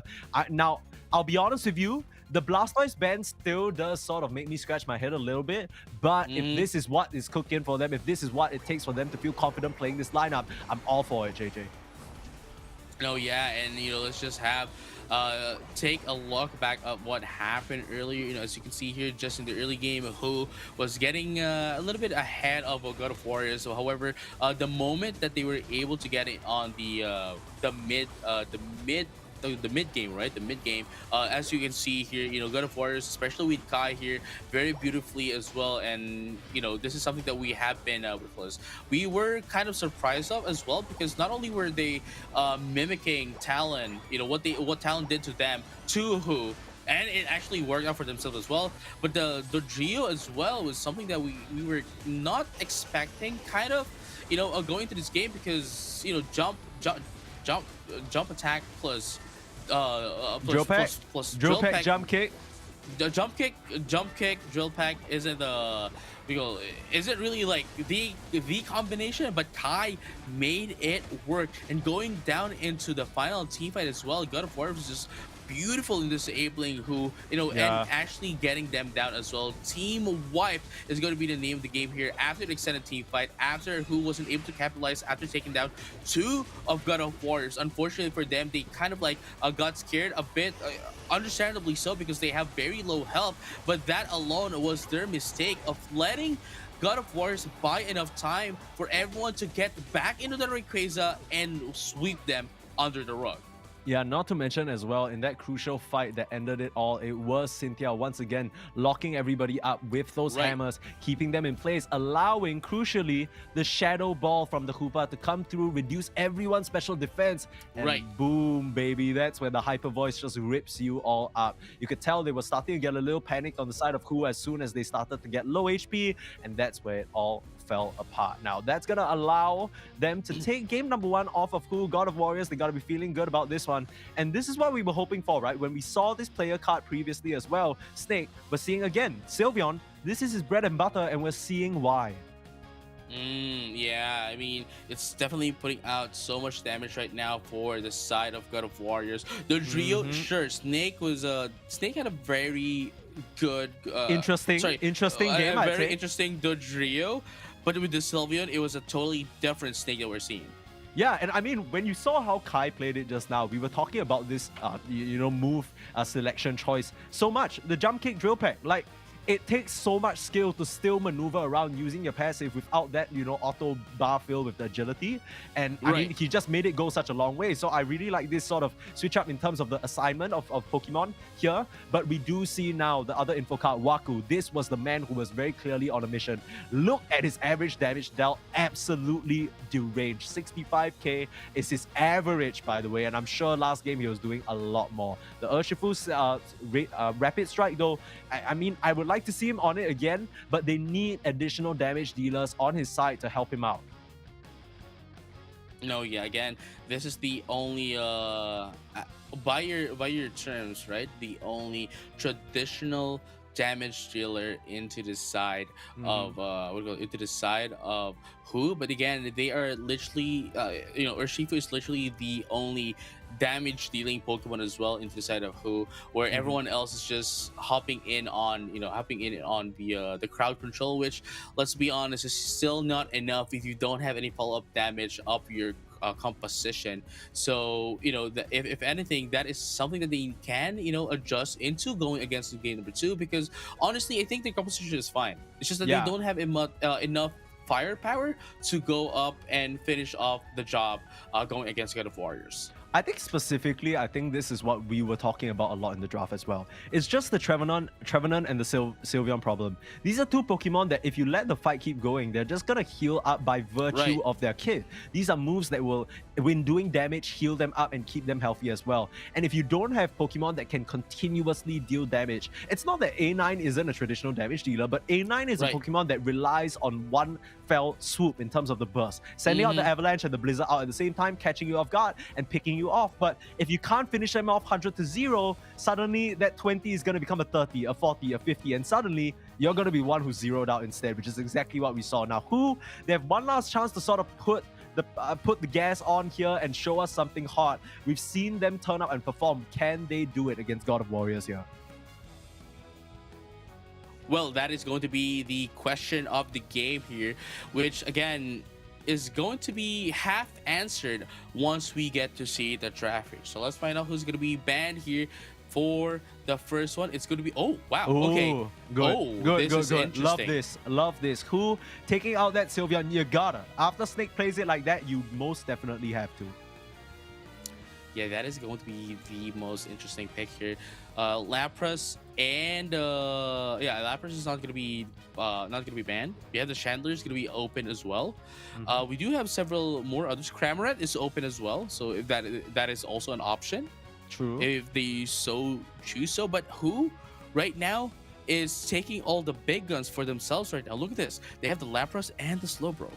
Yeah. Oh well, I mean they chose the Lapras and the Slowbro earlier as well, but Yeah, and I mean, not to mention, Kicker now gets their hands for the team on the Eldegoss, which we mentioned is going to be a very highly contested Pokemon, and we're seeing it here as well. Right now, though, instantly going to grab that Hoopa. Okay, basically, these Hoopas have just been instrumental in terms of helping the tankier Pokemon heal up, right? Just get them back up to speed and get them back into the fight. A9 now switching hands over to God of Warriors, but last pick here, ooh, are we going to see the Cram? We're going to be seeing the Cram. I think this... Let's go! Okay, so this is what they're missing out on earlier. Right? This is what they're missing out on earlier. And wait, this is Pikachu? This is what is going to be their answer for your question. But the Pikachu, I think, is... no way? No. Okay, I won't believe it. Okay, Okay. I thought, he messed with me. I'm like, this guy's picking Pikachu. That is gonna be so exciting. That's sus. Yeah, okay, sus is a better way to put it. Not exactly how I'd say exciting, but almost there. Very interesting lineups here in what might potentially be who's last game of the tournament. They're going back to the big blue bird and hoping that it can deliver them victory up against the terrifying Dodrio of Snake. Now, here's the bigger picture here, though. God of Warriors, I'd have to say, can definitely last longer than who. Just because of the fact that, sure, they have the sustain, sure, that is the Eldegoss, right? But we have to consider as well that Espeon and Cramorant, though has been pushing out, one is a DPS and one is a burst damage dealer, right, is very squishy.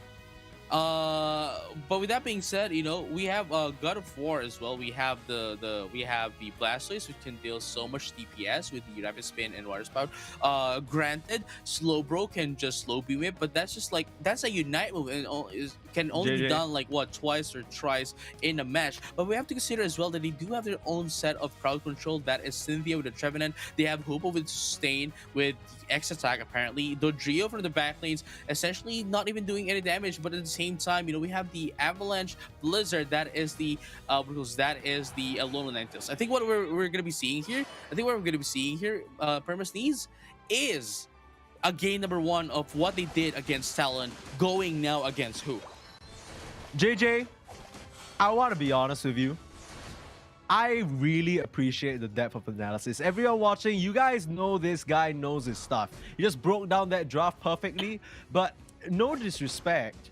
All of whatever you just said, all that analysis doesn't matter. You want to know why? What? We got the Lapras Express with the Gatling Gulp missile, baby. That is true. All That is true. arguments out the That door. is true. All Okay, I'm aboard sorry. the Lapras Okay, sorry. Express. He's gonna be blasting away. Yeah, I mean, you're talking about all these strategies and everything. Who? They don't care. They're just gonna have a little bit of fun with it at the very least. I know I would if I was them. This is gonna be a cool strat. I was thinking, you know, they snapped that Lapras up so early for what? And in this last pick, Cramoran, we see what it's for. Now, I mean, you know, you can't hate it. How do you hate it, Cramoran? I'm sorry. I think I'm gonna see myself off right now because honestly, all that I have to agree now. Then analysis all out of the picture.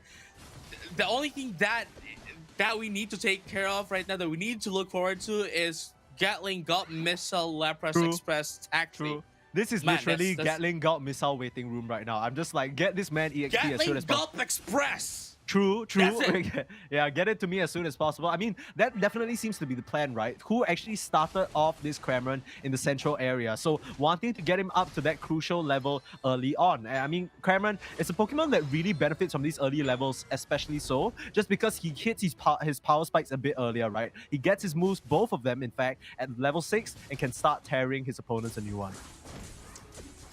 Man, but like, you know, that is going to be a wait for them to have. But at the same time, look at the Cramoran though, already at level 7 at 8-minute mark. Oh wow. Yeah. We're definitely gonna see that. We're definitely going to see the Gatling Gulp Express here. Oh, level that 8 was now. Dude, I respect Sheeptail for sticking that dunk so hard. He almost just got smacked in the neck by those hammers, but he just believed and he made it through. And like you said, yeah, Just already believe. Yeah, just believe. Don't you know? Yeah, don't care about the analysis. Just believe, Yeah, and just you'll get believe. it. Yeah, I mean, they're gonna need to do a bit more believing right now. God of Warriors kind of smashing them in this top half. the Okay, Cramoran going in. Another. They're starting to rack it up. The belief seems to be almost enough. Maita now gonna slither his way out of this one though. But I mean, this Cramoran, he's more than Level 9 online Cramoran right now does have Gatling Gulp Missile. All we need now is a Lapras Express. It's gonna take a while. This guy's level 7. I don't know whether we'll see it just yet, but Gatling Gulp Missile, such a strong teamfight tool, especially when you're up against. Take a look at your opposing Pokemon, right? These are not really Pokemon who can just full commit into one area. They take fights over an extended period of time. The real only tool that you might have is that Blastoise Unite, but he hasn't even reached it just yet. That is true. Now here you go. The first set of objectives is now going to be up as well. Lapras already at level 8, almost ready to call in for the taxi, but Cynthia is doing their best to stop them from getting in this Reggie Ice, but unfortunately a 1v3 is not going to cut it. Bubble Beam is going to be popped up as well. Not only going to be enough to get that Lapras Express, but here comes the taxi, going to be coming up in just a bit. Unite move for the Gatling Gulp Missile, still not used, but I think we're going to be seeing it pretty soon. Yeah, I mean, the fastest taxi in the world wasn't going to get you up there. You needed a hyperspace hole, like transit or something like that. I mean, would have liked to see them contest for that Regieleki, but it's a very clear sort of one-to-one trade-off. You know, you get that advantage of the bot path, you're going to have to give something up, and it is the Regieleki early on. Who, they are very even with God of Warriors right now, though, and I can't wait for this first fight to break out. I think it's going to be huge. It is definitely going to be huge here, but at the very least, you know, while who was able to get in the Reggie bottom here, Reggie Ice for healing, at the very least, you know, a God of Warriors here was able to get in the Reggie like for themselves, giving them some time here. But you can see here going down bottom once again, it is the Lapras and the oh my goodness, the the Cramorant is just waiting for the perfect timing. Yeah. Man. Yeah, this guy, you can tell he picked this Kramer for one reason. That's It true, hasn't that's happened true. just yet, I am seeing but- it now. Yeah, it's gonna happen. Just not yet. Just wait. Hold on to your pants, folks. It's on its way. For now, both these teams They're just cooking. biding their time. Yeah, it's actually all things considered, it's relatively a slow game, right? They haven't really It is. pushed on any sort of moments of pressure. It really is just back and forth, and close battle is the best way to call it. Both these teams have mirrored each other's moves. Sure, the Kremlin's doing very well in terms of the levels department, but you take a look at God of Warriors, it's not like they're trailing so far behind as well. No, yeah, you know, again, that is what they're going to be trying to do here, right? God of Warriors here is just going to do what they did on game number 1 against Talon, where they just want to score in, not really going in for team fights here. And if they do get in on team fights, at the very least, they can sustain themselves, especially with the Hoopa and of course the tankiness of the Blastoise and the Trevenant, with you know, having that Alolan Ninetales up the back to, you know, dish out some damage and maybe perhaps some crowd control as well. But the main thing here that needs to be disabled would have to be Snake with the Dodrio. Yeah, I mean, he's been such a pest, just running up and down looking for an opening. Right now, the opening might be Who's as they sweep up that Regirock with relative ease. Alolan Ninetales and I believe one of the other allies was in the area of the Trevenant, but they couldn't really contest there. And that's going to be an objective going their way. So nice little boost of EXP. And when games are this close, you know, every little bit is going to matter. No, yeah, Rings are bound, bot side. Now here's the thing, right? We have to consider as well that Who definitely is leading in terms of team battles, team fights, but God of Warriors still has to lead in terms of points, and as long as they cannot take down that Dodrio, they're still going to have a hard time, much like Talon had a hard time on game number 1 with going against God of Warriors. No, for sure. I mean, that team fight pretty sick. I think they got tired of just standing around doing nothing there. So I mean, popped the rings unbound, brought the whole squad down there, got a few dunks in, lost some casualties. But you know, you're at the point of the game where it's always around the 3-minute mark. You're not like, where okay, we might as well use our Unite moves, try and push a little bit of advantage. They do, but once again, this game has just been an absolute mirror so far. They're gonna get this Reggie Lecky on Who and probably push in a bit more pressure here to this top tier 1 goal zone. Now here you go. Who is going to be able to get in that final Reggie Ilecki of the game? Likewise, we have got the Regirock as well. That's going to be the final Regirock of the Reggie bottom of the game as well. So at the very least, both of these teams would have a an ample amount of time here to get in their their XPs and farms, in preparation for the Rayquaza fight. Yeah. And Rayquaza fight is going to be the decider. Both teams neck and neck. And if we're talking about neck, Snake definitely has 3 of them. So he might be able to contribute to that cause a little bit better. He has been no stranger to just being such an annoying pest. And already you see him looming in the area. Forced the agility away because Lapras on bodyguard duty. But this is going to be the man to watch. Yeah, but here's Snake. He's just trying to pile up as much points as possible. But, we get to see the Lapras as well right there up top, just waiting for that, the Dodrio, right? So I think what they're trying to do here is just mimicking Talon's counter strategy against God of Warriors Snake. But unfortunately, that's not going to be enough here. They're going to be able to put in some scores as well, putting them into a 120-point lead against Who. Yeah, this more than basically confirms that Who they have to contest and they have to fight. We have not seen the Lapras Express yet, and here it finally is. Can they grab it? But right now, already the Hoopa out of the fight. The 4-man unit of Who pushing back the resistance of God of Warriors and forcing that eject button from the Blastoise. This is not the team fight that they wanted, and now Who might be able to get a good position on this Rayquaza, but they don't actually have a lot of consistent damage to take this down. That's true. They have that Cramorant, they have the Espeon, but is it going to be enough? Snow Globe, is it going to finish it off? No, that is going to be the Elgos finishing things for now. It's a 100-point deficit, not one that is unsurpassable, and they're running straight for the goal zones. Who have they forced it to a game number 3?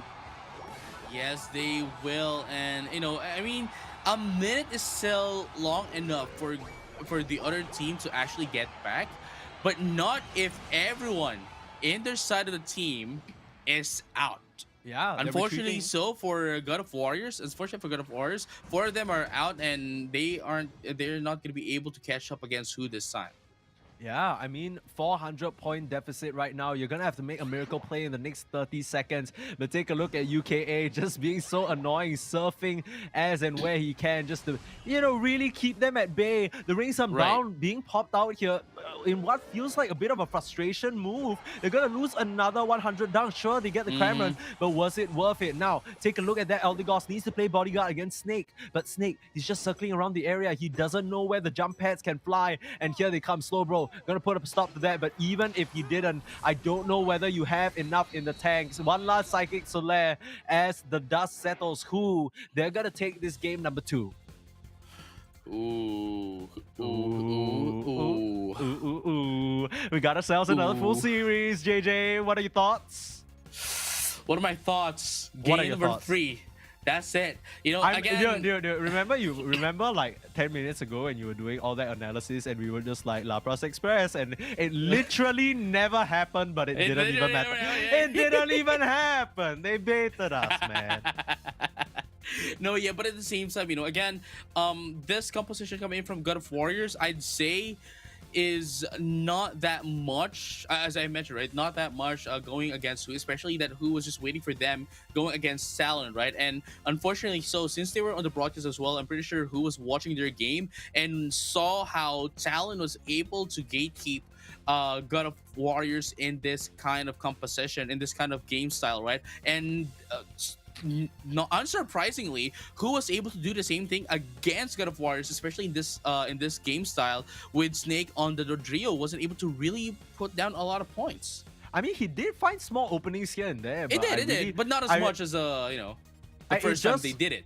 To me, it just feels like Who they had enough firepower between the Espeon and the Cramorant, even though, like we say, it wasn't quote-unquote consistent damage and damage that can be persistent throughout the fight. It was enough to get these pickoffs to start the fight and already put God of Warriors on the back foot. I think the difference between Who and God of Warriors in this particular case is compared to Talon is that it felt like Talon took too much time. Maybe they weren't paying attention to the clock as much, whereas Who, they knew they had to pump the gas immediately.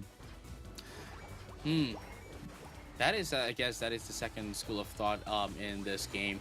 But God of Warriors here, I'm pretty sure this is. I'd have to consider that this kind of strategy coming in from God of Warriors is more of like a cheese strat here, which I don't think would be working again against Who if they do decide to go in on this strategy going into game number 3. Because if they do decide to go in on that again, Who not only has been able to do their homework, but also has been able to experience it firsthand. So definitely they would be able to push them out immediately. But at the same time, we cannot dismiss Snake as well. They have been putting up so much score, especially in the early game before the Rayquaza, and even before the Rayquaza, right? It was just that Snake was they got a bit late going into the Rayquaza fight on game number 2. That's why they weren't really able to risk it down and take the Rayquaza, or at least steal away the Rayquaza. But even then, even if they do get the even if they do get into the legendary pit, right?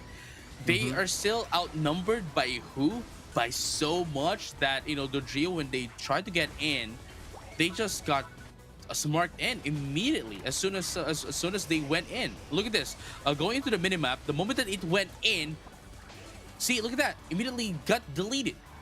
Yeah, and I really just think Who, they really did a good job. This is kind of a bit more of an old school sort of way of playing the game where you just pigeonhole purely on the early game. You have these Pokemon like the Slowbro, like the Lapras, like the Espeon and the Cramorant who really just put on the hurt early on, and they just took that advantage all the way through the end of the game as well. Like you take a look at God of Warriors lineup, right? It's quite front to back. Like you have Pokemon who are supposed to be responsible for each stage. You have the Alolan Ninetales, obviously, to try and fix up the early game. You have the Dojo, who's supposed to sort of run around in the mid game and cause chaos, and that's supposed to buy enough time for the Blastoise to come up. But when you have such a strong sweeping advantage in the early game, just the A9 alone isn't gonna cut it.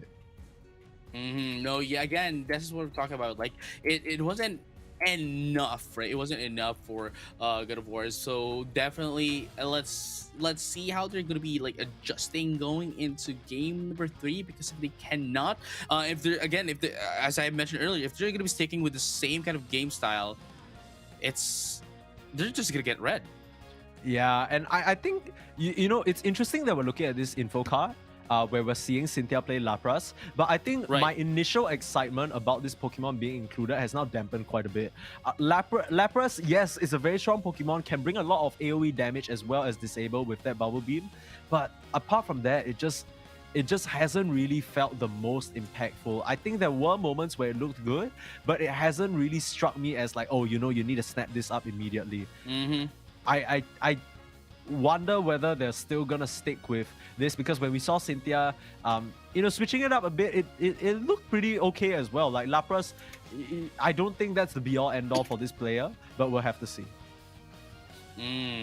That is true. Now, going over to the next one, we have Kicker here with the Eldegoss, which we have been seeing, you know, them use Eldegoss since earlier. Really, they never really used Clefable yet, just the Eldegoss. And honestly, if I'm gonna be asked as well, I don't think I will be changing Kicker with the Eldegoss, because it's working out pretty well, and it has been a lot of like sustain coming in from the Eldegoss as well. Anyway.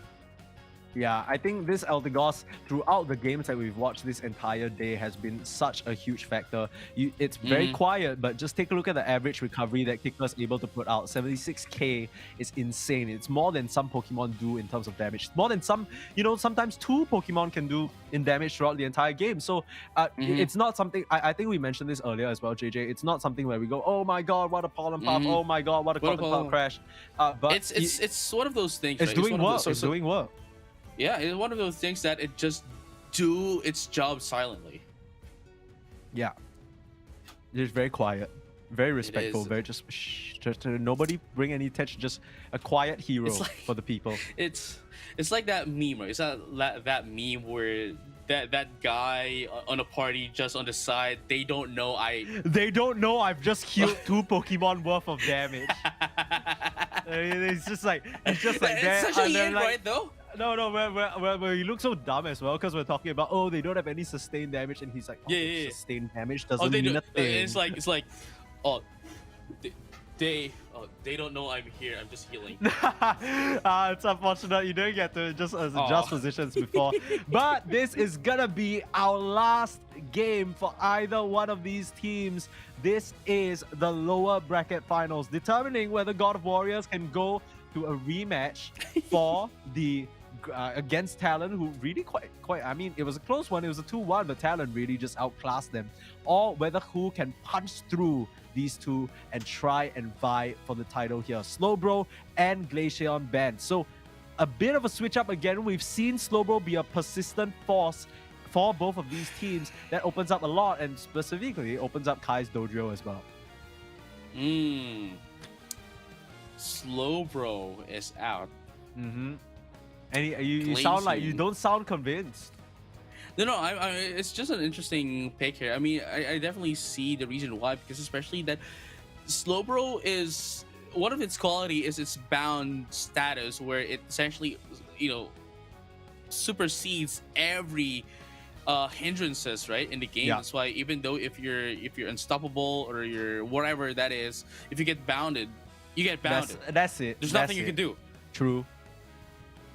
Yeah, maybe they felt like it was a bit too much of an issue for some of them to play against. Maybe specifically Kai and Snake, they weren't really weren't really enjoying being bound so much. Now, Kai and Snake, they are gonna go back to some of their favorites though. So God of Warriors once again backs up against the wall. Snake gonna default back to the Sylveon, which has worked out pretty well for them.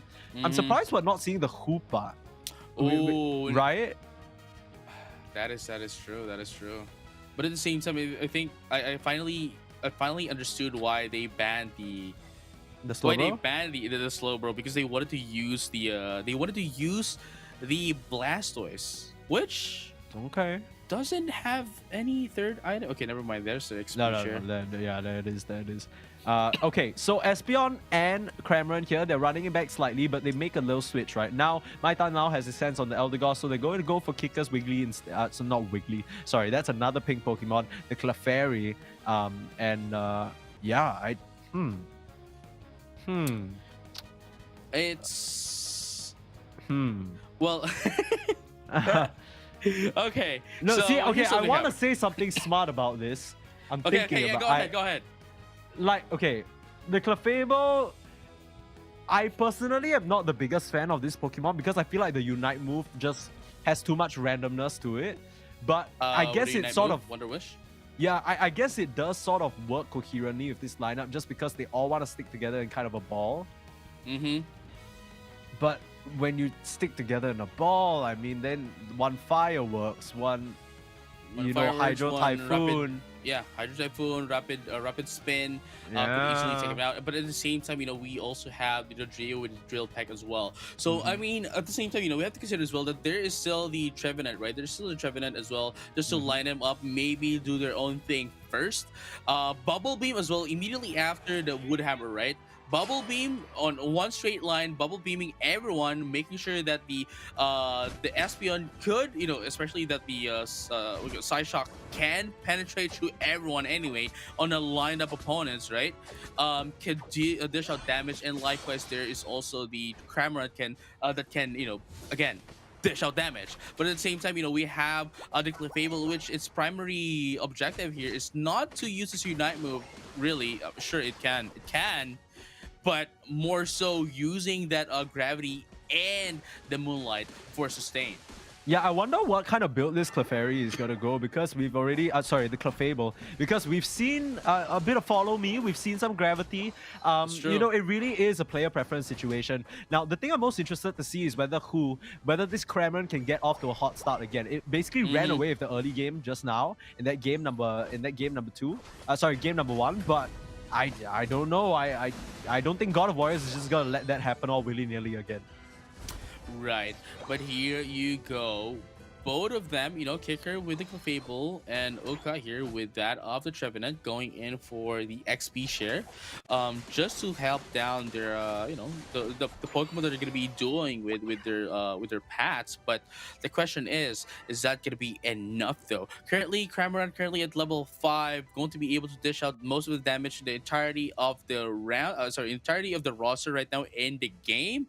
But would they be able to capitalize on this, or would God of Warriors be able to score even more that who can handle?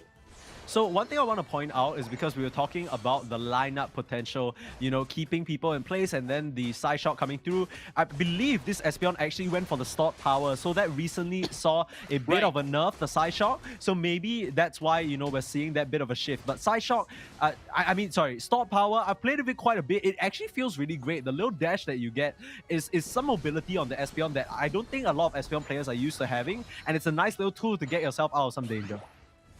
That is true. And at the same time, though it may have a bit of a lesser of a damage than that of Psyshock, it is at least, I guess, similar to that of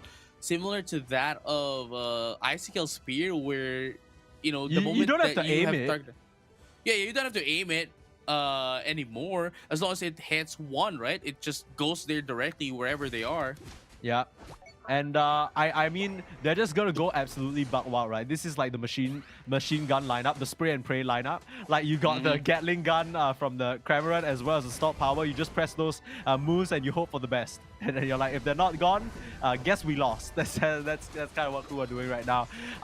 Very even game and very quiet one, all things considered. Both these teams really have just. I think this might have been the most quiet series that we've seen so far in terms of early games. They both just really want to ramp up in their own way, and God of Warriors, they're off to a much more stable early game start than before. Oh yeah, for sure. But here you go though. God of Warriors right now going to be able to take in that Regirock for themselves uncontested, but at the same time, who just wants to get in their score. They don't wanna get into God of War's business. If you want to take down the Regirock, then take it for yourselves. But we'll just score here. You know what I'm saying? Waku could have gotten that KO if he landed the bubble beam, I'm pretty sure. Unfortunately, just gets juked. Nice little dancing shoes put on there from that Dodrio, and we'd expect nothing less from Kai at this point. This man has put on a bit of a performance with his Dodrio, especially with that unique build, which I believe he's gone for again. The drill peck, jump kick, a lot of maneuverability here from this Pokemon. But here you go, though. Here comes the Fairy Floyd going to be popped up just to get in some healing, and likewise a Festival Fireworks as well, just to get in some scores. But here comes the counter hit. That is the Gatling Gut Missile, going to be able to take down 2, and likewise make that 3 as well. That's what we're talking about, the Cramorant. Cramorant dishes out so much damage, especially in the context of a tournament of, sorry, not a tournament, but rather of a team. Because, you know, Cramorant in and of itself is a very, very strong Pokemon, but without the right teammates, it's very frail. Especially if you're going to be using it in solo queue on rank, man, it's not going to be enough for you to just use Cramorant. You need to have a team for you to get enabled. Yeah, absolutely. I really want to commend Sheeptail there for how he played that team fight, because there were so many Unite moves being committed, the Fairy Frolic as well as the Fanciful Fireworks, but he just dodges out of that 1-0. Hold that thought, Hydro Typhoon pops them out. They still want to apply pressure, but God of Warriors, I don't know whether you can do this. Inching forward is Waku, and that is going to be an Eldegoss put down, sent out of the fight here. There's just so much damage out of the Cramorant, out of this Espeon. You can't just walk up all willy-nilly like that. No, yeah, for sure. Especially with this kind of power spike right now into the side of who.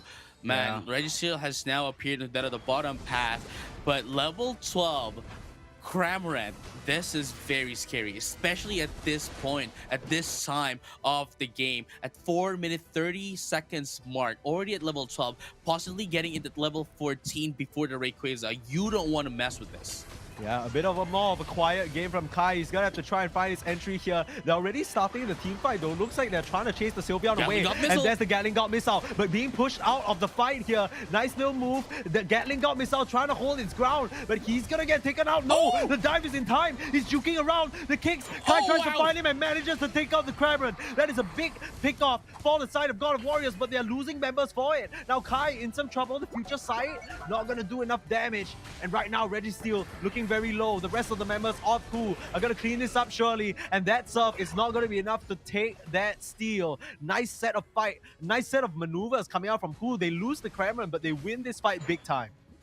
No, I definitely have to agree with that. That was quite a beautiful display performance here coming in from Who as well. And likewise to God of Warriors, they almost were able to take down that Registeel for themselves. Unfortunately enough though, they overextended a bit. They weren't able to capitalize as early as possible. The moment they were able to take down the Cramorant, and had a little bit of hesitation before they actually went in on the team fight. That's why Who was able to seal away the Registeel from them, and from there on out just disengages just to prevent any more casualties that they may get, you know, moving forward. And now they're not preparing to get in on the Regieleki. Oh, Kai might be some trouble. Doesn't get caught by the bubble beam, thankfully. But this Regieleki going over to the side of God of Warriors. Now, they almost lose that Espeon. Needs to be careful there. Dodges back to the team and ushering the Regieleki in. This is going to be a nice bout of points. But before we get to the final stretch, one thing I want to point out. JJ, we might be in troublesome territory again for Ku. They need to be so careful, because this is where the Dodrio does its work. The point disparity, not the largest, only 20, and in fact, it's the way of God of Warriors. So if they're not decisive enough on what they want to do, they might just get caught with their pants down. No, yeah, for sure, especially at the final stretch where everything is double in terms of points, and we have to consider that Who still has their first tier score goal up top, not broken yet. Yeah, that's going to be really problematic to deal with. You know, for the longest time you defend it, but now it might just come back to bite you. 10 seconds left until this final stretch, and we're going to see absolute chaos break out, I'm sure. Now we need to have total silence before the Rayquaza. Okay, everyone, moment of silence. Moment of silence before the initiation of the team fight. Let's find out together. Yeah. To quote our good man, our APAC West, Mr. Husky himself, Ray is back in the picture. Okay, this guy, you know, he's a tough customer. You want to start him out, you need to make sure you got the full amount of goods and facilities to take him down. And both teams just playing around for now. The tanks just squaring off right now. That is true. But here you go. Everyone into the side of Who, right? Everyone into the side of Who Look right at the now Dodrio. is still getting a bit spread out into the map. But here comes the Hydro Typhoon, biggest one initiation, and they're going to have to need to answer back. And that's going to be the Trevenant, going to be the first one down right now. But the Gatling Gun missile is not going to be enough though to take down that. Oh, they weren't able to take down anyone at all, but they're going to be able to be reverse Uno with that. It's going to be 3 down to who as well. Kai now trying to score in. Unfortunately, not going to be able to do so. Yeah, but Ray is gonna go the way of God of Warriors right now, but they're opting to go for the dunks instead. They managed to deposit a 50. Looks like another one cracking open. 200-point disparity. Right now, they have one final move they can make. They need to strike hard and they need to strike fast. But using their Unite moves, what else can they do, JJ? What else can they do is the question right now for who, because if they cannot get the Rayquaza and if they cannot get it right now, they wouldn't have enough time to score back. Yes, there's still the first score goal down bottom for God of Warriors, but they cannot get past God of Warriors if they cannot get the Rayquaza. They can't even get past Cynthia. They're starting to get mowed up. Snake hyper voicing them down, and the last man standing is this poor Lapras. This isn't the welcome he wanted onto Thea Sky Ruins. 10 seconds left as they're gonna be scratching their heads with how they just lost this game. God of Warriors in the final moments outmaneuvering them and catching them with their pants down once again. Kai with this dojo is so bloody annoying. Wow. Just wow. All the silence paid off.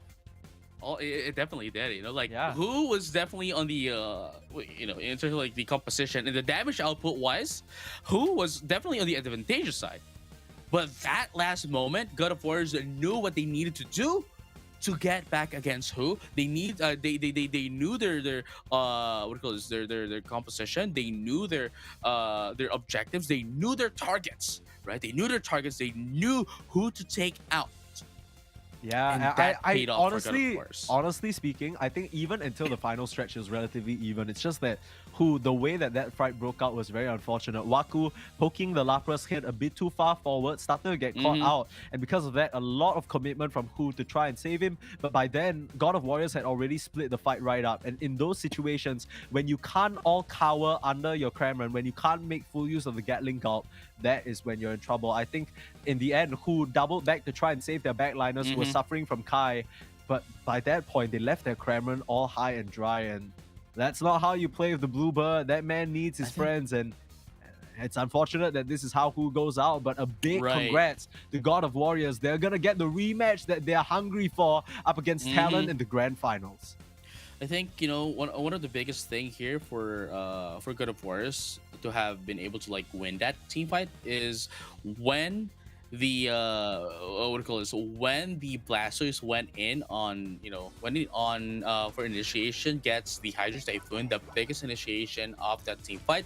Immediately after, unfortunately for who, they left. Right, they left the Trevenant onto the other team fight and left with what, 3-4 Pokemon up against 3-4 Pokemon, and just got picked up immediately after, since the Gatling Gun missile is still channeling that the Cramorant, and it didn't have any backups at all. They were just God of Warriors was able to pick it off, and from there on out, almost nobody's doing some damage except for obviously the Espeon. But even then, Espeon might have the damage, but it's still very squishy, especially when God of Warriors is still, everyone is still complete, everyone's still okay. Yeah, that's definitely the case. I mean, we see the stark difference that can happen when you make use of a Cramorant, right? This is exactly what happened in this fight. The Cramorant, Sheeptail, able to dish out so much damage and just be that bastion for the team to fight around. But in the final fight that we'll see later on as well, JJ, they just left that Cramorant alone. Is not how you do it. The Gatling Gun missile, you need friends in the trenches. You need the Express. Yeah, you need the Express. We didn't even see it. That's the We annoying didn't part. get to see the Express. We hyped dude. it out the entire time, and we're just like, okay, it's coming. It didn't arrive. But unfortunately, maybe that's why who Maybe the didn't make grand it. finals. Never know. Yeah. So this is what I'm talking about earlier as well. Immediately after Hydro Typhoon, they just left the Trevenant for it to be taken down. Then immediately after would be that of the Cramorant, and everyone is still complete again, even despite having a damage output. This this Espeon not having a Side Shock wouldn't be able to burst down so much damage, and since everyone else is still complete in God of War, was still able to just delete it immediately in less than a second. Yeah, I mean, take a look at that. Like, the Cameron just off-screen, just getting pummeled by the Delphox. Very unfortunate situation here. And really, really nicely done from God of Warriors. But, yeah, to wrap that game up, I mean, that was unfortunate for Who, but God of Warriors, you got to give them all the props. They climbed their way back up after a lower bracket run for the ages. That's right. One final look at the brackets here before we move into our grand finals. Of course, let's follow the tracks of both teams that will be watching. Talon, of course, they had a relative... They're still undefeated. Still undefeated. Only God of Warriors managed to take one game off them. But Who had a bit of a grueling one, right? Defeating Omo Bengals, who we know has some notable players on there. Defeating CMS in the first match that we watched them play on stream. And off-screen, taking down Rated Pidgey, who looked really good against Digital Devils. And now, unfortunately... you know, dropping down here. It was a good run, but unfortunately, God of Warriors, the rematch, the vengeance is too strong. Now, another thing here that we have to point out here, just going into the grand finals, is that Talon not only hasn't lost in day number 2, but they haven't lost any games at all starting from day number 1. So from the round robin to the group stages, to this stage of the tournament, they haven't lost once yet. 100% win rate right now. 12 wins, 0 losses. God of Warriors, however, already lost against Tonton Dynamis, which is I believe on the group stages. I believe on the what do you call this? I believe on the day 1, but even then, you know, they only lost against Talon immediately after. So that's like what, 11 wins, 2 losses for them, with 84.62% currently win rate on based on our brackets. But with that being said, ladies and gentlemen, all trainers alike, once again, this is going to be a rematch between Talon and God of Warriors for our grand finals. So if you want to stay tuned, guys, don't go anywhere. We'll be right back for more Pokémon Unite action only here at the Pokémon Unite World Championship Series. Don't go anywhere.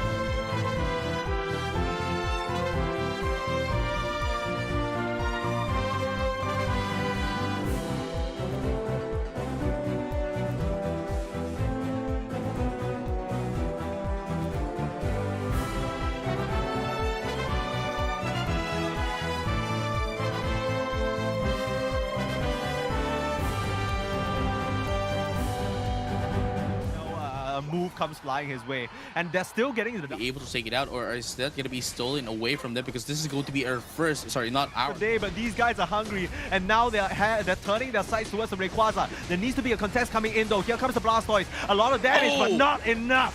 Not near this tier 1 goal zone, and they're gonna be able to, but Talon, they are a 500-point lead deficit ahead. I don't know how else they can try and push this through, because the points on the players of God of Warriors, they're running out and time's not on their side. Yeah, they won't be able to score in as much. And even if they, see, here's the thing, right? Even if you do all of them have 500 points, that's just going to bring them to 806. It's still not going to be enough. Talon is still going to be higher in terms of points. Yeah, absolutely. Talon will have to make a very generous, you know, nice little group up potential here. It's just trying to keep his allies up and running. Oh, that is a lot of damage coming out from Kai. One Kai is better than the other, and Pex beating Talon, right? Then everyone else could just catch up, because that is the biggest problem that anyone fighting up against Talon's biggest problem.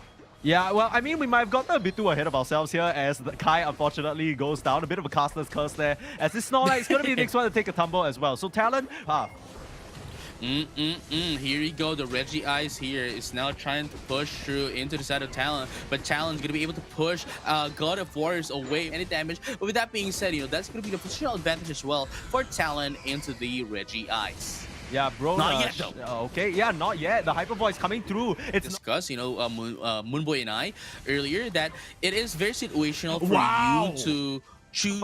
Closing moments of the game, there's gonna be at least 1 or 2 more Reggies here for them to contest against. Oh, the defense there though. Blank did a really good job in terms of biding his time and popping out right when, you know, the dojo didn't needs any opportunities. It is right now where not everyone into the side of Talon is with them. But unfortunately, they're going to get sandwiched by Talon. Paranum is going to be popped up as well, but it's not going to be enough to survive. Yes, well, it is going to be enough, but it's not going to be enough to dish out damage. Blank here, Hydro Typhoon is going to be popped up. Not going to be enough, though. But here goes a block. You're going to be able to take down the Drio into the side of God of Warriors. Excellent fight there, singling out Kai, forcing them into a bad spot. Now MXI under some threat as well. Can't hold the goal zone, but Kai back into the photo. Kai, the Clefairy, I mean, jumping in, backing up that Blastoise, but dropping a little low on that Blastoise. They managed to take down 2 for now, and they're starting to mock. Good job in stopping the Drio as well. And look at this. I think we're going to be seeing another hundo here from Braun. It's going to be enough of a... Kai is gonna have to play picture perfect, right? Oh, that's true. Ring some down, Mai Tan Lao, trying for some funny business here, bringing Kai down to the bot side, mirroring the move that was just done to them by... Then maybe perhaps this would work as well for the other team. And as you can see, it did work for them as well. And just like that, that's going to be who taking down that Reggie. Like, Zulu is going to be popped up as well. Fonte Force is going to be popped up, but that's not going to be enough though. They need to have some follow-up damage, which they did, and it's going to be going to get now. But that's going to be 2 down, reverse Unipart here into the sun. And here comes the big bad bear. There's been a thorn in their side for so long. The punchers, they're starting to rack up straight out to the back line. The Lapras has found Cynthia, and they're just gonna take down this Traveler. Not if he has Horny, just not if he has a Hyper Voice. Is it enough to reset? Can't come fast enough. And despite all the special attack, Snake needs to chase down his opponents there, but they could just turn around. The bubble beam just tossing him up. But now Waku, they need to finish off this objective, but Snake, he's on the back line, and Alolan Ninetales doing the damage. Who's gonna get this Rayquaza? It's gonna be the side of God of War. You're talking about Cynthia on this Trevenant, just such an annoying bastion on bot side. Now here's the thing, right? We have to consider as well that who definitely is leading in terms of team battles, team fights, but God of Warriors still has to lead in terms of points, and as long as they cannot take down that Dodrio, good position on this Rayquaza, but they don't actually have a lot of consistent damage to take this down. That's true. They have that Cramorant, they have the Espeon, but is it going to be enough? Snow Globe, is it going to finish it off? No, that is going to be the Elgos finishing things for now. It's not one that is unsurpassable, and they're running straight for the goal zones. Who had they forced it to a game number 3?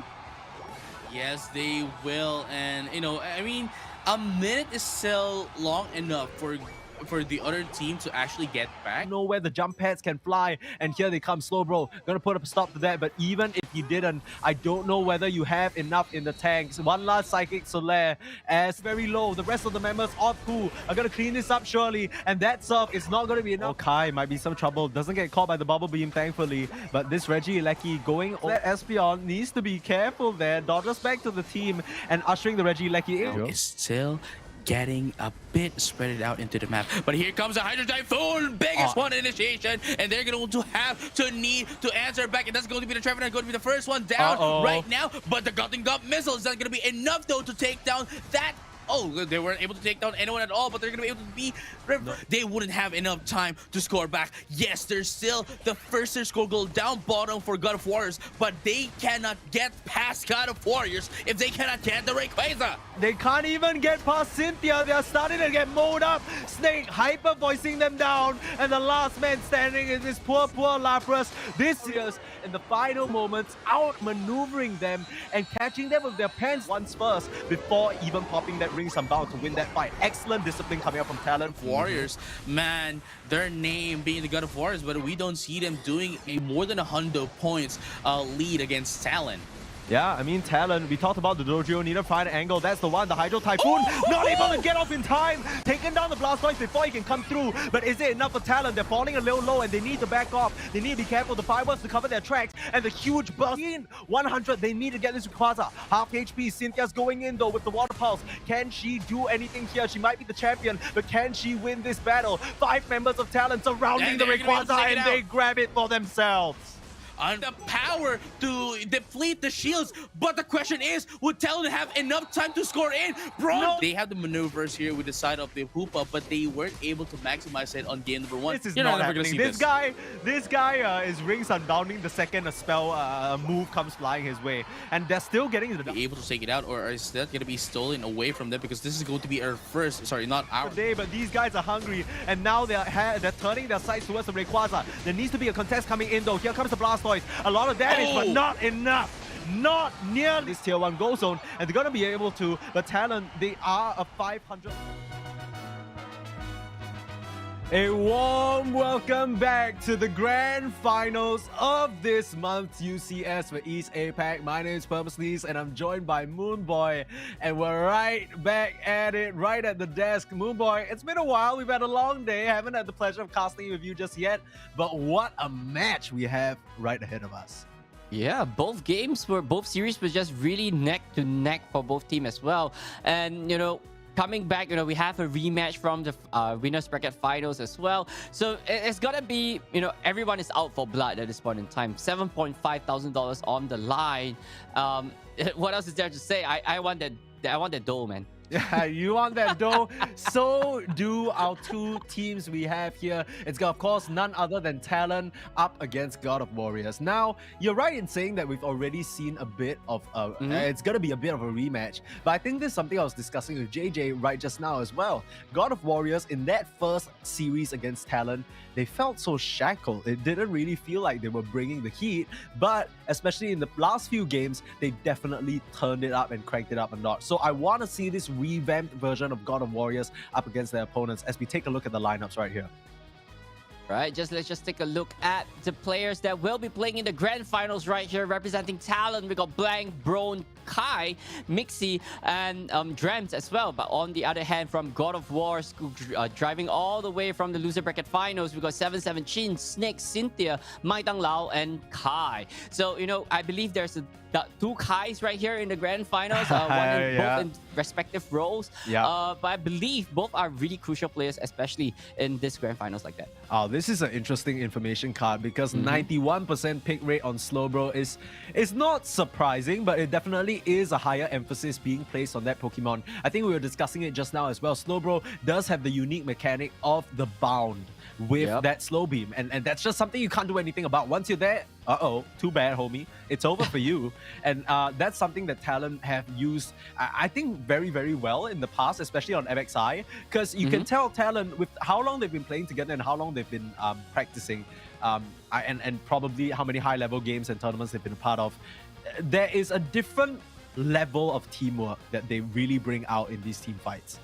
Yeah, for sure, right? I mean, they know each other at the back of the hand at this point in time. They have been playing Pokemon Unite competitively since the very beginning. True. So there's lots of, gear work coming in and lots of expectation coming in from Talon as well. But on the other hand, though, God of Warriors with a 67% pick rate on Dodrio and Eldegoss and Sylveon as well. So I believe, I've been seeing a lot of like really solid Sylveon just now in the earlier games from God of Warriors. And this guy is definitely going to be, likely going to be coming back onto the Sylveon and showing us, what he's all about. Yeah, their top priority thus far has been securing that Dodrio for Kai with that unique jump kick as well as the drill pack build. And I must say, I think it's really good. I mean, the way this guy is playing it, absolutely stellar. But I do think the main priority should be on those three most picked, right? You want to get that Eldegoss, you want to get that Sylveon for Snake, I believe, and you want to get that Dodrio for Kai. If you can get that, suddenly you're going to be enabled to play the best Unite that you have. And that's what it's going to take. Now, Moonboy, before we get into the grand finals, I want to bring you back to April a little bit, okay? April, since the start of the broadcast during April, I remember what we were saying. We were saying, Orangutan, this is going to be easy for them. We had so much expectations for them, and unfortunately, in the grand finals, that's where they fell short. So, I mean, this is sounding like a bit of a similar story. Talon, the de facto favorites, the one with the big orc behind them, now facing against God of Warriors, a pack of 5 players who are on fire right now and hungry for vengeance. This is gonna be a grand finals to watch. Yeah, but this is going to be a steep mountain for God of Warriors to actually climb because they came from the loser bracket and they have to defeat Talon twice in 2 best of 3s. So it's gonna be an uphill battle coming in from Warriors, but it is not impossible, and we would love to see a reset coming in this grand finals as well. Immediately off the ban phase, we got Glaceon, this is expected, and a Hoopa ban coming in from God of Warriors. Yeah, the Hoopa ban worked out pretty nicely for God of Warriors. It was only in that final stretch that they really let it fumble against Talon there. But the Hoopa, something that Kai plays very, very well, so wanting to snatch that away from him, no surprises there. And they're gonna double up on the pseudo ban as well. The first pick, that Slowbro, which is what we already saw Talon really, really like on MXI. So gonna force MXI into something different here. Ooh, could it be a Mr. Mime? I would love to see a Mr. Mime. Yeah, I know you would. Yeah. I know you would. Yeah, I mean, MXI, we saw the player card previously. Mr. Mime is one of his top picks as well, but I believe it might be a Snorlax coming in for Team Talon this time, and a Chandelier on Drem's hand this time around. So there's something interesting, a new Pokemon onto the fray for Talon this time around, and Maitang Lao back onto the Eldegoss. So we saw this man on this Eldegoss always consistently giving really good quarter cloud crashes, and this guy is just solid on this Eldegoss. Yeah, I wonder what Kai is going to pick up, because he does have the option of go. Oh, what is this? What is this? Only a singular support / tank MXI Talon. I was gonna make this joke. So, Moonboy, forgive me, but you can't hashtag Saw with Talon if you don't have the Talon flame, okay? That's literally, I'm pretty sure this is like a brand obligation thing. You need to pick this Pokemon. And this is so cool because it's a EXP share Talon flame, and Kai, he's probably gonna go mess around with the central area Pokemon and really try and just derail them from the start with this pick here. Yeah, lots of disruption coming in with this Talon Flame as well, right? EXP share is something that we don't really usually see. Yeah, Talon Flame actually holding. So and Snorlax with the EXP share, I mean that's usually is the case, right? But no supporters on the side of Talon. We have seen lots of games today, and there's no one team that did not have a single supporter, and Talon is coming in really brave with this particular lineup. I see what you did there. They definitely are feeling their bravest, but it's none other than the Bird Gang. These two have so much burst potential between the Dodrio as well as the Talon Flame. They can just drop on you like a hat and just knock you out immediately, especially some of these squishier Pokemon. The main problem is Sylveon that we talked about, God of Warriors. They play it really, really well because in these extended engagements, Snake has a lot of sustain backed up by the Eldegoss, but when you're facing up against such intense burst damage, the Dodrio, the Chandelier, even to a certain extent, if the Urshifu decides to whichever rapid or single strike he goes, still can pump out a lot of gas. So Talon, full force, full aggression here with this lineup. Yeah, it's just pure aggro coming in from Talon, right? But God of War have to take advantage of this particular lineup because there is no healing coming on the hand of Talon. So, you know, if you could sustain the fight a little bit longer, go for longer fights. Talon is definitely going to have a little bit of trouble. But Kai immediately going straight right down to the A9 right there. And, you know, being down so early. Yes, it's a disruptor, but I don't think that's a really smart move, to be honest. I mean, this kind of feels like he's playing it somewhat like a, you know, either like a Hoopa or like a Sableye. You know, just really buying and drawing a lot of attention. That A9, yes, you get that KO, but it's a long, long walk back to bot path where the Litwick already making good headway towards that level 5 and that first evolution of the Lampard. So, you know, it's a give and take, right? You do end up losing that first KO, but you get a nice bit of space for your bot path. Yeah, but it's cool, right? Because Kai have the EXP share on him. So, you true. know, being KO'd so early again and again, but you're buying so much time, buying so much information. So the rest of the team could just clear up all this wild Pokemon in the center area and just, you know, go for snowball from there. And, you know, immediately, you know, we are seeing a huge, a little more level difference coming in from Talon as well. Okay, interesting stuff. Mystical Fire build now, this time round from Snake. Oh, Bron just got caught out here, needs to dash away and get out of there back to safety. But yeah, a little bit of an adjustment, and I think it's a nod to maybe the slight lack of CC and tools that God of Warriors have. Sure, they have the slow bro, but apart from that, there isn't really any tools that they have to keep all of Talon in one sort of area for the Hyper Voice to do well. So that's where the Mystical Fire, along with the dash, can actually help that Sylveon out quite a lot. Yeah, for sure, right? And you know, and this Mystical Fire does a little bit more bursty damage compared to a Hyper Voice that does shredding damage. Yep. So that could make a difference, especially with such a really teen lineup that Talon actually have. Like, you know, we got the trio, we got Talonflame that could really fall down really easily. Yeah, I mean, speaking of shredding, they just walk up to the wrong side of their Sky Runes there, turn the corner, just get absolutely melted. MXI doing a pretty good job in terms of the defense here. Dreamt here to support as well, and they're going to be able to hold off the, I guess, capture of their goal zone. But they need to be careful because this is right now a 4-person commitment from Talon here. Meanwhile, the Elder Gods, Maitan Lao, actually gets that blue buff stolen. Nice moves from Bron.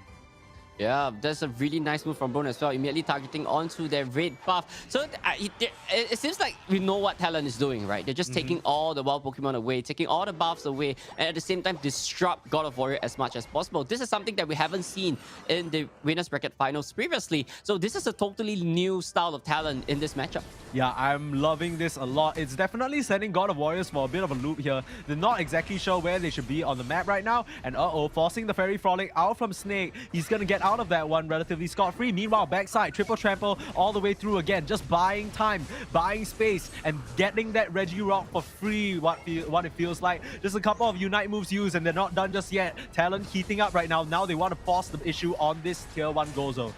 Well, the Regirock really did benefit them a lot, especially they need whatever defense stats that they need that they could find on the map as well. So, you know, having the Regirock buff is really well done, but MXI immediately going straight right down and 2 KO coming in from Talon. That's not a good position, but they still got the buff in the end. And, you know, the Talonflame is really on the top side. You know, he might even get to start on the Regieleki pretty soon. Yeah, that was a really cool move here coming out from that Urshifu. Knew he was going down, turned around with a Wicked Blow to set up for that Chandelier to get at least one more KO. Oh. Wow, nicely timed. You eject button, but Unite move not so much. You know, a bit of a swing and a miss there coming out from Kai. You know, wasting water's never good, and I don't think God of Warrior is going to feel too good about that one because this Pokemon, that's a very big teamfight tool that they're now missing. Yeah, for sure. Right? No Hydro Typhoon onto the team fight on the top side as well, as the rest of four men from Talon going straight right to the Regieleki is definitely going to be going to their side in no time, and it will be marching straight right down to the bottom side. Talon is okay to lose the bottom goal zone right there as well, because that actually unlocks the side wild Pokemon for them to get more EXP. Yeah, that's for sure. God of Warriors and Talon, they're still duking it out left and right here, but it definitely feels like Talon have a bit of the upper hand at this point in time, pushing the issue with the Regieleki, forcing the Blastoise away from his home, and they've ushered Regieleki successfully into this goal zone. They take out the Dodrio, which isn't too bad, but cracking open this tier 2 can lead to a lot of issues later on. Snake in some trouble, but they managed to get the Chandelier, so nice little dodge away the Mystical Fire, and now MXI, no sustain on their side, means that they're gonna get petered out. Yeah, Talon is totally fine with all this KO. Yes, you know, they're losing a little bit in team fight because this particular composition is not meant for fight. And right here, Bron might be a little bit of trouble as well, but the Talonflame really come into the rescue to save a fellow bird Pokemon right there. Yeah, Bird Brothers Unite. That's what's going on right now. And Talonflame, you know, this Pokemon has really, really gone a long way. Had us really excited, and rightfully so, right? I think it's done its job in terms of disruption and just drawing attention, similar to the Dodrio. Now, bound up, slow beam. That is going to be a KO Urshifu. Make quick work of him right there. And this is so annoying. Take a look at Kai. He's essentially forcing the Eldegoss to persistently be back here, because if you're not, it's just free dunks on free dunks. Yeah, for sure, right? And Talon, it's obvious what they're trying to do. They're going for the dunk comp. But this is definitely a dunk composition for Talon right here, Yeah. right? They're just so aggressively dunking the whole time and just breaking the top goal zones before the 5-minute mark. So, you know, if they could keep this going, they're definitely going to win the whole game for this round as well. Oh my goodness, God of Warriors, you gotta be kicking yourself there. Losing out that Reggie to the side of Talon. They were just hunkering around for it, waiting for their moment to strike, and they find the perfect one. God of Warriors, it definitely feels like it's starting to slip out of their hands a little bit, at least in this game number 1. It's being so annoying. I mean, there's so many things to keep tab of. Talon. They're striking on all angles. They're being so frustrating to deal with.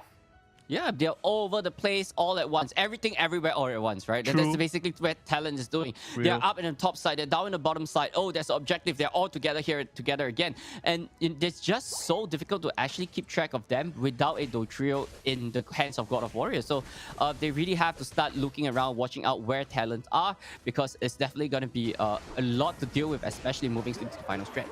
Oh, actually another slow beam committed to take out that Dodrio, but immediately Kai spots it out from a mile away, comes back to defend the goal zone in lieu of his fallen brother. Now, he doesn't actually manage to peel the Sylveon off, and needs to be careful because the Mystical Fire along with the Surf can do him in if he oversteps his bounds here. But I think this is more so just keeping tabs on them, right? Meanwhile, Regieleki in this top side, in rolls the Blastoise with that rapid spin, but he's falling low. No sustain on his side, pecked down by the Dodrio, and this is going to be free pickings for Talon. Yeah, this Regieleki is going to be huge for Talon right here with 30 more seconds on the clock until the final stretch. This Regieleki is going to stroll in all the way to the final stretch as well. So that also keeps, you know, God of Warrior really busy away from the Rayquaza.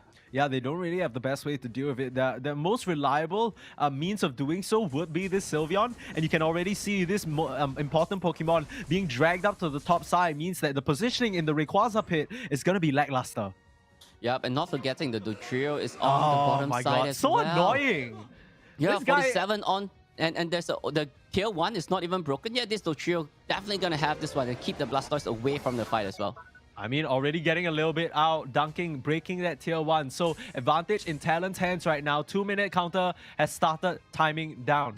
He might spot this Urshifu, and if they get blank, okay. Slow beam, starting out the fight. The jump, not gonna matter. And Urshifu out of the picture. The Snorlax as well. This could be the one for the God of Warriors. Have they found their opening here? Now the Chandelier caught out without defense too. And the Hydro Typhoon pops them down, and Brone forced to retreat. They get 4 on the side of God of Warriors, and this is not how you fly, Talon. Rayquaza immediately at about 1/3 right now, and there's no Talon members to be seen right now. Talon, now the game plan is to defense because there's so much point for God of Warrior to score right here.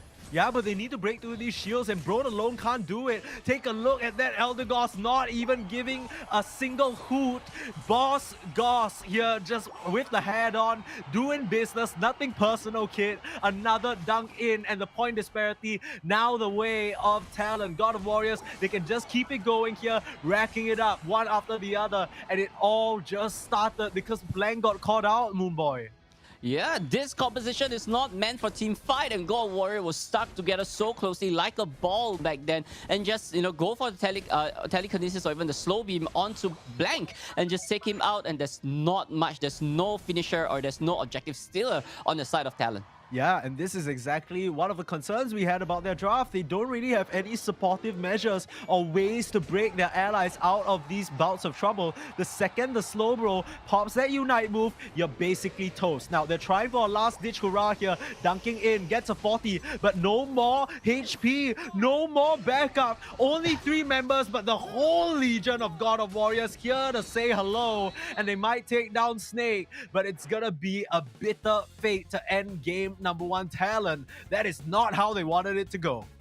Yeah, Talon literally, you know, went on a really aggressive kind of like a strategy right here, but it didn't pay off for them. Yes, they are the winner. They are in the winning brackets, winners brackets right here. But losing this round like that, I don't think that is a really smart move, because that literally put them on the back foot as well. So maybe they have to go back to the drawing board. This strategy might not work against God of Warriors. Yeah, that's for sure. God of Warriors holding firm there. You just gotta... I can't help but feel like Talon, they kind of threw their lead a little bit. I don't say this word lightly, but they had everything going for them, it feels like. I just want to point out as well, Kai actually did more damage than Urshifu and the Dojo. This man was putting in work, but when your support player is the one carrying a bulk of the weight, that's where you're looking at the Dojo, maybe you're looking at the Urshifu, and you're like, okay, you know what, guys, you need to buck up a little bit. I do want to point out as well, in the one game that Talon lost against God of Warriors, Blank was playing that Urshifu, so and he was playing single strike as well. So maybe they just need to switch off that. Maybe that's just not something that's up to par, that's able to perform for them. Switch the Urshifu back to Brone, get him on his rapid strike Urshifu, and maybe that's the recipe that you need for success. For sure, like that. I mean, he was pretty solid in the previous round as well. So, right, there's no reason to actually change it out. So I believe this change is definitely for this specific composition itself. Yep, Yeah, as we head into the aggro replay, coming I am going to... I finally do. You know, I was watching you guys in this little screen. I feel so cool. I'm like a little presenter. Okay, so here, as you can see, all along, Talon, they didn't really have as hot of a start as we are used to seeing when they got off to these good sort of games, right? Talon, when they get their hands on this Urshifu, you see the Surging Strikes Bear just go absolutely crazy. They do have some pretty good team fights here where it's the early stages, and God of Warriors, they don't have enough gas in the tank in terms of pure firepower to deliver what's necessary. But as soon as that Talon ball is broken up, you can see how easy it is for them to go from target to target, single you out and pick you off, and there really isn't much of a defense, especially as MXI goes down. The second that key player falls, the block is down, and immediately they get swept up one by one. So they are in relative control throughout most of this entire game, but the point disparity isn't really much in their favor. And I mean, these team fights, I do have to say, there were moments where it kind of got me scratching my head, because it feels like, okay, Talon should be ahead here.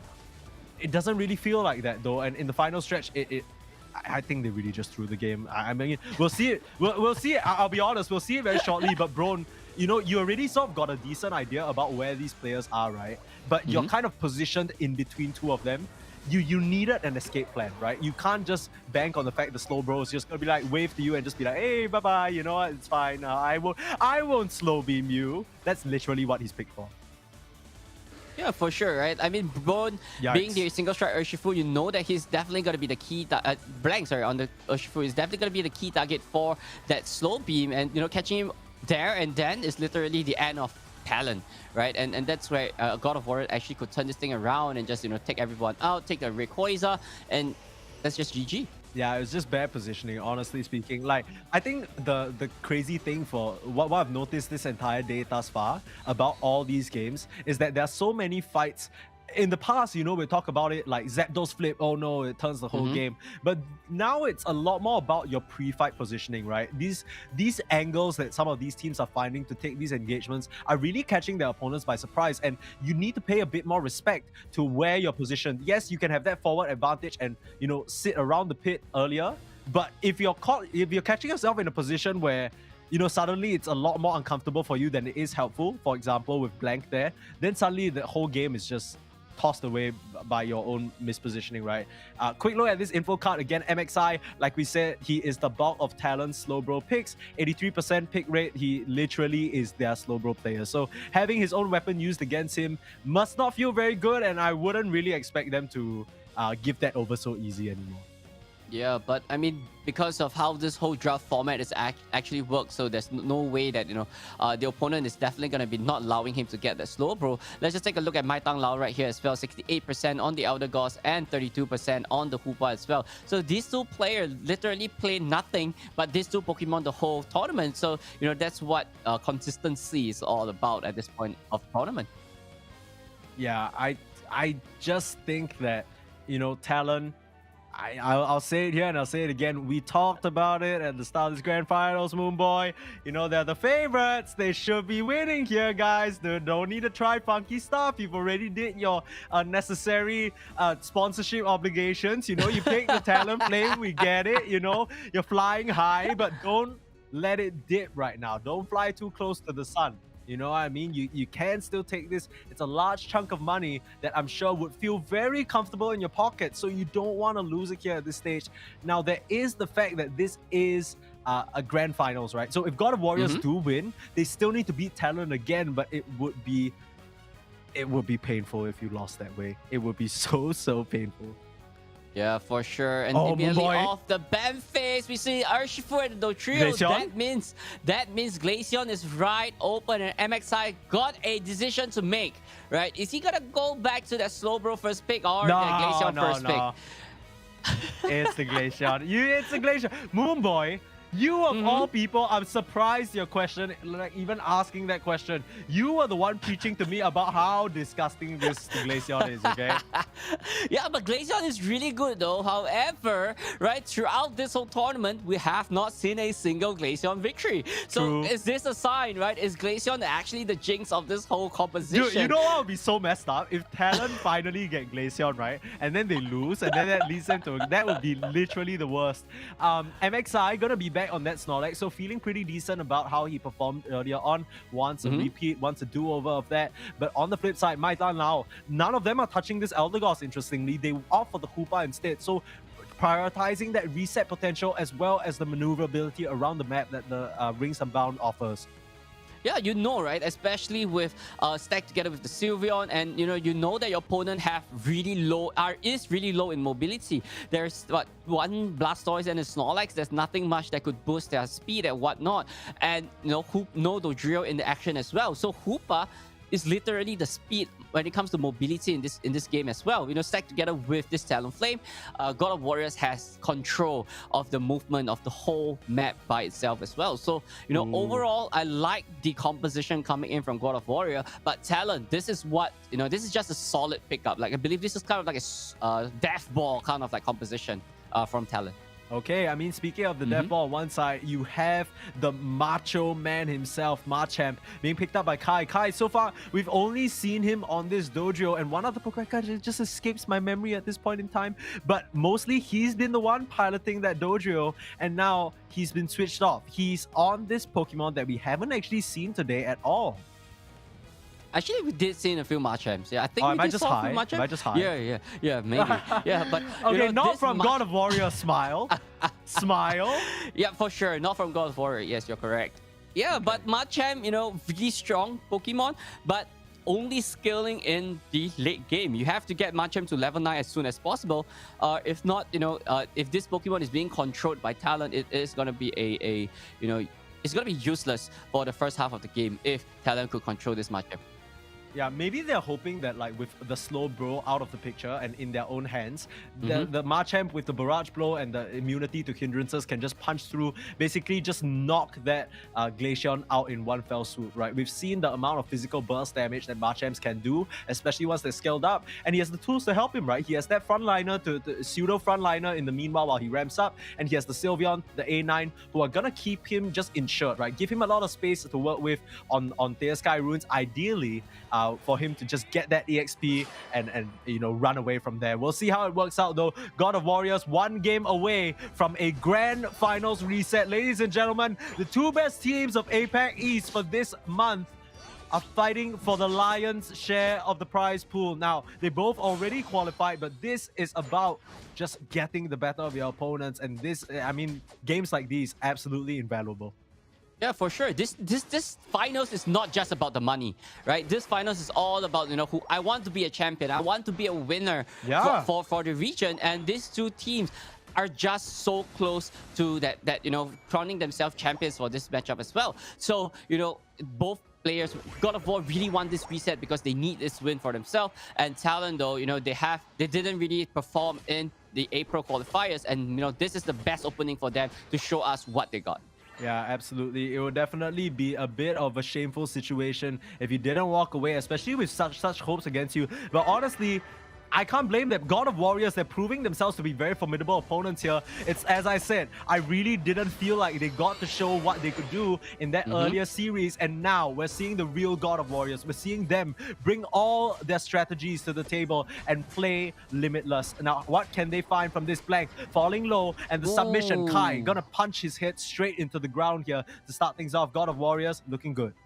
Yep, I love the selection of submission from Kai, right? Like, you know, instead of going for the dynamic punch, it went with the submission. So I believe this is definitely going to be targeted straight at the Glaceon, so that you could catch the Glaceon upon her firing off the Icicle Sphere, and you could cancel the Icicle Sphere there and then as well. So, you know, and at the same time, the rest of the team could just zone that Glaceon down and take her out, because Glaceon is just too broken in this format as well. And, you know, with this composition, once the Glaceon is caught, there goes all their firepower from Talon's side. Absolutely. Very interesting move here. Submission coming in, trying to grab the Glaceon, like we said.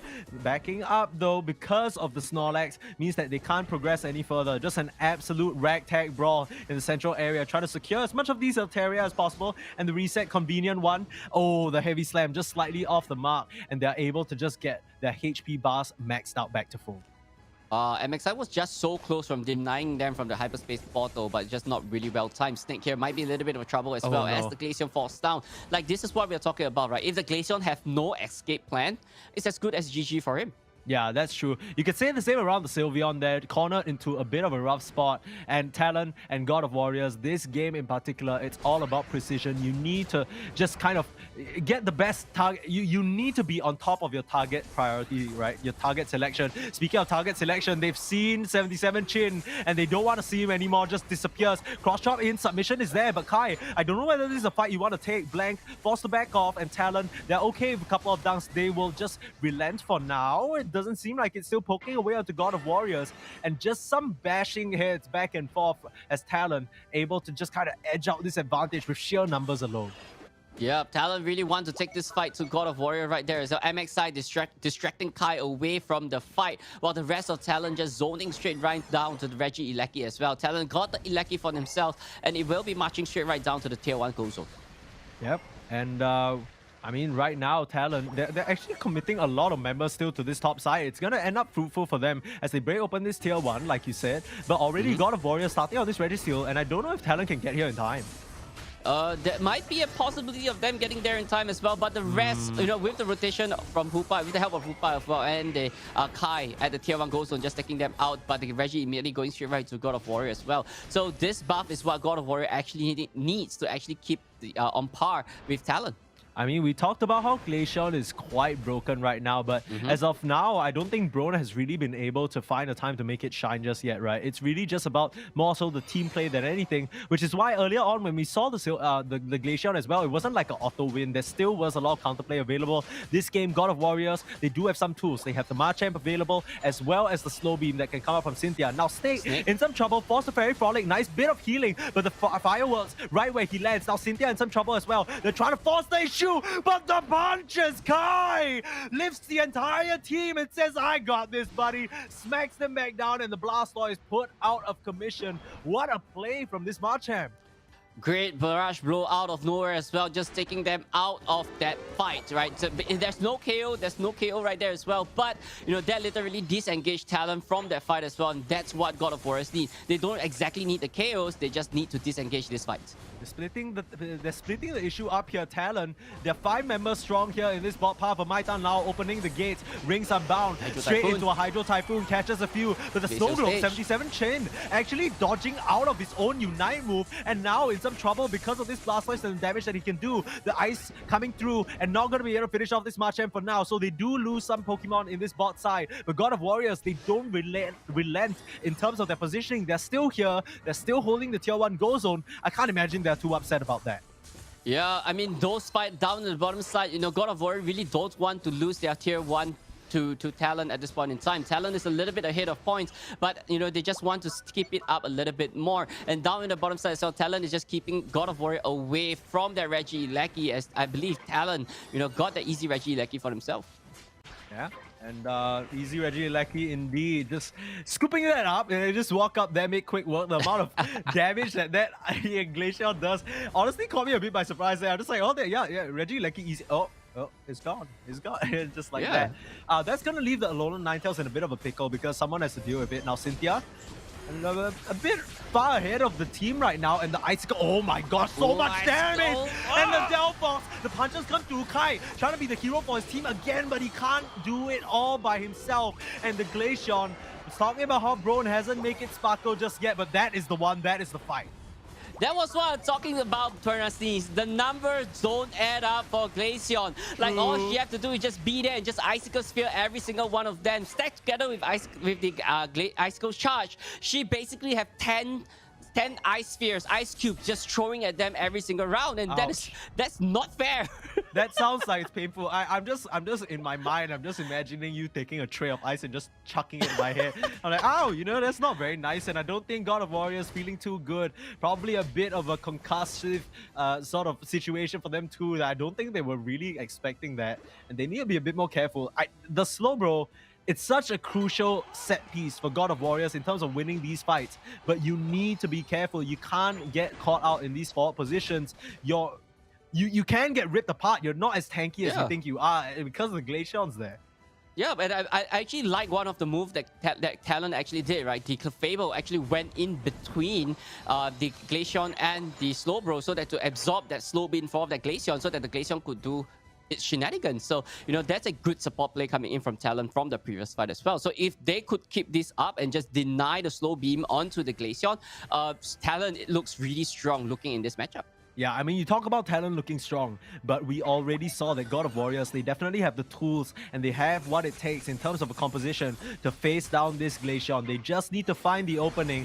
I can't do it just yet, though. I guess it's really lucky they're chasing down the Kai, and the escape is there. MXI, nice disengage there with that heavy slam and got to catch him off guard. Brown, though, straight onto the A9, and they need to retreat. The side of God of Warriors, they bit off a bit more they could chew for now, and getting those resets coming in. All Unite moves available for both sides right now, as this is going to be a decisive fight. Can God of Warriors take it to a reset, or will Talon put a quick stamp in their hopes and dreams here to serve forward straight onto the Blastoise? They've taken out that poor big turtle. No Hydro Typhoon for this fight, as Bro is still biding his time, forcing the Fairy Frolic. The Barrage Blow, unfortunately, not going to land on anybody, and the submission forced to run away. The Fire Spin still chasing, and right now, Talon slowly encroaching forward, slowly finding an opening. They want to grab the crucial Pokemon, but oh no! Bro on the sideline. Can he get out of here? Snake, hard on his heels, but the Icicles, they're doing the work, and Snake forced to back off, taken down by his Evolution brother. And how did that happen? It was supposed to go the other way. It wasn't supposed to happen like this. The Fire Spin keeping the last remaining members of God of Warriors in place, and Hydro Typhoon to seal the deal. God of Warriors wiped out of the picture, and Rayquaza more than likely Talons. The way this Glacier's cleaning it up, it's a done deal. God of Warrior had a really good start to the fight. They took out that Blastoise first, and the rest is just a bunch of mess right there in the Legendary Spin. But the key piece that God of Warrior did not manage to take out was that Glaceon. Bro literally got out there, did a slither of health, and just Icicle Sphered every single one down, and everything is just history from then on. And right now, Talon is just looking really strong to close off this round. 20 more seconds on the clock, and there's more points coming into Talon's pocket as well. 5-1-1, 108. God of Warrior, I don't think this is the time for them to come for a comeback. Yeah, they're still missing one member out of the picture for 30 seconds. And MXI being so annoying with that block. Kai not even done yet. The shield's there enough. And oh no, a final 50 dunk. 100 points to seal the deal, as Kai is gonna be laughing all the way to the bank. As Talon, they ain't gonna let you reset on them that easy. 1-1 in our grand finals between Talon and God of Warriors. This is what we call a wake-up call, ladies and gentlemen. Talon, literally was, trying something funky in round number 1, but they woke up their idea, and they're here to slay. They're here to win this tournament, and they want to bring it down to the final game, the game number 3 for Talon to actually close this off. Brown, dealing Blank is the MVP, but I think Brown is the one who actually allowed Talon to actually have those smooth plays. God of Warrior not banning Glaceon, and they were punished for it. Yeah, I mean, the Glaceon, they tempted fate there a little bit, right? They're like, you know what, why don't we just do this thing that we haven't done this entire tournament that surely won't end up bad? And for what it's worth, I respect it because God of Warriors, sometimes these are the risky gambles you need to make. I mean, it's always a trade-off, right? These pick and ban phases, and they had a pretty good recipe to cook this Glaceon up. In fact, in the last fight, actually, Snake as well as Kai found an opening on the Brone. It was just a sliver of HP. So close. It was way too close. I'm pretty sure it was if the Glaceon, passive was on cooldown, if they didn't have the Snow Cloak up, stuff like every single small bit, even if it was MXI blocking a little bit of damage, Kai with just that bit of healing, I say bit, but 93k worth of recovery on that Clefable, just absolutely insane. So Talon making all the small bits matter, and gotta respect them. They were given an opportunity to showcase how disgusting this Pokemon can be, and they didn't disappoint. Yeah, but I think like you mentioned a really good point, right? Kai, KYY with the Clefables, 90 over K healing coming in as well. Moonlight is, in my opinion, like there's like so many healers in Pokemon Unite, and I still stand by this. Clefable is one of the strongest healer in this format right now, especially with a Death Ball composition like that. The Moonlight healing is just maximized to its potential, and this, and Kai literally showed us how this Clefable should be piloted in Tear Sky Ruin. Yeah, absolutely. And I mean, I certainly don't think we're seeing any more Glaceon. I would hope we don't. We've got our showcase about how it can lose, and now we're seeing how it can win. That's enough. I'm good. Let's pack it up. Let's see something else here. Show me something spicy. But God of Warriors, all things considered, they had a bit of a thundering first game. This second game, it definitely felt like Talon, they weren't giving as many opportunities anymore, right? In the first game, Talon, they had a lot of sneaky moves, they had an interesting lineup going full aggro, but some fumbles in the team fight. Like you see that team, that Snow Globe actually eject buttoning out of range of people, and it just felt like they ran out of damage here and there to cut through some of the members of Talon. Even when they fully focus Brone, it's just like, okay, he backs up, he's still sitting pretty relatively healthy. You need so much in the tank just to take down the Blastoise and the Snorlax. And I mean, they just chain it up nicely. Take a look at that. The team fight goes well in their way. Yeah, like that's the fun about Death Ball compositions like that, right? They move together as a team, they move it so well. The tank is always in front, the main dealer is always behind, and the support is just healing everyone up at every point in time. Yeah. So Talon literally piloted this composition really well, and God of War just didn't manage to find a way to crack it. That's just what this series is all about. I love that production showed us this highlight of the Glaceon just destroying Regieleki in 2 seconds. And this is the crucial team fight here. Take a look at this. Actually, Kai and Snake, they managed to single out Brone, but the team on Talon usher that Glaceon back into the tier 1 go zone, and that ends up being a crucial establishment for them to circle their fight around a little sort of just area of safety that the Glaceon can get back to up to a manageable HP, and from there, it just feels like God of Warriors, they overextended a bit too far trying to get that Glaceon, and they end up getting punished for it. From here on out, it's just easy pickings. They just go straight for the dunks, and there's not much God of Warriors can really do. Yeah, they have to get that Glaceon at that point in time, right? The Glaceon is just too big, like too pain to deal with. So I believe that is the correct move, but it's just the Glaceon managed to just get out in time. Like just pure micro skills at that point in time. Yeah, I mean, really just kind of like narrowly squeeze it, like, no, stop submitting me, please. Oh, draining kiss, I don't know, not about, please, no, get away from me. Let me just, now that we're done here, let me just shred you to bits. I mean, that literally, they showed no mercy. He was playing a little, no, please. Okay, die. Yeah, it's over for you, homie. Call an ambulance, but not for me, quite literally. As soon as you got back to that goal zone, it was over. So now we're in an interesting situation, 1-1, and we are maybe 3 games away. 3 games away from a potential upset. If it does happen, we're going to bounce back to some information cards, though, that have been lovingly prepared for us and just perhaps give us more insight. So, Kai, we know him to be such a spectacular hooper, but with that performance on the Clefable, I wouldn't be surprised if it might be something, the opposition has to think about as well. 95k on healing is insane. The average recovery, how do you do that? That's insane. Yeah, that's a huge amount of recovery coming in, right? So I believe if God of Warriors want to deal with KYY, the only way to deal with him is pick a Delphox. Yeah. maybe need to cut that healing down with the fireworks, right? I mean, I think this is you know what, honestly speaking, this is something that I did not even register in my head for a long time. I didn't even realize that Fanciful Fireworks did that, but then it makes a lot of sense. With that being said, we're looking at Maita now again, of course, the feature on both support players on the side or on each of these teams, and the Elder Gods, right? Once again, Maita now has been putting on a picture perfect performance on this Pokemon, but opting for that Hoopa that time round. So I think, might be able to go for a little switch back to what he's comfortable on that Elder Gods. That might go a long way for them. Yeah, for sure. Here's a big shout out to both the support players and all the support players out All there. support players. Yeah, without you guys, the team would not function, and they're always on the back lines. They're never on the forefront. You'll never get to see, a big corner count crash like what you said previously as well. Yeah. So, this is a big shout out to you guys. Without you guys, you guys are awesome. Yeah, true, real. Yeah. Coming from two support players. I mean, I'm a support player. Yeah, I know you are. But you Mr. see Mime. when you say you play support, you're like, I'm picking support, and then I get a Mr. Mime in my path. I'm like, oh man, what do I do here? I mean, I'm sure you would love for those of you who don't know, Mr. Moonboy here, a bit of a mime specialist from early on. But I don't think we'll be seeing that Pokemon. You know what I think we'll be seeing though? Slowbros, What, Pokemon? Dodrios, Urshifus. Interesting thing that we've been talking about basically this entire, or at least in the lead up to this game. God of Warriors, they don't seem to feel the most comfortable on the Urshifu, which has been such a pivotal Pokemon for Talon. So I don't know whether this is something that it's gonna end up playing a big part in this upcoming game, but I can't imagine that Talon just let that Pokemon go undrafted.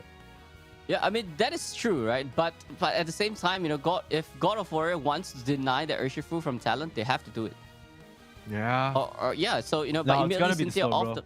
Yeah. off the back with the Slowbro as well. So MXI, might be back to Snorlax duty this time around. So we're just going to see what they are going to pick this time around. It is the final game. It is Talon's championship point right here. I don't think we're going to see anything funky, but it's all down to, all safety picks and all premium picks right here for the grand finals. Yeah, so of course, nothing too crazy here. Exactly what you would expect. The Dojo as well as the Urshifu, like we said, not really a Pokemon that we expect to see undrafted. And Maita now, like we were saying as well, going back to the boss course, gonna put the head on. It's time for serious business. He wants this grand final reset. But if we see a Gudra here, Gudra, one of the Pokemon that received quite a bit of buffs in this latest patch and was showing up in a big way. But of course, it's Kai. It's just messing around with us. Gonna go back for their stock standard stuff.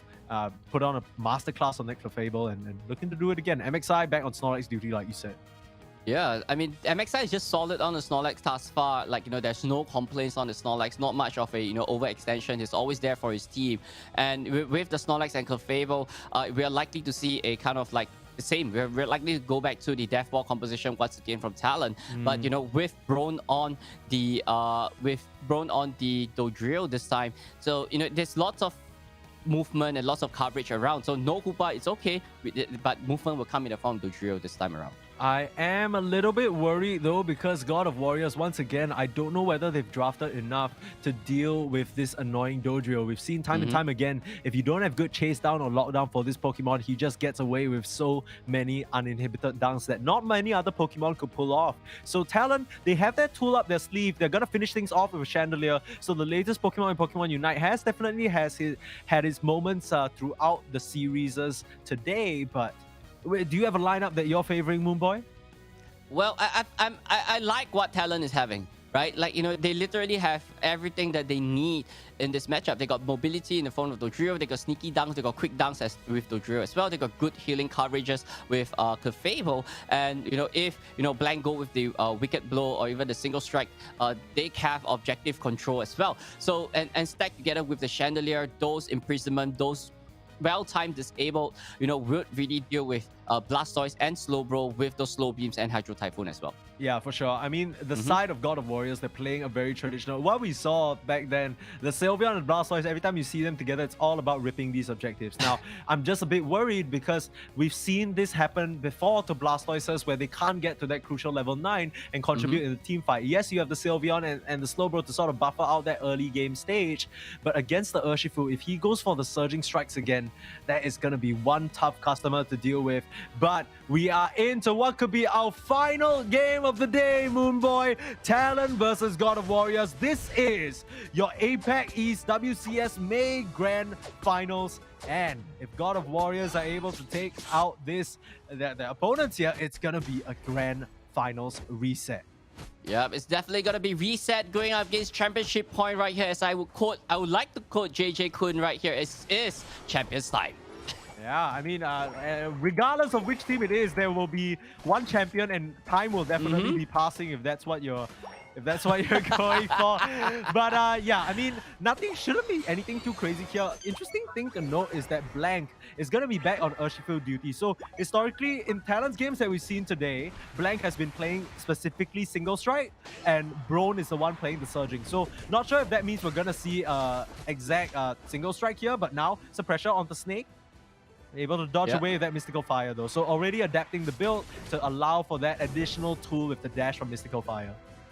And God of War literally did control the top side. What they're trying to do is just control the cut full as much as possible so that he will come into the fight as a really late Urshifu. But you know, Brone is not allowing it to happen. 4 men up on the top side as well. Oh, no. So they're just not allowing them to get bullied, and the cut full immediately goes straight right down. So the control is still in place for God of War. Oh no, that was not what you wanted. When your whole team commits their entire sort of fighting force to secure your early game, the last thing you want to do is eject button into 4 enemy Pokemon. That is not a good look.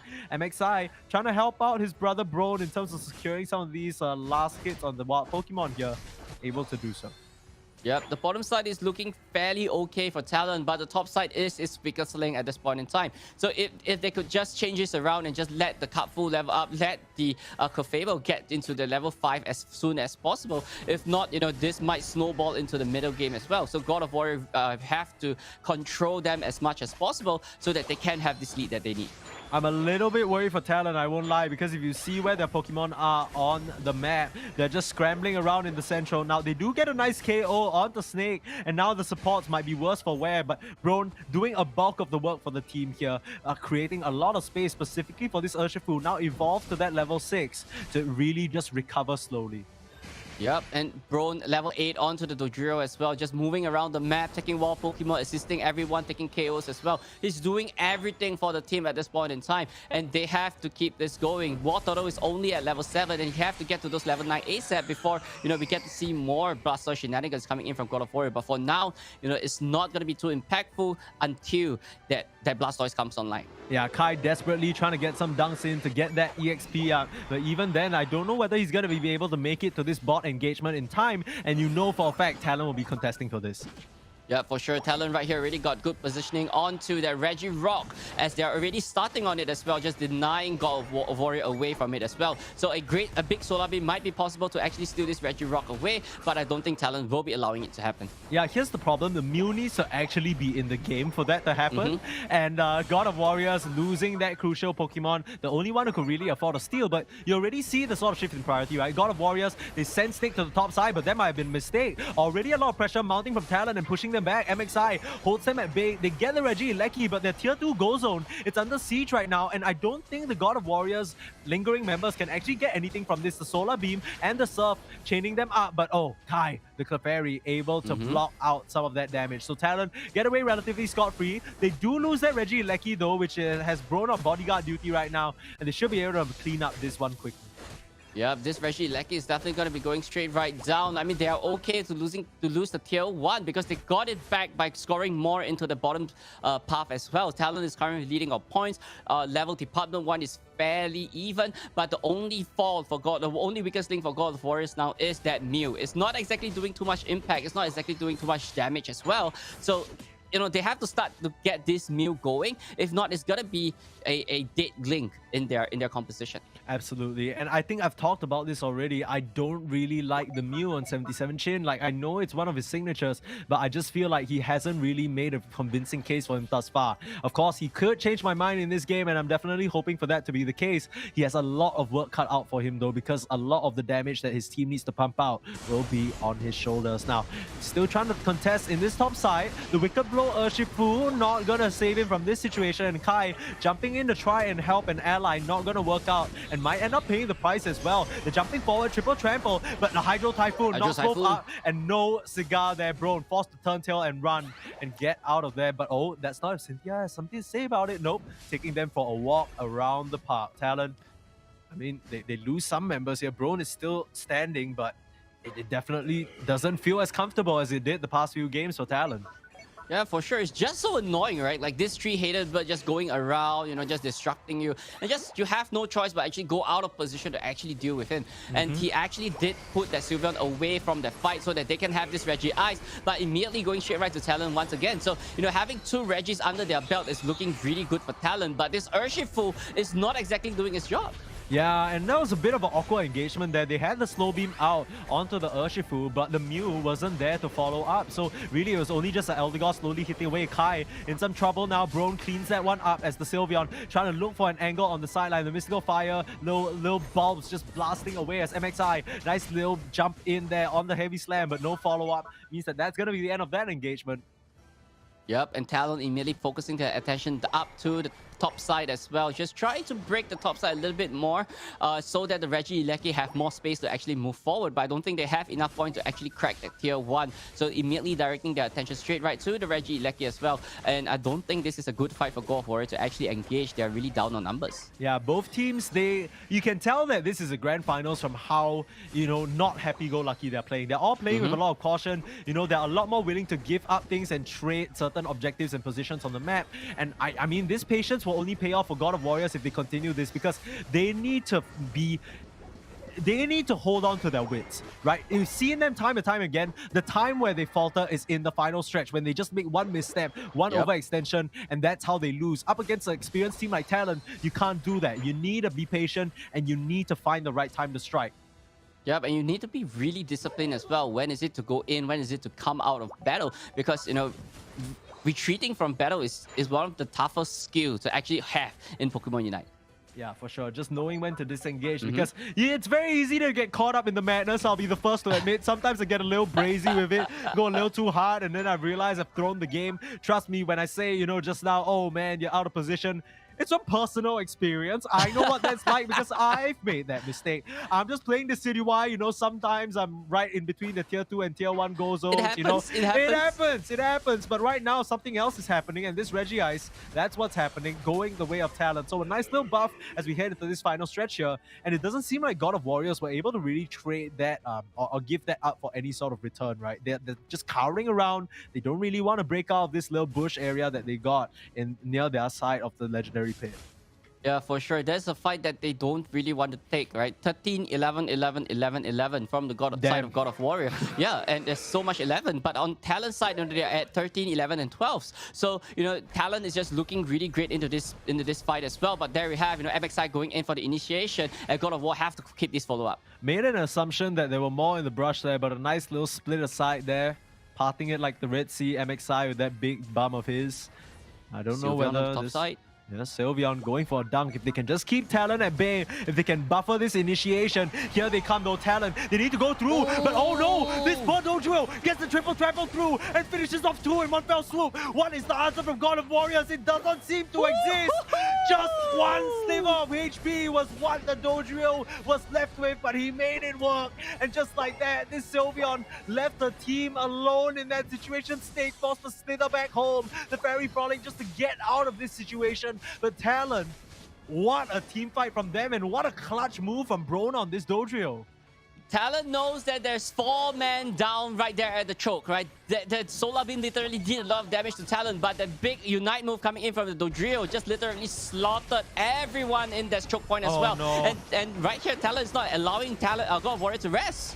Hydro Typhoon knocking up a few. Talon starting to drop like flies here. Is the turnaround possible? They have 42 seconds and the Blastoise and Snake are doing it. We talked about shredding objectives. It's the players of Talon getting shredded now. Have we called this situation too early? They need to find an opening. He has to jump in, knocking down all of them. 77 Chin, able to dodge away. So here's the dunks. They need to find more though. This isn't enough all alone. 334 and they find it. 15. Is this double enough? They managed to inch it over, but it's not. It's not could this be the reset? God of Warriors, no way. 446 to 322 and 10 seconds left. All the dojos in the world couldn't make that difference. And just like that, how did this happen, Talon? You had it in your claws. And God of Warriors, they're gonna send this to a reset of the grand finals. What just happened right there? What? Talon had a really good fight to take out most of God of Warriors, but those respawns coming in literally took most of Talon out one by one. The Rayquaza What? was not even in the picture for the final stretch, but it's all down to those big team fights coming in, taking Talon out one by one. And the Snorlax was the last line of defense, but MXI is one man against three. There's nothing much that he could do, but bro tried his best to score a little bit more, but it's just not enough. Down to the final second. 4-4-6, 3-2-3. Ladies and gentlemen, we are in for a reset. God of Warriors, they came to fight, they came to play, and what a performance, inching it out at the very last moment. What else can you ask for? We were lauding Snake. We were like, man, you left your team to lose at the legendary pit, but it didn't matter because they didn't have the gas anymore to deal with that Sylveon. Just chasing them down slowly with the mystical fires. What a turnaround. I can't wait to get into this replay. Wow. I mean, I thought Talon had it, right? I thought Talon had it. Too. Yeah, they got a really good fight, you know, but unfortunately, God of Warriors just literally managed to turn this thing around. Replay, please, replay. Dude, okay, I'll be real. Y'all know that I love Talon. I think the org is sick. But if I accidentally curse them, I have nothing but apologies. I certainly hope that's not the case, but given the trend that we've seen before, I mean, Talon, they are the favorites. Everyone, as soon as they got signed, they're like, okay, you know, with the organization support, definitely plays a big part. You know, they could go a long way. Crushed in the April finals, just narrowly out of their goals of qualification. And now, sure, you've qualified for June, but it doesn't feel good to just be swept off your feet by this this team that me and you, we didn't even know about up until today. Yeah, God of War literally came into this competition really strong, and now, you know, they got our attention right here just with this reset. Like, you know, they have a really good chance to actually take this championship home. Yeah, we need to see how that final fight broke down, but for now, we're seeing the lead up. Nice power nap from MXI. You know, he's been performing so well in this Snorlax, despite having his slow bro taken away from him, and they even managed to get this Regice buff. So, I mean, the final stretch, take a look at this. This was the fight that really decided it all. MXI, a swing and a miss on the initiation, but Talon, they know they need to pull the trigger because they see the Sylveon, and look at that dojo. A sliver of HP, bro, narrowly survives, and with that shield and the backup coming up from the Clefairy, they managed to mow down some, and they even take down the slow bro. But after that, I mean, they just slowly start chasing the Blastoise around, chasing Snake around, and they waste a bit too much time. They take a bit too much damage, and I don't know how this happened, but it's just unfortunate. It's just unfortunate. I mean, this is just how this game is all about, right? And this is why this game is just so fun. Like, you know, you never know what's gonna happen down to the very last moment, and you know, this is the kind of game that always keep us on our toes. And I'm glad to be in on Unite. Come on. Yeah, I mean, this is the kind of... throughout all our time, Moonboy, casting Unite together, I think there were so many moments like these where we were so sure that all these storylines were expecting this. It's not even just on the competitive level, right? Even on the community level, stuff that we've done before, we just see these unknown community teams kind of out of nowhere and just punch what we feel like were the rightful winners in the jaw and stun them completely. Snake, with the full switch up earlier on in this tournament, when we saw God of Warriors, they were playing that hyper voice, but crucially we were wondering, God of Warriors coming into this rematch, what are you going to change? It's the build on Sylveon, it's the build on his go-to, on his Siggy. He just switched it up, goes for the Mystical Fire and the Draining Kiss instead, and that gives him the sustained damage, mobility, and just the HP back from the Kiss to survive these fights for such long durations and dish out so much damage. Yeah, I think I want to stress on the point on mobility from the Mystical Fire, right? That one leap you can't underestimate that one leap coming in from the Mystical Fire as well, right? That he could actually get out of way from the Urshifu or like so many other attacks coming in towards the Sylveon as well. So you just leap away, deal a little bit more damage with the fireballs, and just draining keys and chase him down. Like, you know, this guy on the Sylveon, that was a really smart switch from the Hyper Voice onto the Mystical Fire for the previous round as well. Yeah, I think he was kind of feeling it too, because he's like, you know, he's shouting, but no one's there to listen. He's getting a little frustrated. He's like, you know what? I'm gonna burn all of you. I'm gonna just burn all of you slowly but surely. And that's gonna be, I would have to say, definitely one of the MVPs of that match.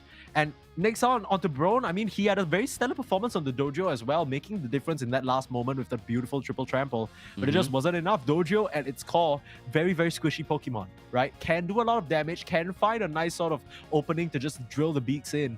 But once you've sort of committed in, you need to make sure you either make quick work of your opponents. If not, they'll make quick work of you. Yeah, for sure. It's all about the speed. It's all about getting up close.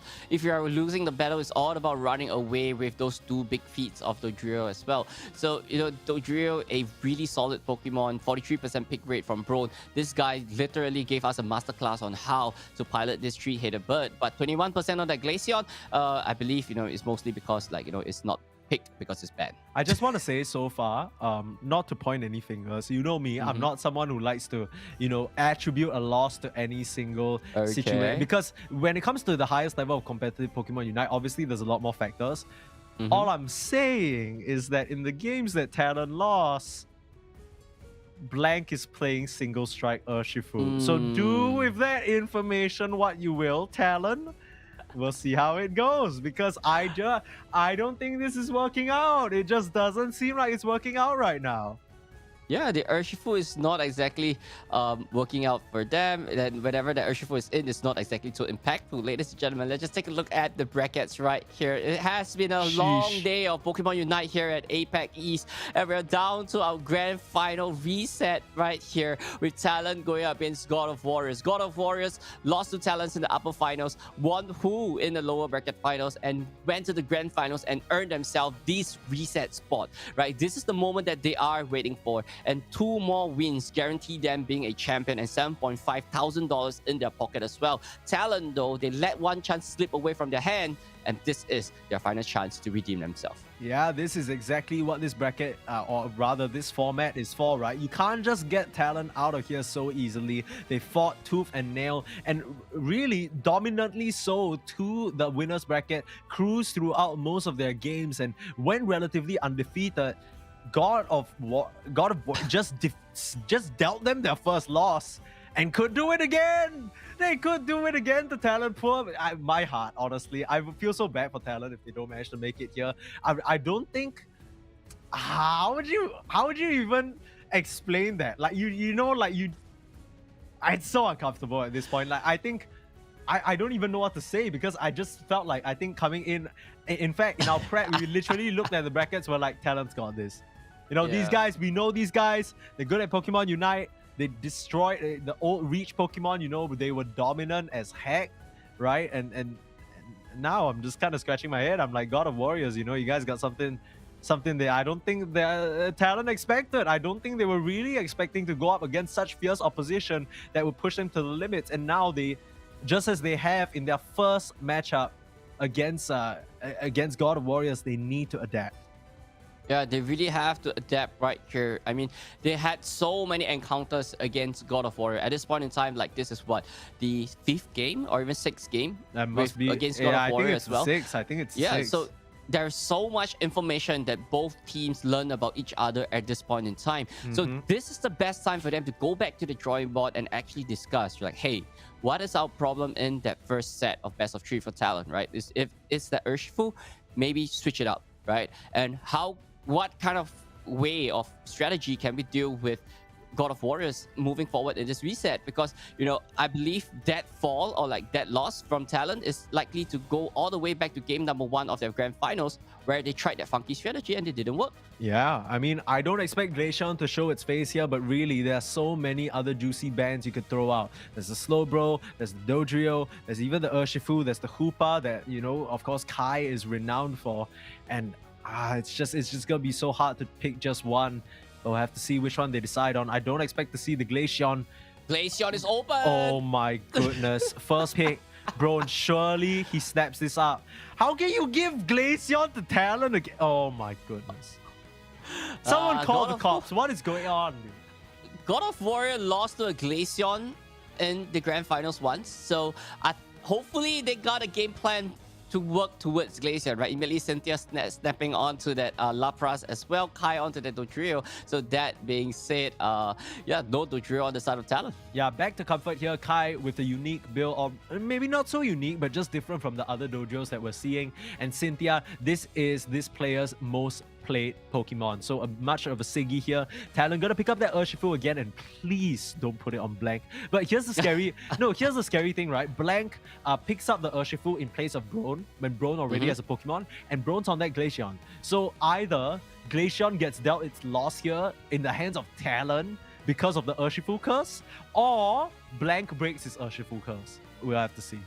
Well, hopefully, you know, he get to break his curse, right? We're here to see breakthrough from people. So hopefully we're seeing here an MXI going for that Trevenant this time around. So a little bit of something different from Talon this time for this reset. But on the right side, you know, it's pretty standard, right? Snake on the Sylveon, Mai Tang Lao on that Elder Goss as well. Chin always, you know, hovering around the Pikachu, and likely to be with that Braxton. I think that would be a very good counter towards this Clefable. But Mew, Braxton? It's got to be the Delphox. Sorry, it's got to be the Delphox, because you're up against the Trevenant. You want that additional sort of shred through the healing that could come out. So I don't mind this lineup from both sides. It seems like Kai, you know, without that Hoopa, it's just his go-to Clefable, right? And it's not something that God of Warriors can really like to contest. So, I mean, you talk about information that's shared between both teams. It's very clear now that God of Warriors, they don't really favor the Clefable or the Urshifu that much themselves. But on the flip side, Talon, they're not much players of that Eldegoss, and they don't really favor the Lapras quite as highly as well. So both these teams leaning towards what they feel most comfortable with. Are there any drafts on either side that you feel like have the edge? Well, God of Warrior have a really strong special attack like composition, right? Like, you know, stacked together with the Lapras, Sylveon, and Delphox as well, and with mobility coming in from Lapras and Dodrio. So God of Warrior is just good, right? They just look solid. But Talon, they got the Glaceon. So more importantly, but Brone is on the Urshifu. Yes, Brone is on the Urshifu. Let's go. Talon, you figured it out, buddy. You know what's up. And if they lose, yeah, I'm just gonna look like an idiot, but it's fine. I think this is exactly what you need. I think this is a good little switcheroo. Dreamt historically has been their attacker in the bot path, and this more than likely is gonna put the Urshifu in the central area, if we're not mistaken. Yeah, I mean, Urshifu down in the central area is just so strong. Coming out of the central area immediately at level 5 as Urshifu. So they don't really have to deal with, you know, the whole Urshifu being controlled as a cup full kind of situation here as well. Glaceon is just really strong down on the bottom side all by herself, because she could just level up at level 4. Yeah, so interesting thing here is that Lapras actually is going to play the role of a support tank in the bot half, backing up that Delphox here. Sometimes, in the times we've seen the Lapras, sometimes it's actually been a top half Pokemon backed up by its own support. So playing more on the supportive side, maybe just providing a bit of disruption with that Lapras Express as well as the Bubble Beam is the role we'll see it play here on God of Warriors.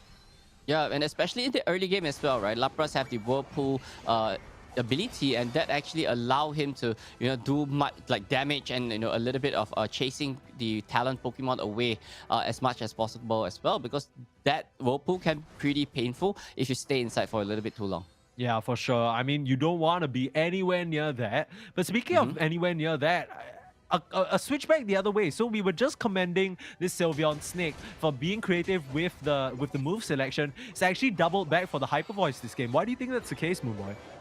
Well, I think Hyper Voice is just shredding them down, right? I think their job is just Snake is just going for the shreds right here, just shred them down and let Kai do the finishing with the Dodrio. So that and especially with Drew Pack and going in Hyper Voice and then finishing off with Drew Pack.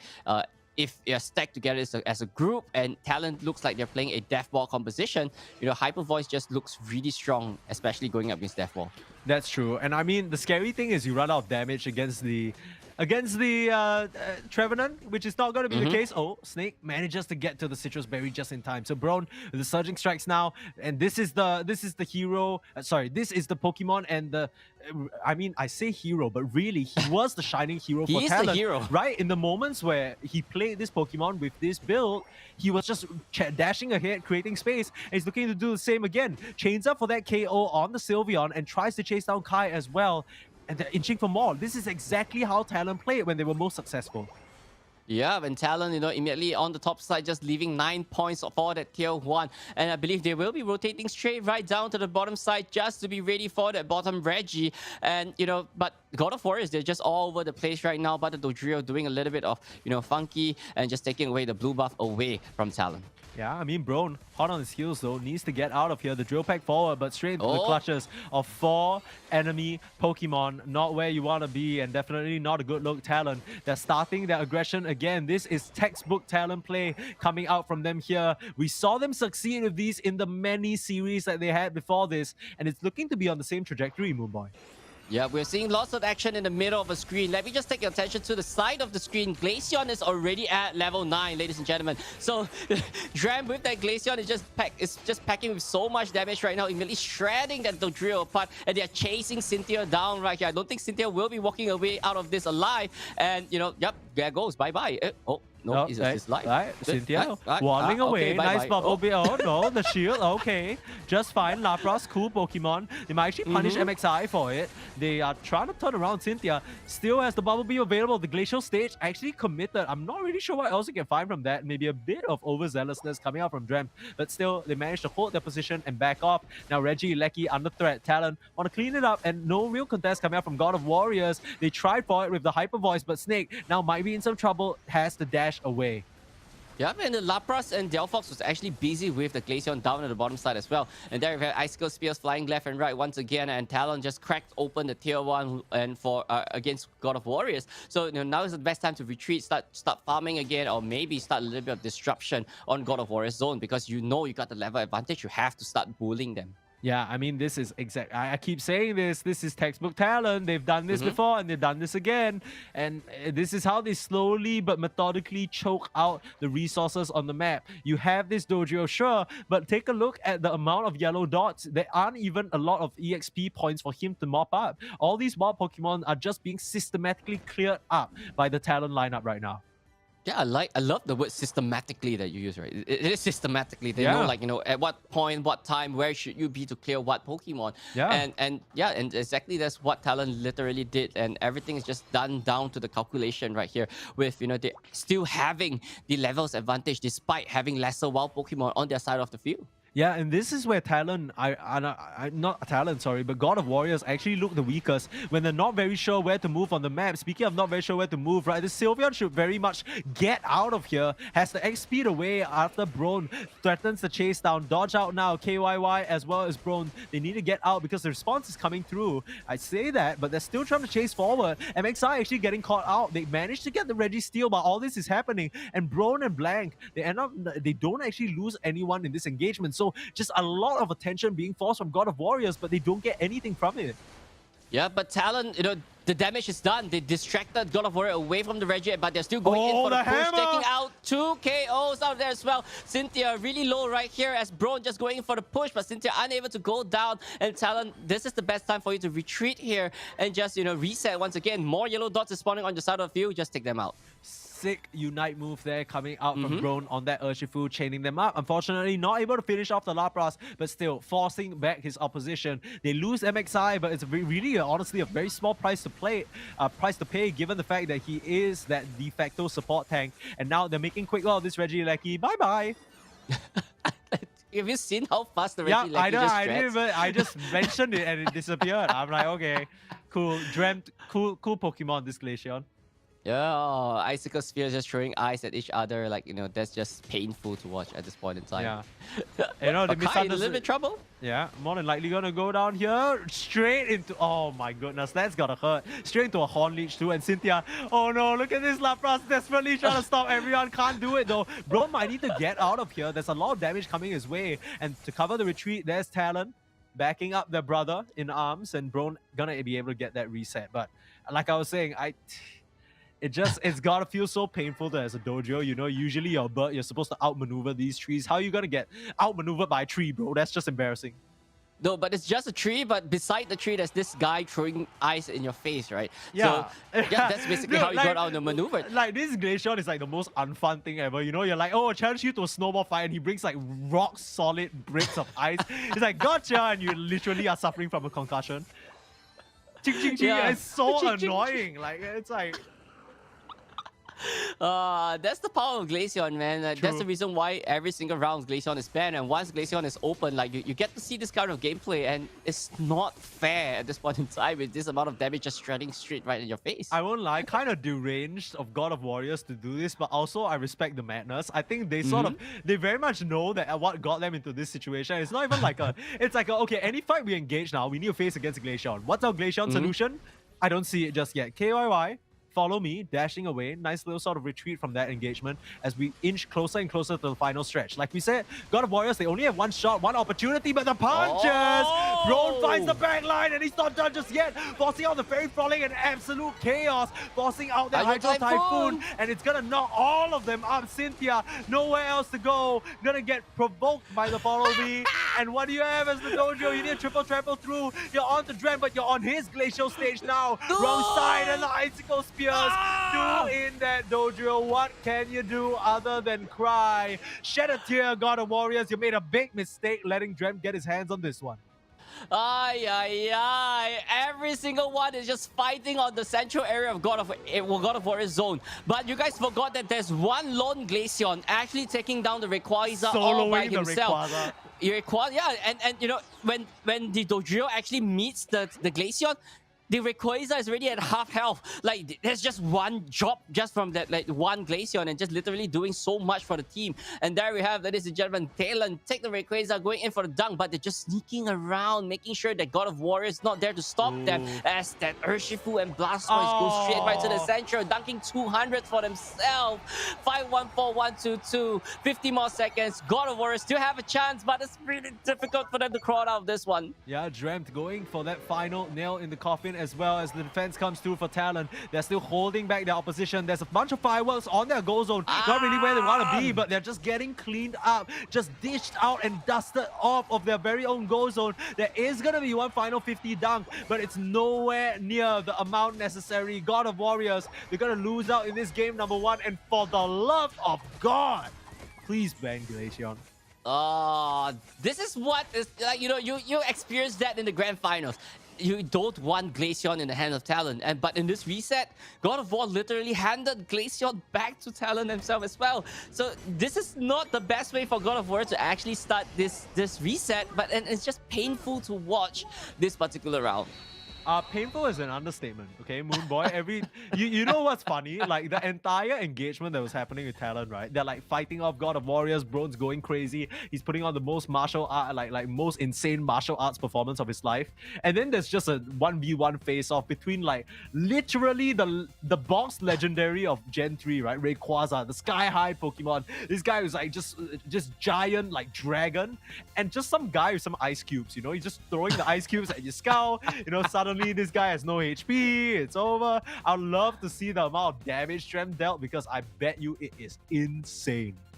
Yeah, I'm just curious to see what the numbers are later on as well. But take a look at this, right? There's not much KOs on the side of God of Warriors. Like, you know, everyone is just so well gelled together from Talon's side of the field, and they're just in control the whole time from the early game down to the final moments. And yeah, Talon is just solid with this composition, and it's just you know, nothing that God of Warriors could do in the last 10 minutes. On the bright side, this could set the stage for like the sickest comeback of all time, right? Like, you literally go up against Talon, you 2-1 them in the first grand finals reset, and then you reverse sweep, right? I mean, that would be insane. But with how Talon are playing, I think they've really got the screws on God of Warriors. Battle data, yep, 51k damage. It's actually Brone who does a bulk of the heavy lifting, and this is exactly what I said. You just you get a Shifu, you give it to this man, he's gonna deliver. Yeah, I mean, this guy Brone on the Urshifu constantly hunting Kai and Snake down, right? Then once they know and find him out of the brush or out of the tall grass, and then next thing you know, they're back to the Pokemon Center. Like Bro is just so strong on this Urshifu, and he's constantly moving around the map, finding picks that is where they're off position and just punish them for being off position. Yeah, nothing scarier than a bear in the woods here, as God of Warriors can certainly tell you, and might need to switch something up, because it really doesn't feel like with this orientation of bands, they still don't have the tools.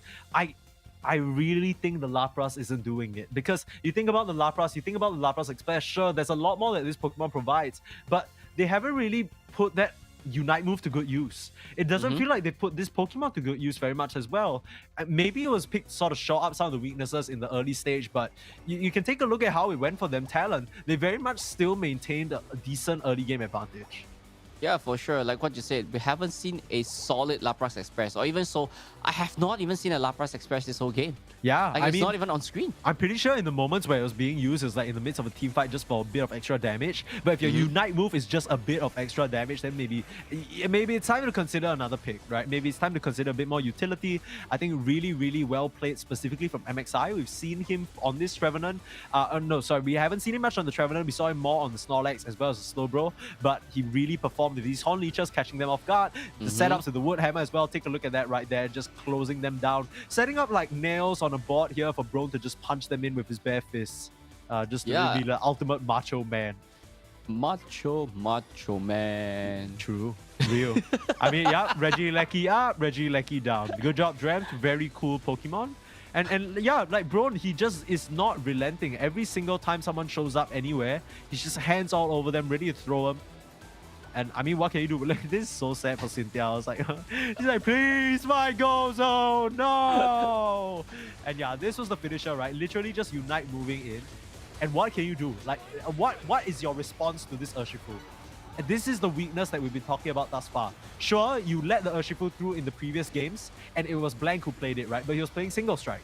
Now you have a Surging Strike Urshifu, Angry Bear, running you down, taking out your special attackers. What is your response? It doesn't seem like God of Warriors have one at the moment that really suffices.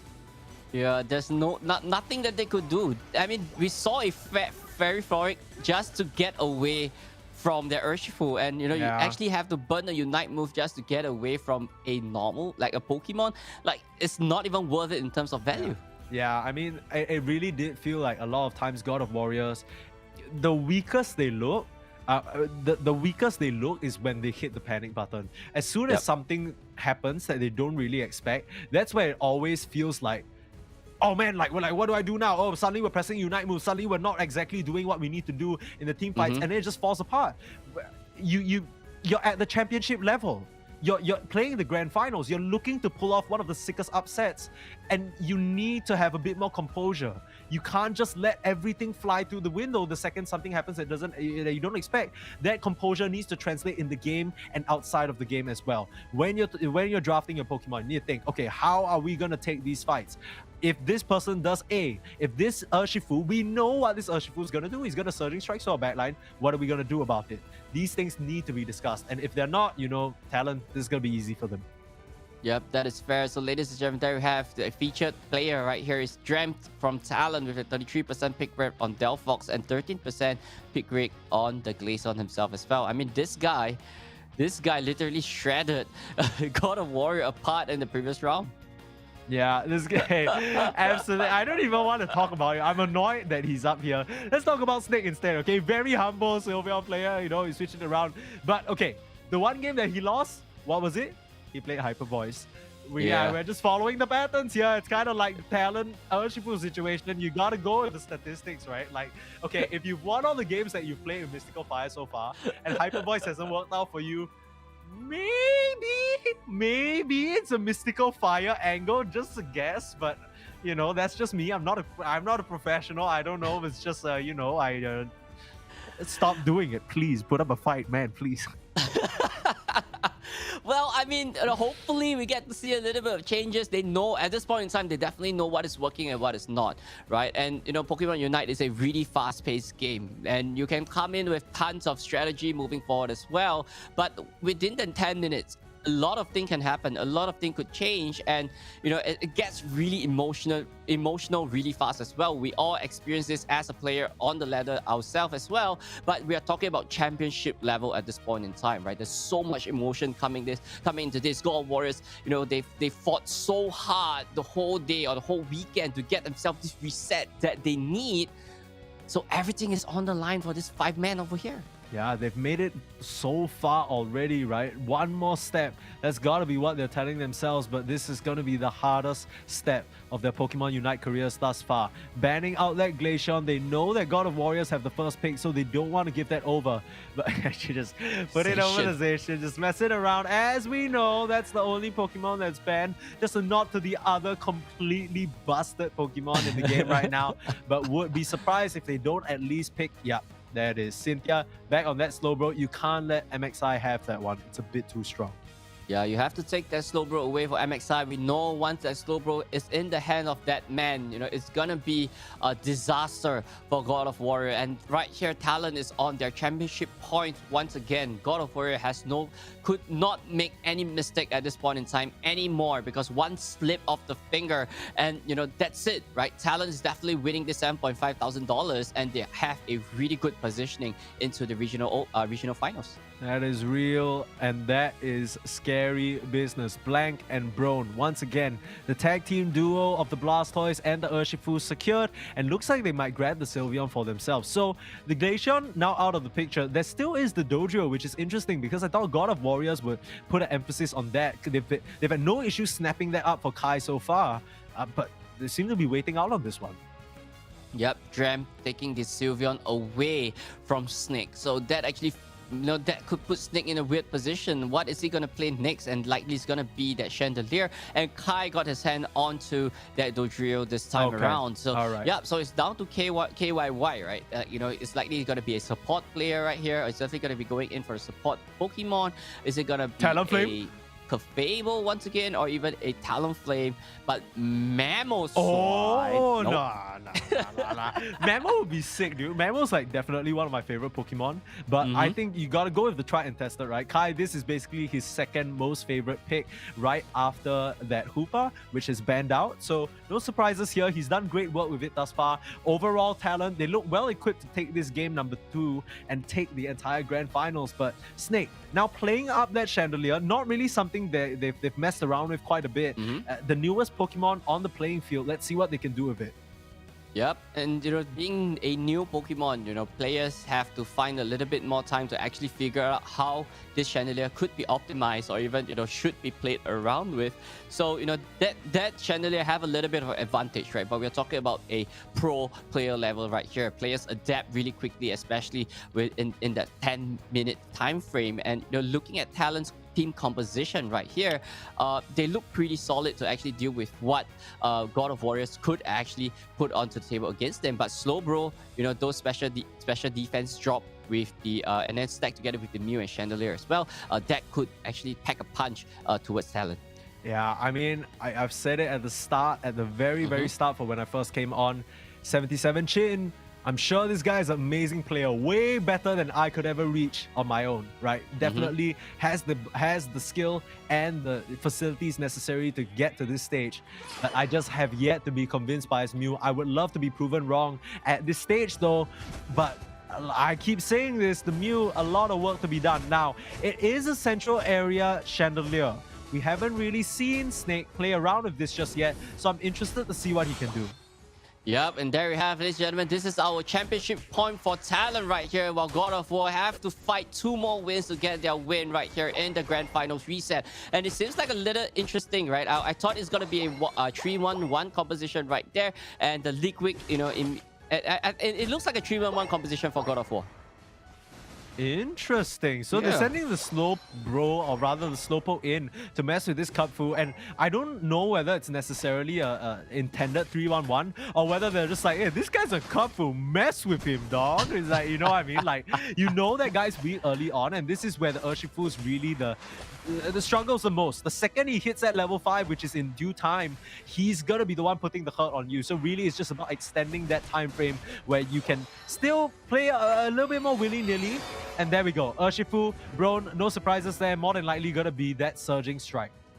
Rapid strike style, Yeah, sorry. rapid strike style. Yep, and you know, Brone, we're not seeing a red buff around him as well. So I believe the Slowbro actually stole the red buff away from Brone, right? That's why he's coming out of the central area, being a cup full himself as well. So Talon currently leading in terms of points, but God of Warrior's strategy seems to be a little bit different compared to what we have seen so far. And could this actually pay out dividend for God of Warriors? I actually like this coming out from God of Warriors. We noticed as soon as they noticed Brone on that level 5, the rapid strike Urshifu, they just all evacuated. Take a look at the Lampard. He's just farming up the central area right now. The dojo also quickly made his way out of there. They don't want to engage. They don't want to give this Brone Urshifu the rolling start that it has when it has been successful. So they're just avoiding, which I like this a lot. Because if you can tie through and you don't let the Urshifu snowball, you can really put the hurt on him later on in the game.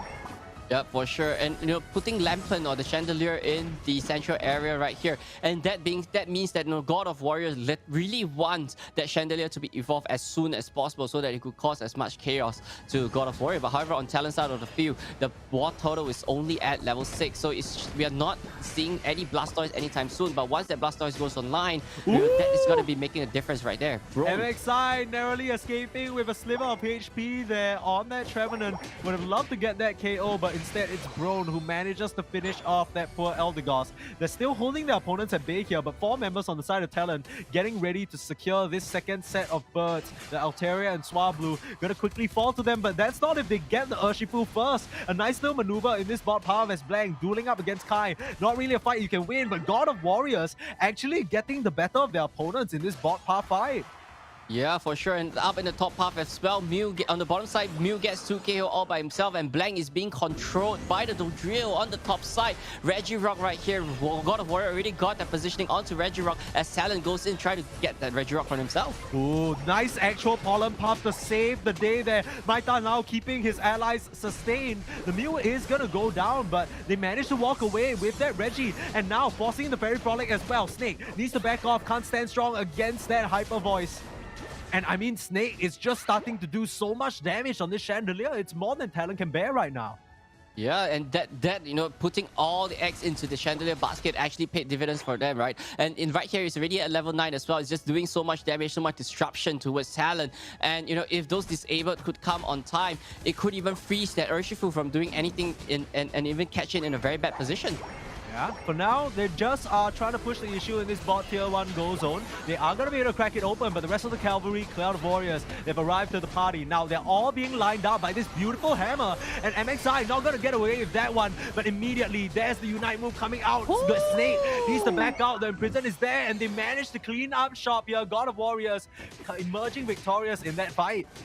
Yeah, Talon literally had a really good fight right there against God of Warrior down in the bottom side, but God of Warrior managed to get the better hand out of them as well. As there you have in the bottom side as well, a little bit of scramble coming in, but Sylveon is just really low at this point in time. Yeah, God of Warriors now is starting to take control. I mean, it doesn't look like that point-wise, but it definitely feels a lot closer than the past 2 games we've seen now. I mean, God of Warriors, they got to be feeling themselves a little bit. They got to be sensing it. They got Brone in a bit of a rough spot. But has Brone got them? Hydro Typhoon knocking them up for now. They managed to get the Dodrio. So opening up the goal zone. The dunks coming through. But they more than likely are going to get these return KOs. Brone now getting out of this one scot-free.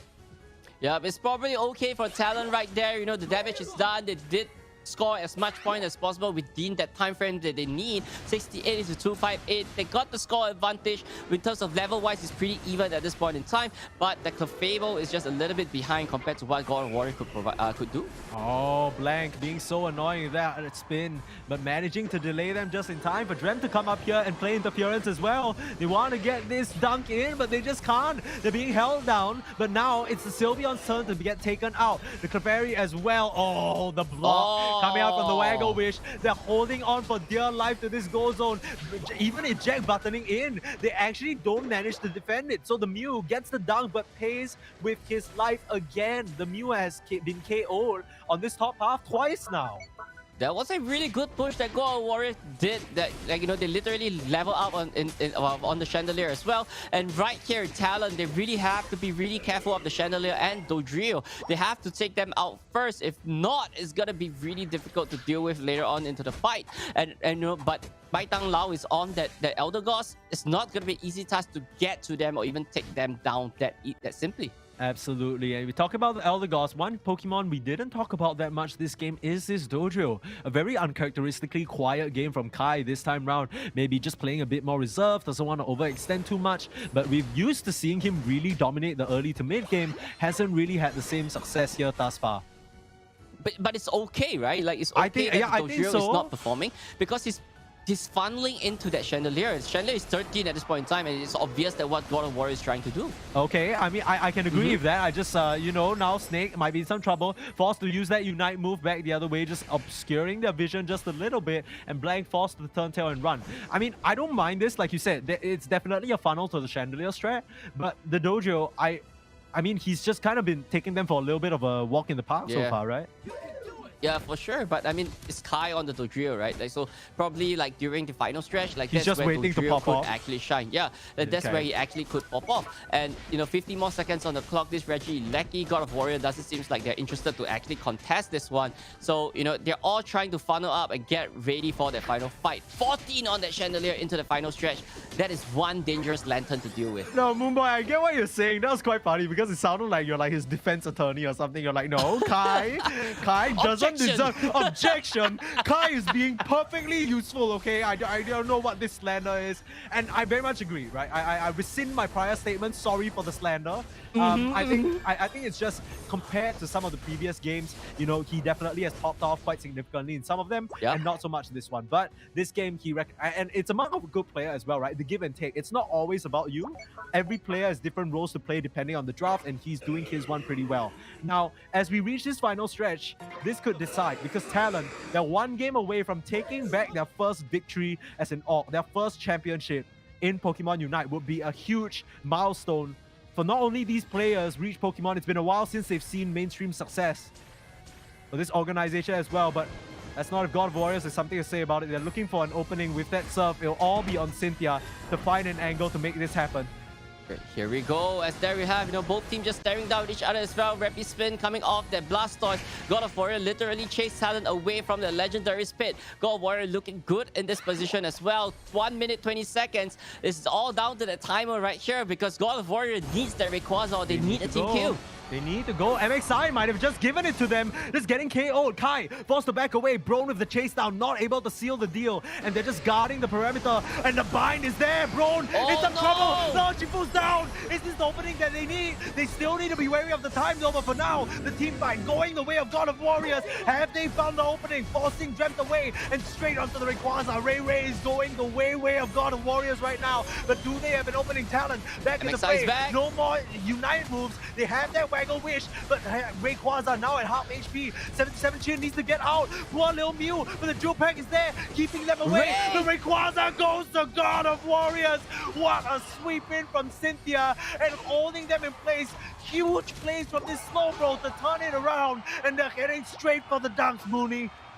Wow, there's nothing much that Talon could do at this point in time. They literally had a really good position, but a slow beam onto Bro literally stopped whatever play that Talon was trying to do. MXI was down first, but he was back into the fight later on from respawn.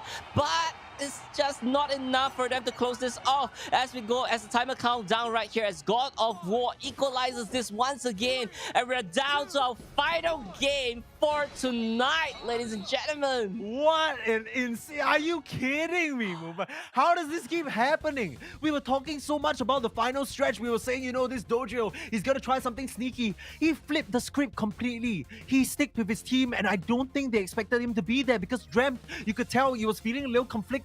He was bouncing back between that top tier 2. He was like, oh, surely the Dodrio's gonna pop out anytime now. But MXI, a bit of a loose strand of communication from the rest of the team, misses the memo. A very, very solid, stable player in that support tank role, and a rare mistake cost them their chance at the grand, at being the grand final winners here. And now they're forced to a final game. God of Warriors, they flipped the script once. Can they reverse sweep Talon? It is possible. It is still possible right here. And, you know, Kai, you were saying like Kai is not exactly popping off, but that's what I said, right? At the final stretch, Kai is what matters most. I'm sorry, Kai. I didn't understand. And my apologies. I didn't understand your game. My bad, homie. I mean, this guy, there's a reason why they've been picking this Dodrio for him every single time, and he's made it work. But really, true MVP of this game has got to be Cynthia. A lot of weight on this Slowbro's shoulders to find that initiation, but as soon as he sees that bear, you can see he nailed him down with the slow beam and did not allow Brone a chance to win this game. This breaks the curse. I mean, Brone now has lost with the Urshifu as well. Yeah, so I mean, Cynthia with the Slowbro, like, you know, Talon really have to rethink once again, right? How to get MXI the Slowbro back, because this Cynthia is just constantly catching the Urshifu time after time again with the slow beam, and it's close to like what 70% hit rate at this point in time, and it's always successful. Yeah, I think the real sort of bout of pity here is that Talon, it feels like in multiple of these fights, they are chaining their moves nicely, right? The Wood Hammers, the Blastoises, along with the Hyper Voices. But I mean, Dreamt, it's this Hyper Voice, man. It just forces you into such an awkward position to do damage. Meanwhile, Snake is just lobbing these giant balls of fire at you and burning you up from a distance. And if you can't close it, you're gonna be the one to be shut down here. Take a look at this. Every single time it feels like the last little slithers of HP they're not able to do the job. Like Snake manages to slither away out of that one again, just dodges to the side. And I mean, this entire game, it just really felt like it was on a knife's edge throughout the entire match. Like every single fight that Talon won, it didn't really feel super convincing either. They would lose casualties here, and Brone, the hero of this team, wasn't able to deliver when they needed him the most. Yeah, for sure. And you were saying that, you know, Chin did not exactly do too much on the Mew, but this game, those solar beams landed, right? Yeah. That literally, like, you know, shred most of the players from Talon as well. And that allowed the Chandelier and Dodrio to actually follow up to take those KO that they need. And God of Warrior, this game, just looking really strong together as a team. And, you know, there is a huge chance that God of Warrior could cause this upset for Talon. Yeah, I mean, the real redemption arc is if 77 Chin actually wins the next game on Mew with like a stellar performance, and then that's where I, like in the interview, I just issue, like the interview is no questions, like you ask all the questions and at the end I just bow my head solemnly as an apology to God of Warriors because I've just completely misunderstood what their strat was or like what they can bring to the table. I will say though, respect where it's due, I think they've done such a good job in bringing the heat to Talon so far. Like no other team has tested Talon quite like this, and God of Warriors, they're the first ones to do it, and they might be the ones to actually knock Talon out here without a trophy. Like I said, Talon, very, very notable esports organization venturing into this competition. You know, you expect great things, and second isn't anything to sneeze at, but it's not the win. It's not the win. Yeah, Talon really need this win, right? They have been in the community, they have been in the game for so long, since the very start of the game. And this win really mean a lot to them, especially, you know, they missed the top cut for the April tournament previously as well. So there we have, ladies and gentlemen, featured player Kai from God of Warriors. Blastoise 48%, Dodrio 48%. We've seen him on the Dodrio just now, and this guy is just strong overall as a player. Yeah, it's quite interesting that the Dodrio now is up to this 48% because all we've been seeing him play thus far is Dodrio, which only means that basically up until this point, up until the final day, he was just slamming that Blastoise every single chance he got, right? And we've seen some insane Hydro Typhoons turning games around, but the Blastoise definitely doesn't feel like the be-all and all Pokemon in the team fight that it used to be, right? Like in the previous iterations of this Pokemon or in previous patches, you know, once you slam that Hydro Typhoon, it's like equals one team fight, right? Yep. But sometimes, you know, even after a Hydro Typhoon, because you can't really find the angle or the opening, or maybe the placement's a little awkward, you know, it doesn't feel as convincing. But, you know, Kai, that Dodrio, it's really a magical thing. Yeah, he knows when to take and when to give, especially in the previous game, right? We always seen Kai on the Dodrio like going really good, and this time around he led the stage for the Chandelier and actually do his job in the late game, and that was a really good player. But on the other hand, Talon Brown on on the Urshifu just now, and Dodrio is a 38% pick rate. So it is a fight for the Dodrio between these two teams, right? Yeah, so here's the thing. I believe when we're going into the next match,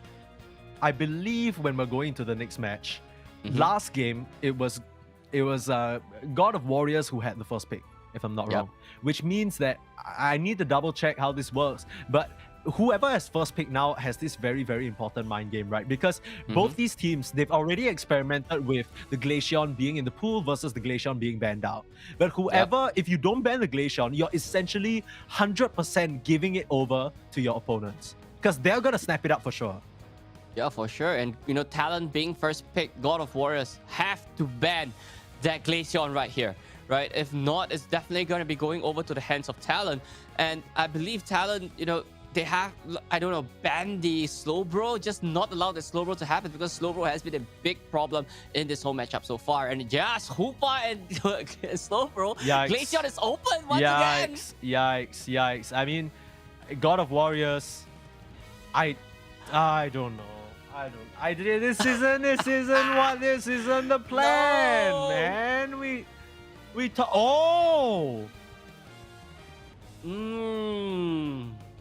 Okay. First Urshifu on the side of God of Warrior? A lot of assumptions being thrown out the window here. Maybe this is the secret sauce that they were cooking. I mean, an Urshifu definitely can put the screws on a Glaceon and chase that pesky Pokemon down.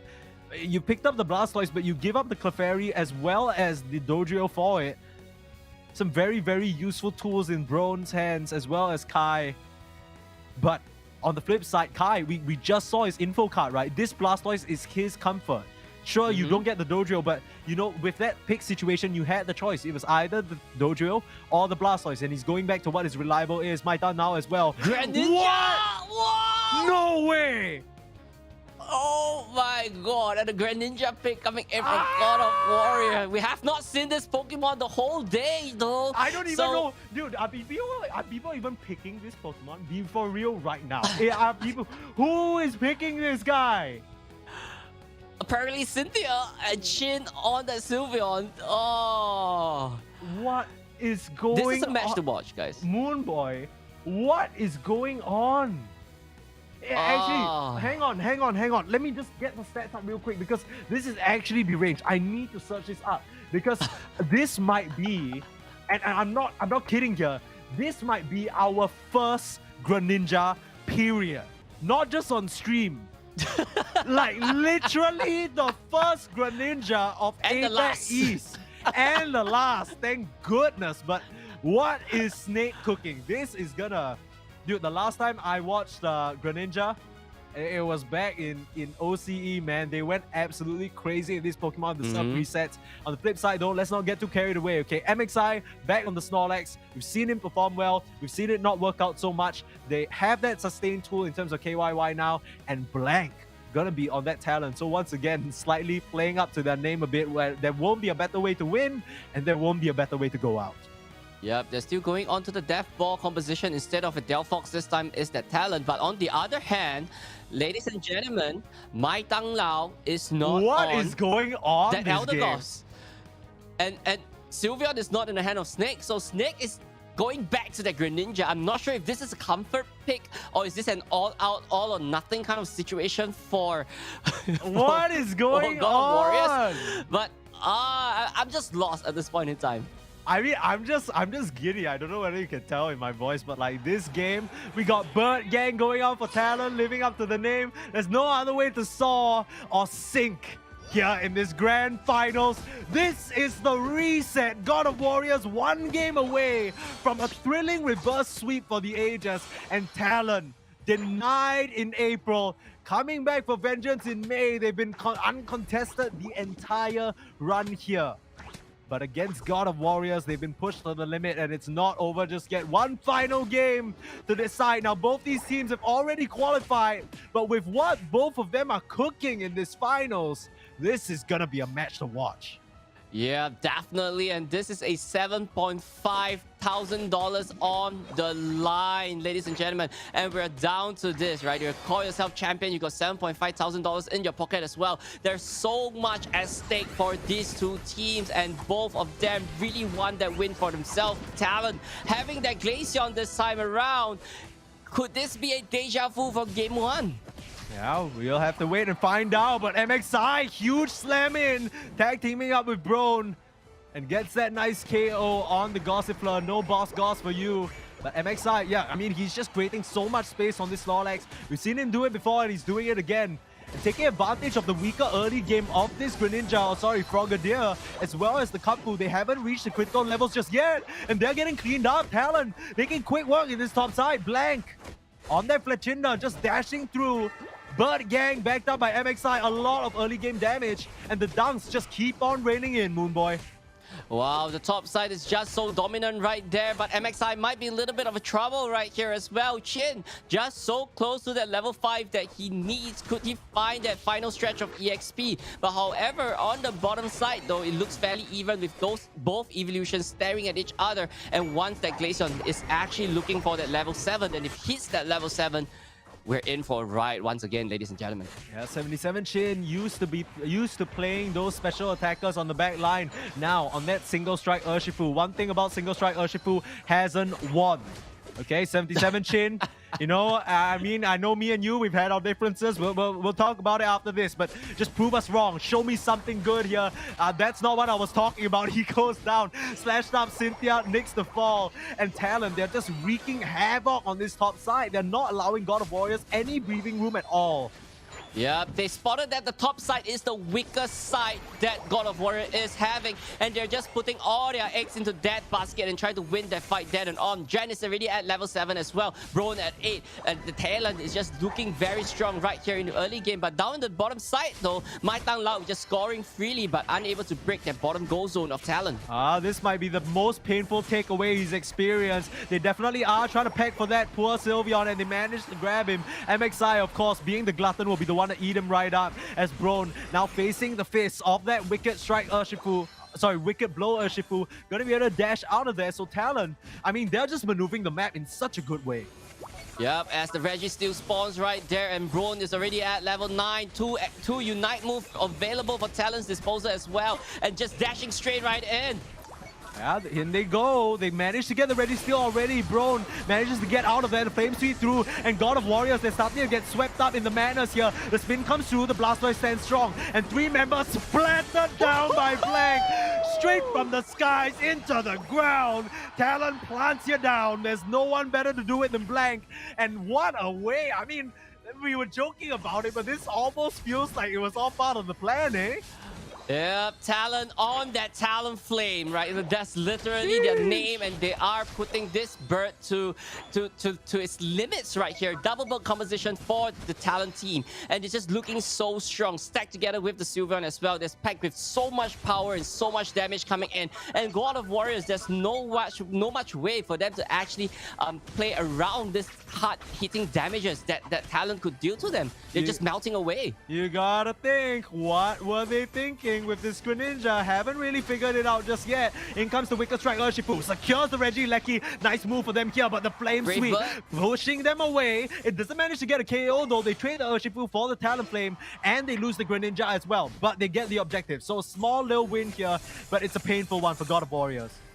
Yep, and I believe this might be the turning point that God of Warrior needs, right? This fight that they won is what they need. Blastoise is at 9, Greninja is at 9, and they are all fully evolved with Unite move available for them as well.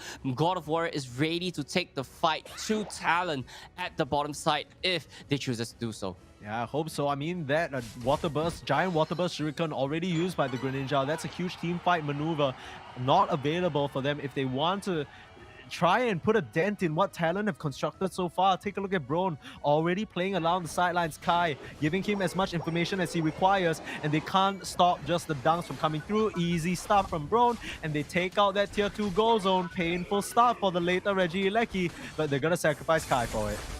Yeah, follow me from Kai, just to take the attention away from Brone. And right there, the Reggie Ice going straight right to Talon as well. But God of War is not allowing them to get out of this without a fight. Ooh. Taking out the Sylveon out of process as well. And I believe that is going to be it for this scrim right down in the bottom area. Yeah, just a bit of back and forth. Nice wicked blow actually finishes the job here. And I mean, we still have yet to see this Greninja do what it's supposed to. I'm going to be honest with you, I don't know what it's supposed to, because on paper, you're thinking about it as cleaning up the back line. Maybe it's a Glaceon answer. Maybe it's a secret strat they've been waiting for. The God of Warriors, you come cooking, but your food's about to get burnt if you don't take it off the stove and show us what it's about right now. It's not going to be a good look, Talon. With this double burst strategy, they've looked so strong. Yeah, so much damage, so much, they can go in and out of fights if they want to do so as well. But once the Greninja dives in, it's gonna be it for the Greninja as well. And there you have, both teams just clashing once again in the top side. KYY forced to run away here, managing to pop the Unite move, surviving for a bit longer. The Hydro Typhoon knocks up 3, and Dren kept at bay. The punches coming through. The Shards managed to do the damage, but they lose 2 to start that fight. So for once, a good engagement for God of Warriors, but they use quite a bit of Unite moves for it. The Blastoise forced to back off, but Naita now holding the perimeter to jump in, and they managed to get the Eleki. So the second one for them, a nice little swing of events here. God of Warriors, they're finding their footing. Yep, God of War is starting to get their tempo and momentum going as well. They got the levels really close right there, because at this point in time, level department is still anybody's game at this point in time. Talon is still leading in terms of points. So right here, God of War have to start thinking, how are we going to start scoring points without the Dodrio on our side? Yeah, I mean, Brone, he's been so pesky and just sneaking them in wherever he can. No such luxury on God of Warrior's side, though. The Greninja hasn't really been able to mirror any sort of sneaky movement. You'd think he'd be able to, because he's like a ninja frog and all, just being stealthy and stuff. But so far, Snake, I mean, he had a brilliant game number 2, but not really able to get much done here in this game number 3 just yet. Scaling up though, still keeping up on the EXP front, already level 13, but there's a reason why we don't see this Pokemon at all, right? It just has really fallen off the face of the earth, or fallen off the face of the Sky Ruins. Well, there's a chance that if Talon is all stuck together, and because of the Clefable, they will, and those giant water Shuriken is just gonna be doing so much damage to Talon if they're stuck together as well. So that might be their game plan moving into the final stretch. Yeah, I mean, it might be. There still are 2 tier 1 goal zones available for God of Warriors to attack, and 200-point deficit. They're starting off the Ray here. They're pushing forward. They want to wait for God of Warriors to come through. They're scouting the perimeter, but they don't see anyone at the moment. Yeah, everyone is just right here in the central area as well. They are in for a fight. Talon is ready for God of Warrior to initiate, because right here, God of Warrior really need this Rayquaza. But on the top side, Urshifu might be going in for a sneaky dunk. I mean, 77 Chin, he's just waiting for his opening here to redeem himself with the Talonflame in a similar spot, looking for an angle. The Urshifu doesn't want to commit because he understands the second he shows his face, that's where Talon will just rush it down. Blank, forced to fly away. Found out on the other side where it's not supposed to be, and the chase coming through, the jump through. This is the fight. This is the decider. A huge power nap onto all 4, but the flame sweep cuts through all of them, and Talon, the birds reign supreme. You can't soar without wings, and already 1 for 1, 2 for 1. The Greninja actually starting to clean up along with the Sylveon. Mython now, the secret carry, but can't stand up to Drem, but they're shredding this Rayquaza. Can they do it? It's Snake, the last touch, the Hydro Typhoon, and God of Warriors, they do it.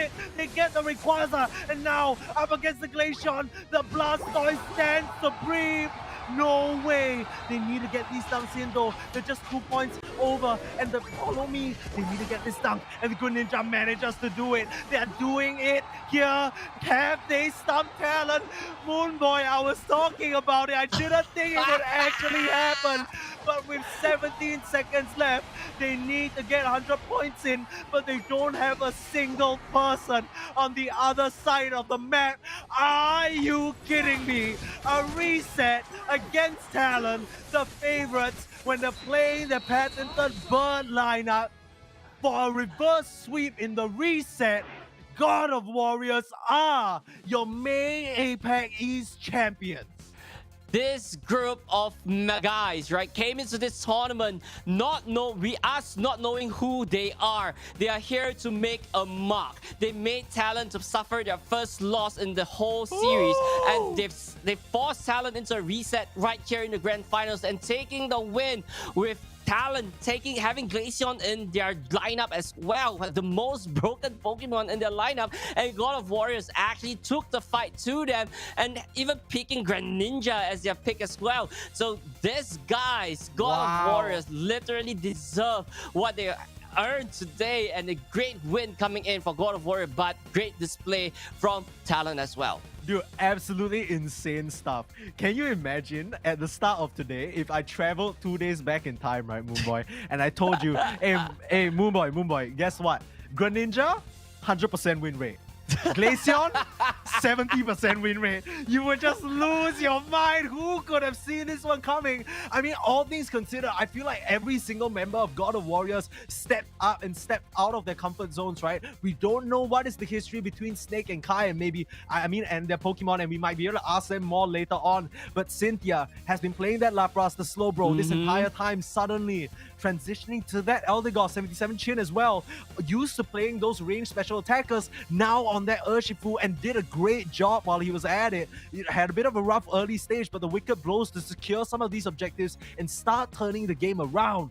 Wow, what a performance from God of Warriors. Absolutely insane comeback. I mean, God of Warriors, I mean, Talent looks like they got the whole game under their hands, right? They got a really good lineup. They got a really solid team. But God of Warriors lineup is a little bit sus back then. But I think God of Warrior took out that Clefable first. And that was the key piece that, did not allow Talent to sustain long enough into the fight. And that's where they actually trampled and just took the win. Sorry, I'm just in complete shock here. I think like I'm rethinking that final fight, and I'm just thinking what was the difference maker there, because it looked like MXI had such a good opening and they had such a brilliant early game as well on his back. This Snorlax was just doing so much work for his team, as you can see here, chaining up the Bird gang to really just swoop in and get all the victories and the Ws that they could in this top side. But very, very patient from God of Warriors, and if I'm not wrong, in that final stretch, it was Mai Tan Lao, the support player now on the Sylveon, who actually ended up bossing up and facing down their opponents here. We'll have to wait and see for that replay to come up, but take a look at the early fights. It's all in Talent's favor. They just sweep through and they just make quick work of their opponents. The slam down, what a beautiful play coming out from Blank on this Talent play, man. We were just, at this point, we were like, oh man, this kind of looks kind of over, right? This kind of looks kind of crazy. I don't know how God of Warriors can come back from this, but my turn now, and you take a look, the few times that they take down Drem is this tag team. And this is the final stretch. They've chased out MXI. The Greninja actually gets pushed out of the fight, but take a look at that Sylveon. The very forward, backed up by Kai on that Blastoise, and look, just runs them down. The Mystical Fire and the heal coming out from that Draining Kiss. It's just too much, and even though Drem survives, the amount of time and the amount of shots that this Sylveon tanks just allows the team to finish up the Rayquaza. Absolutely insane stuff. MXI tried for that steal, but Kai, with the patience Hydro Typhoon, ends up making his mark. What a wonderful way to end our May Cup. Yeah, I mean, this is just a brilliant grand finals right here from both teams. And this is one of the closest series that I have ever watched myself as well, right? And I mean, it's just an honor to actually have an opportunity to cast such a game, right, Permasneeze? Yeah, I think for us, we've had a fair share of casting games with Pokemon Unite, and some have been more exciting than others, that's for sure. But this, I mean, we say this about every broadcast, right? If we're being completely real here, every time we come up, we're like, oh, we're gonna get amazing Pokemon Unite. Sometimes we do, sometimes we don't, but big congrats to our winners, God of Warriors, here for delivering what was some of the most exciting grand finals I've had the pleasure of casting. I think you can agree as well that was spectacular. We were, I mean, maybe not we, I was doubting them until the very end, and they just continued to prove me wrong at every turn. What a show. Yeah, this guy literally showed us, the game is not over till that very last moment, and they literally played it all the way through, despite losing to Talent in that winner bracket finals, and they crawl all the way up back to the grand final once again, taking that reset. And there we have, ladies and gentlemen, our champions for today, God of Warrior. This 5-man, round of applause for them as well. Gotta give it up for them. That was excellent stuff. But of course, with that being said, just because they won, all credit to them, but they're not the only ones to qualify for June. Of course, Talent, they still qualify, and Who as well, who got knocked out earlier on, are qualified for the June finals here. And this is spicing up. I mean, I don't know about you, Moonboy, but I definitely haven't forgotten some of the teams we saw just last month. Old guys, of course, the OG. I mean, this is gonna be a spicy one as we head for next month. But I just, what was your favorite moment of today? Because I know the easy answer is grand finals. I know it's grand finals, but I was really, really hoping for the Lapras Gatling God to work out. Yeah, I don't think that is going to work, especially in such a stage, right? But there you have, ladies and gentlemen, our tournament brackets for today. It has been a long day of Pokemon Unite for us. We have seen Talent go 2-0 all the way to the upper bracket final, where God of War actually managed to sneak one game away from Talent, but unable to complete that or even win the upper bracket finals, dropping down to lower semi-finals, defeating rated PG and God of Warriors as well, and climb all the way back up to the grand finals, taking their reset and taking both 2-1 victories against Talent to crown themselves the champion of the May qualifiers. Yeah, I mean, God of Warriors, you saw how that panned out, and I mean, they definitely deserve to be at the podium here. Congratulations to God of Warriors, Talent, and Who. They have all qualified for the Pokemon Unite regional playoffs happening just next month, and they'll face off against some of the other qualified teams, such as OG and Old Guys. I mean, both of them are OG, but you get my point. It's gonna be a spicy one. APAC East has served us no shortage of exciting Pokemon Unite, and I mean, all things considered, we talked about the winners, but it definitely has got to be a bit of a kick in the gut here for the Talent team. I mean, I think everybody expected them to take it here, but of course, good games to them as well as Who. I think these teams put on an absolute show. Yeah, definitely, right? You know, it's not just, the grand finals, but every single day, every single game today has been spectacular. And there's not much, it's just everyone in the APAC East really did impress us from the Custard Saber right here as well.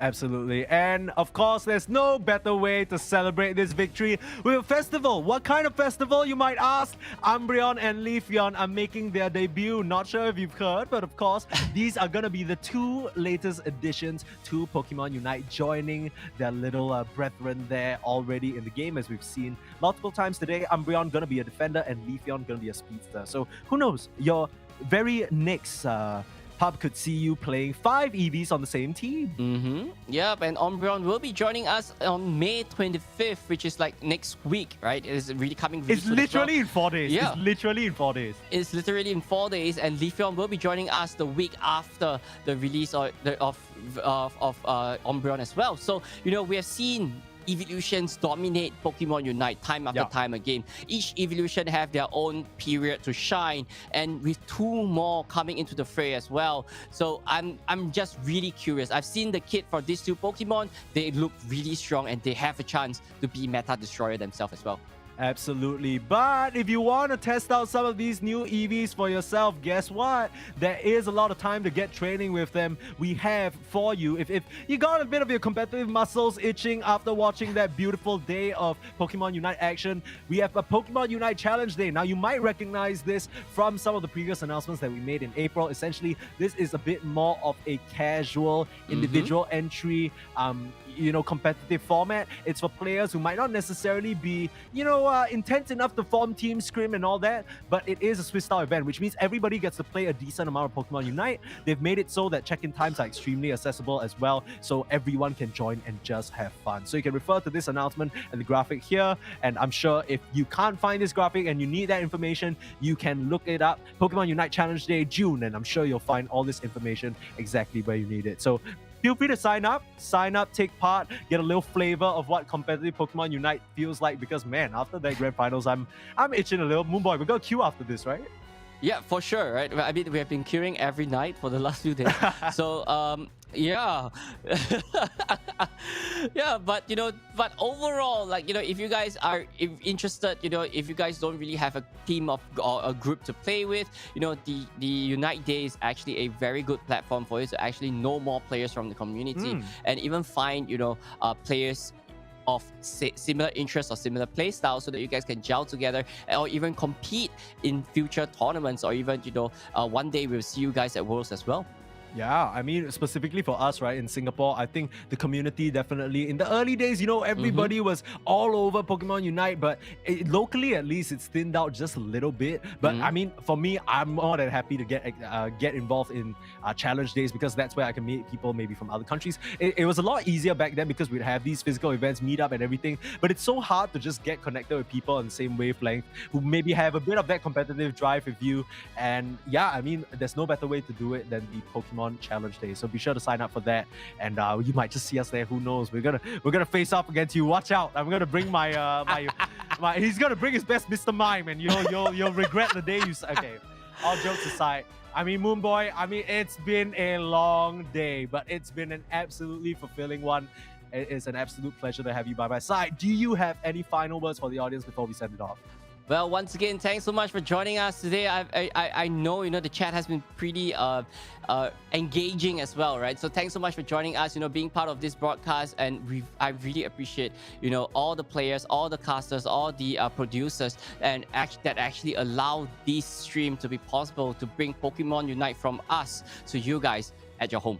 Yeah, I mean, apart from just both of our faces here, and of course JJ-kun's, a lot of work done on the back end, and especially all the players putting on such an entertaining show. I mean, Pokemon Unite, 10 minutes is all it takes to get the blood pumping, and we definitely got ours burst through the roof. Congratulations once again to the winners of May here, doing it in such a fashion. God of Warriors, what a way to do it. That's all for us for May, though. We're going to be right back with you very shortly. And by shortly, I mean in June. We're going to have not only the last chance qualifiers, but also the regional finals to decide who is going to Yokohama, who is going to represent East APAC. You have to stay tuned to find out. But for now, that's going to be it from us. My name's Permasneeze, and I'm joined by Moonboy, and we're signing off.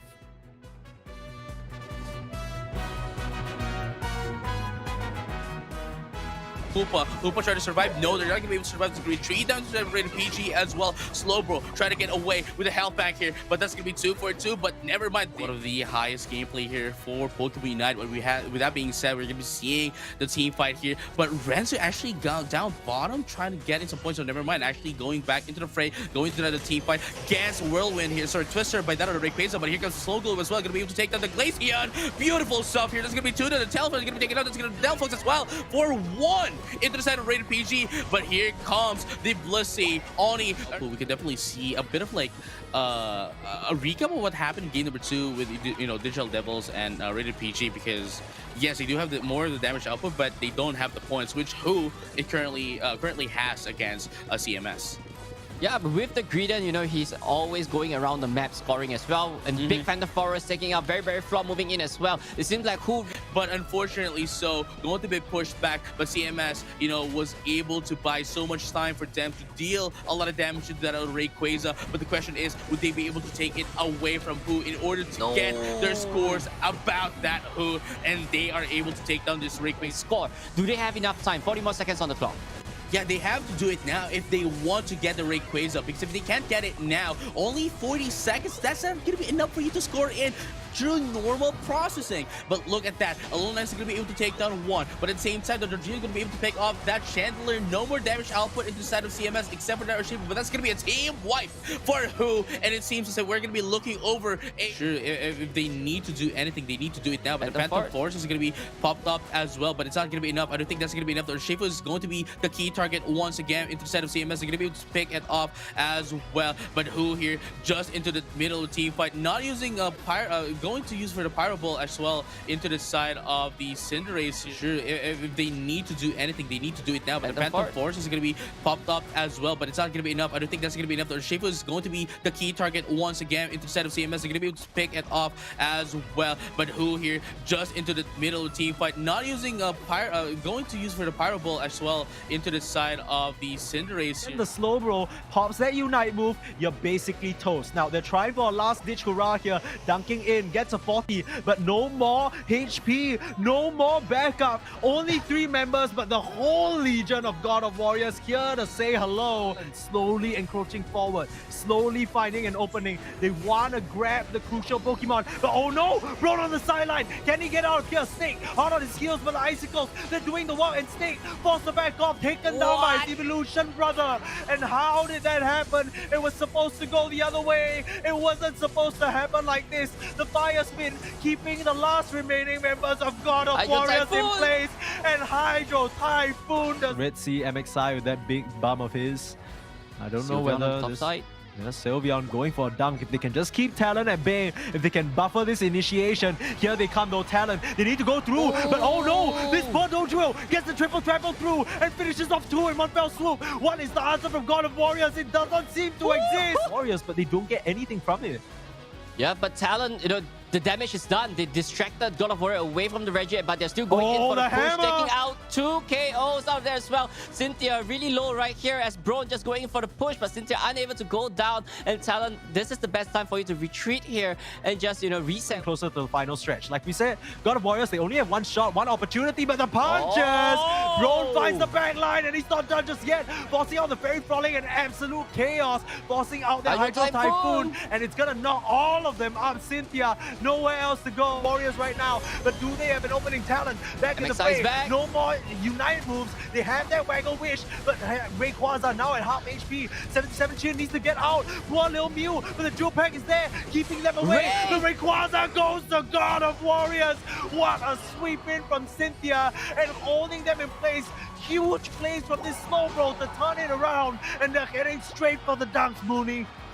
Wow, they haven't reached the critical levels just yet, and they're getting cleaned up. Talon making quick work in this top side. Blank on that Fletchinder, just dashing through.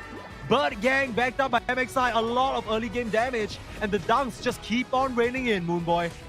Wow, the top side is just so dominant right there, but MXI might be is already at level 9. Two Unite move available for Talon's disposal as well, and just dashing straight right in.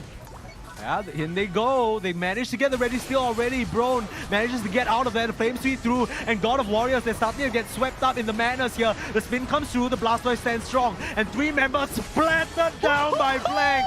Straight from the skies into the ground. The side where it's not supposed to be. And the chase coming through. The jump through. This is the fight. MXI. This is the decider. A huge power nap onto all 4. But the Flame Sweep cuts through all of them. And Talon, the Birds reign supreme. You can't soar without wings. And already 1 for 1, 2 for 1. The Greninja actually starting to clean up along with the Sylveon. My turn now. The secret carry, but can't stand up to Drem. But they're shredding this Rayquaza. Can they do it? It's Snake. The last touch. The Hydro Typhoon. Don't have a single person on the other side of the map. Are you kidding me? A reset against Talon, the favorites when the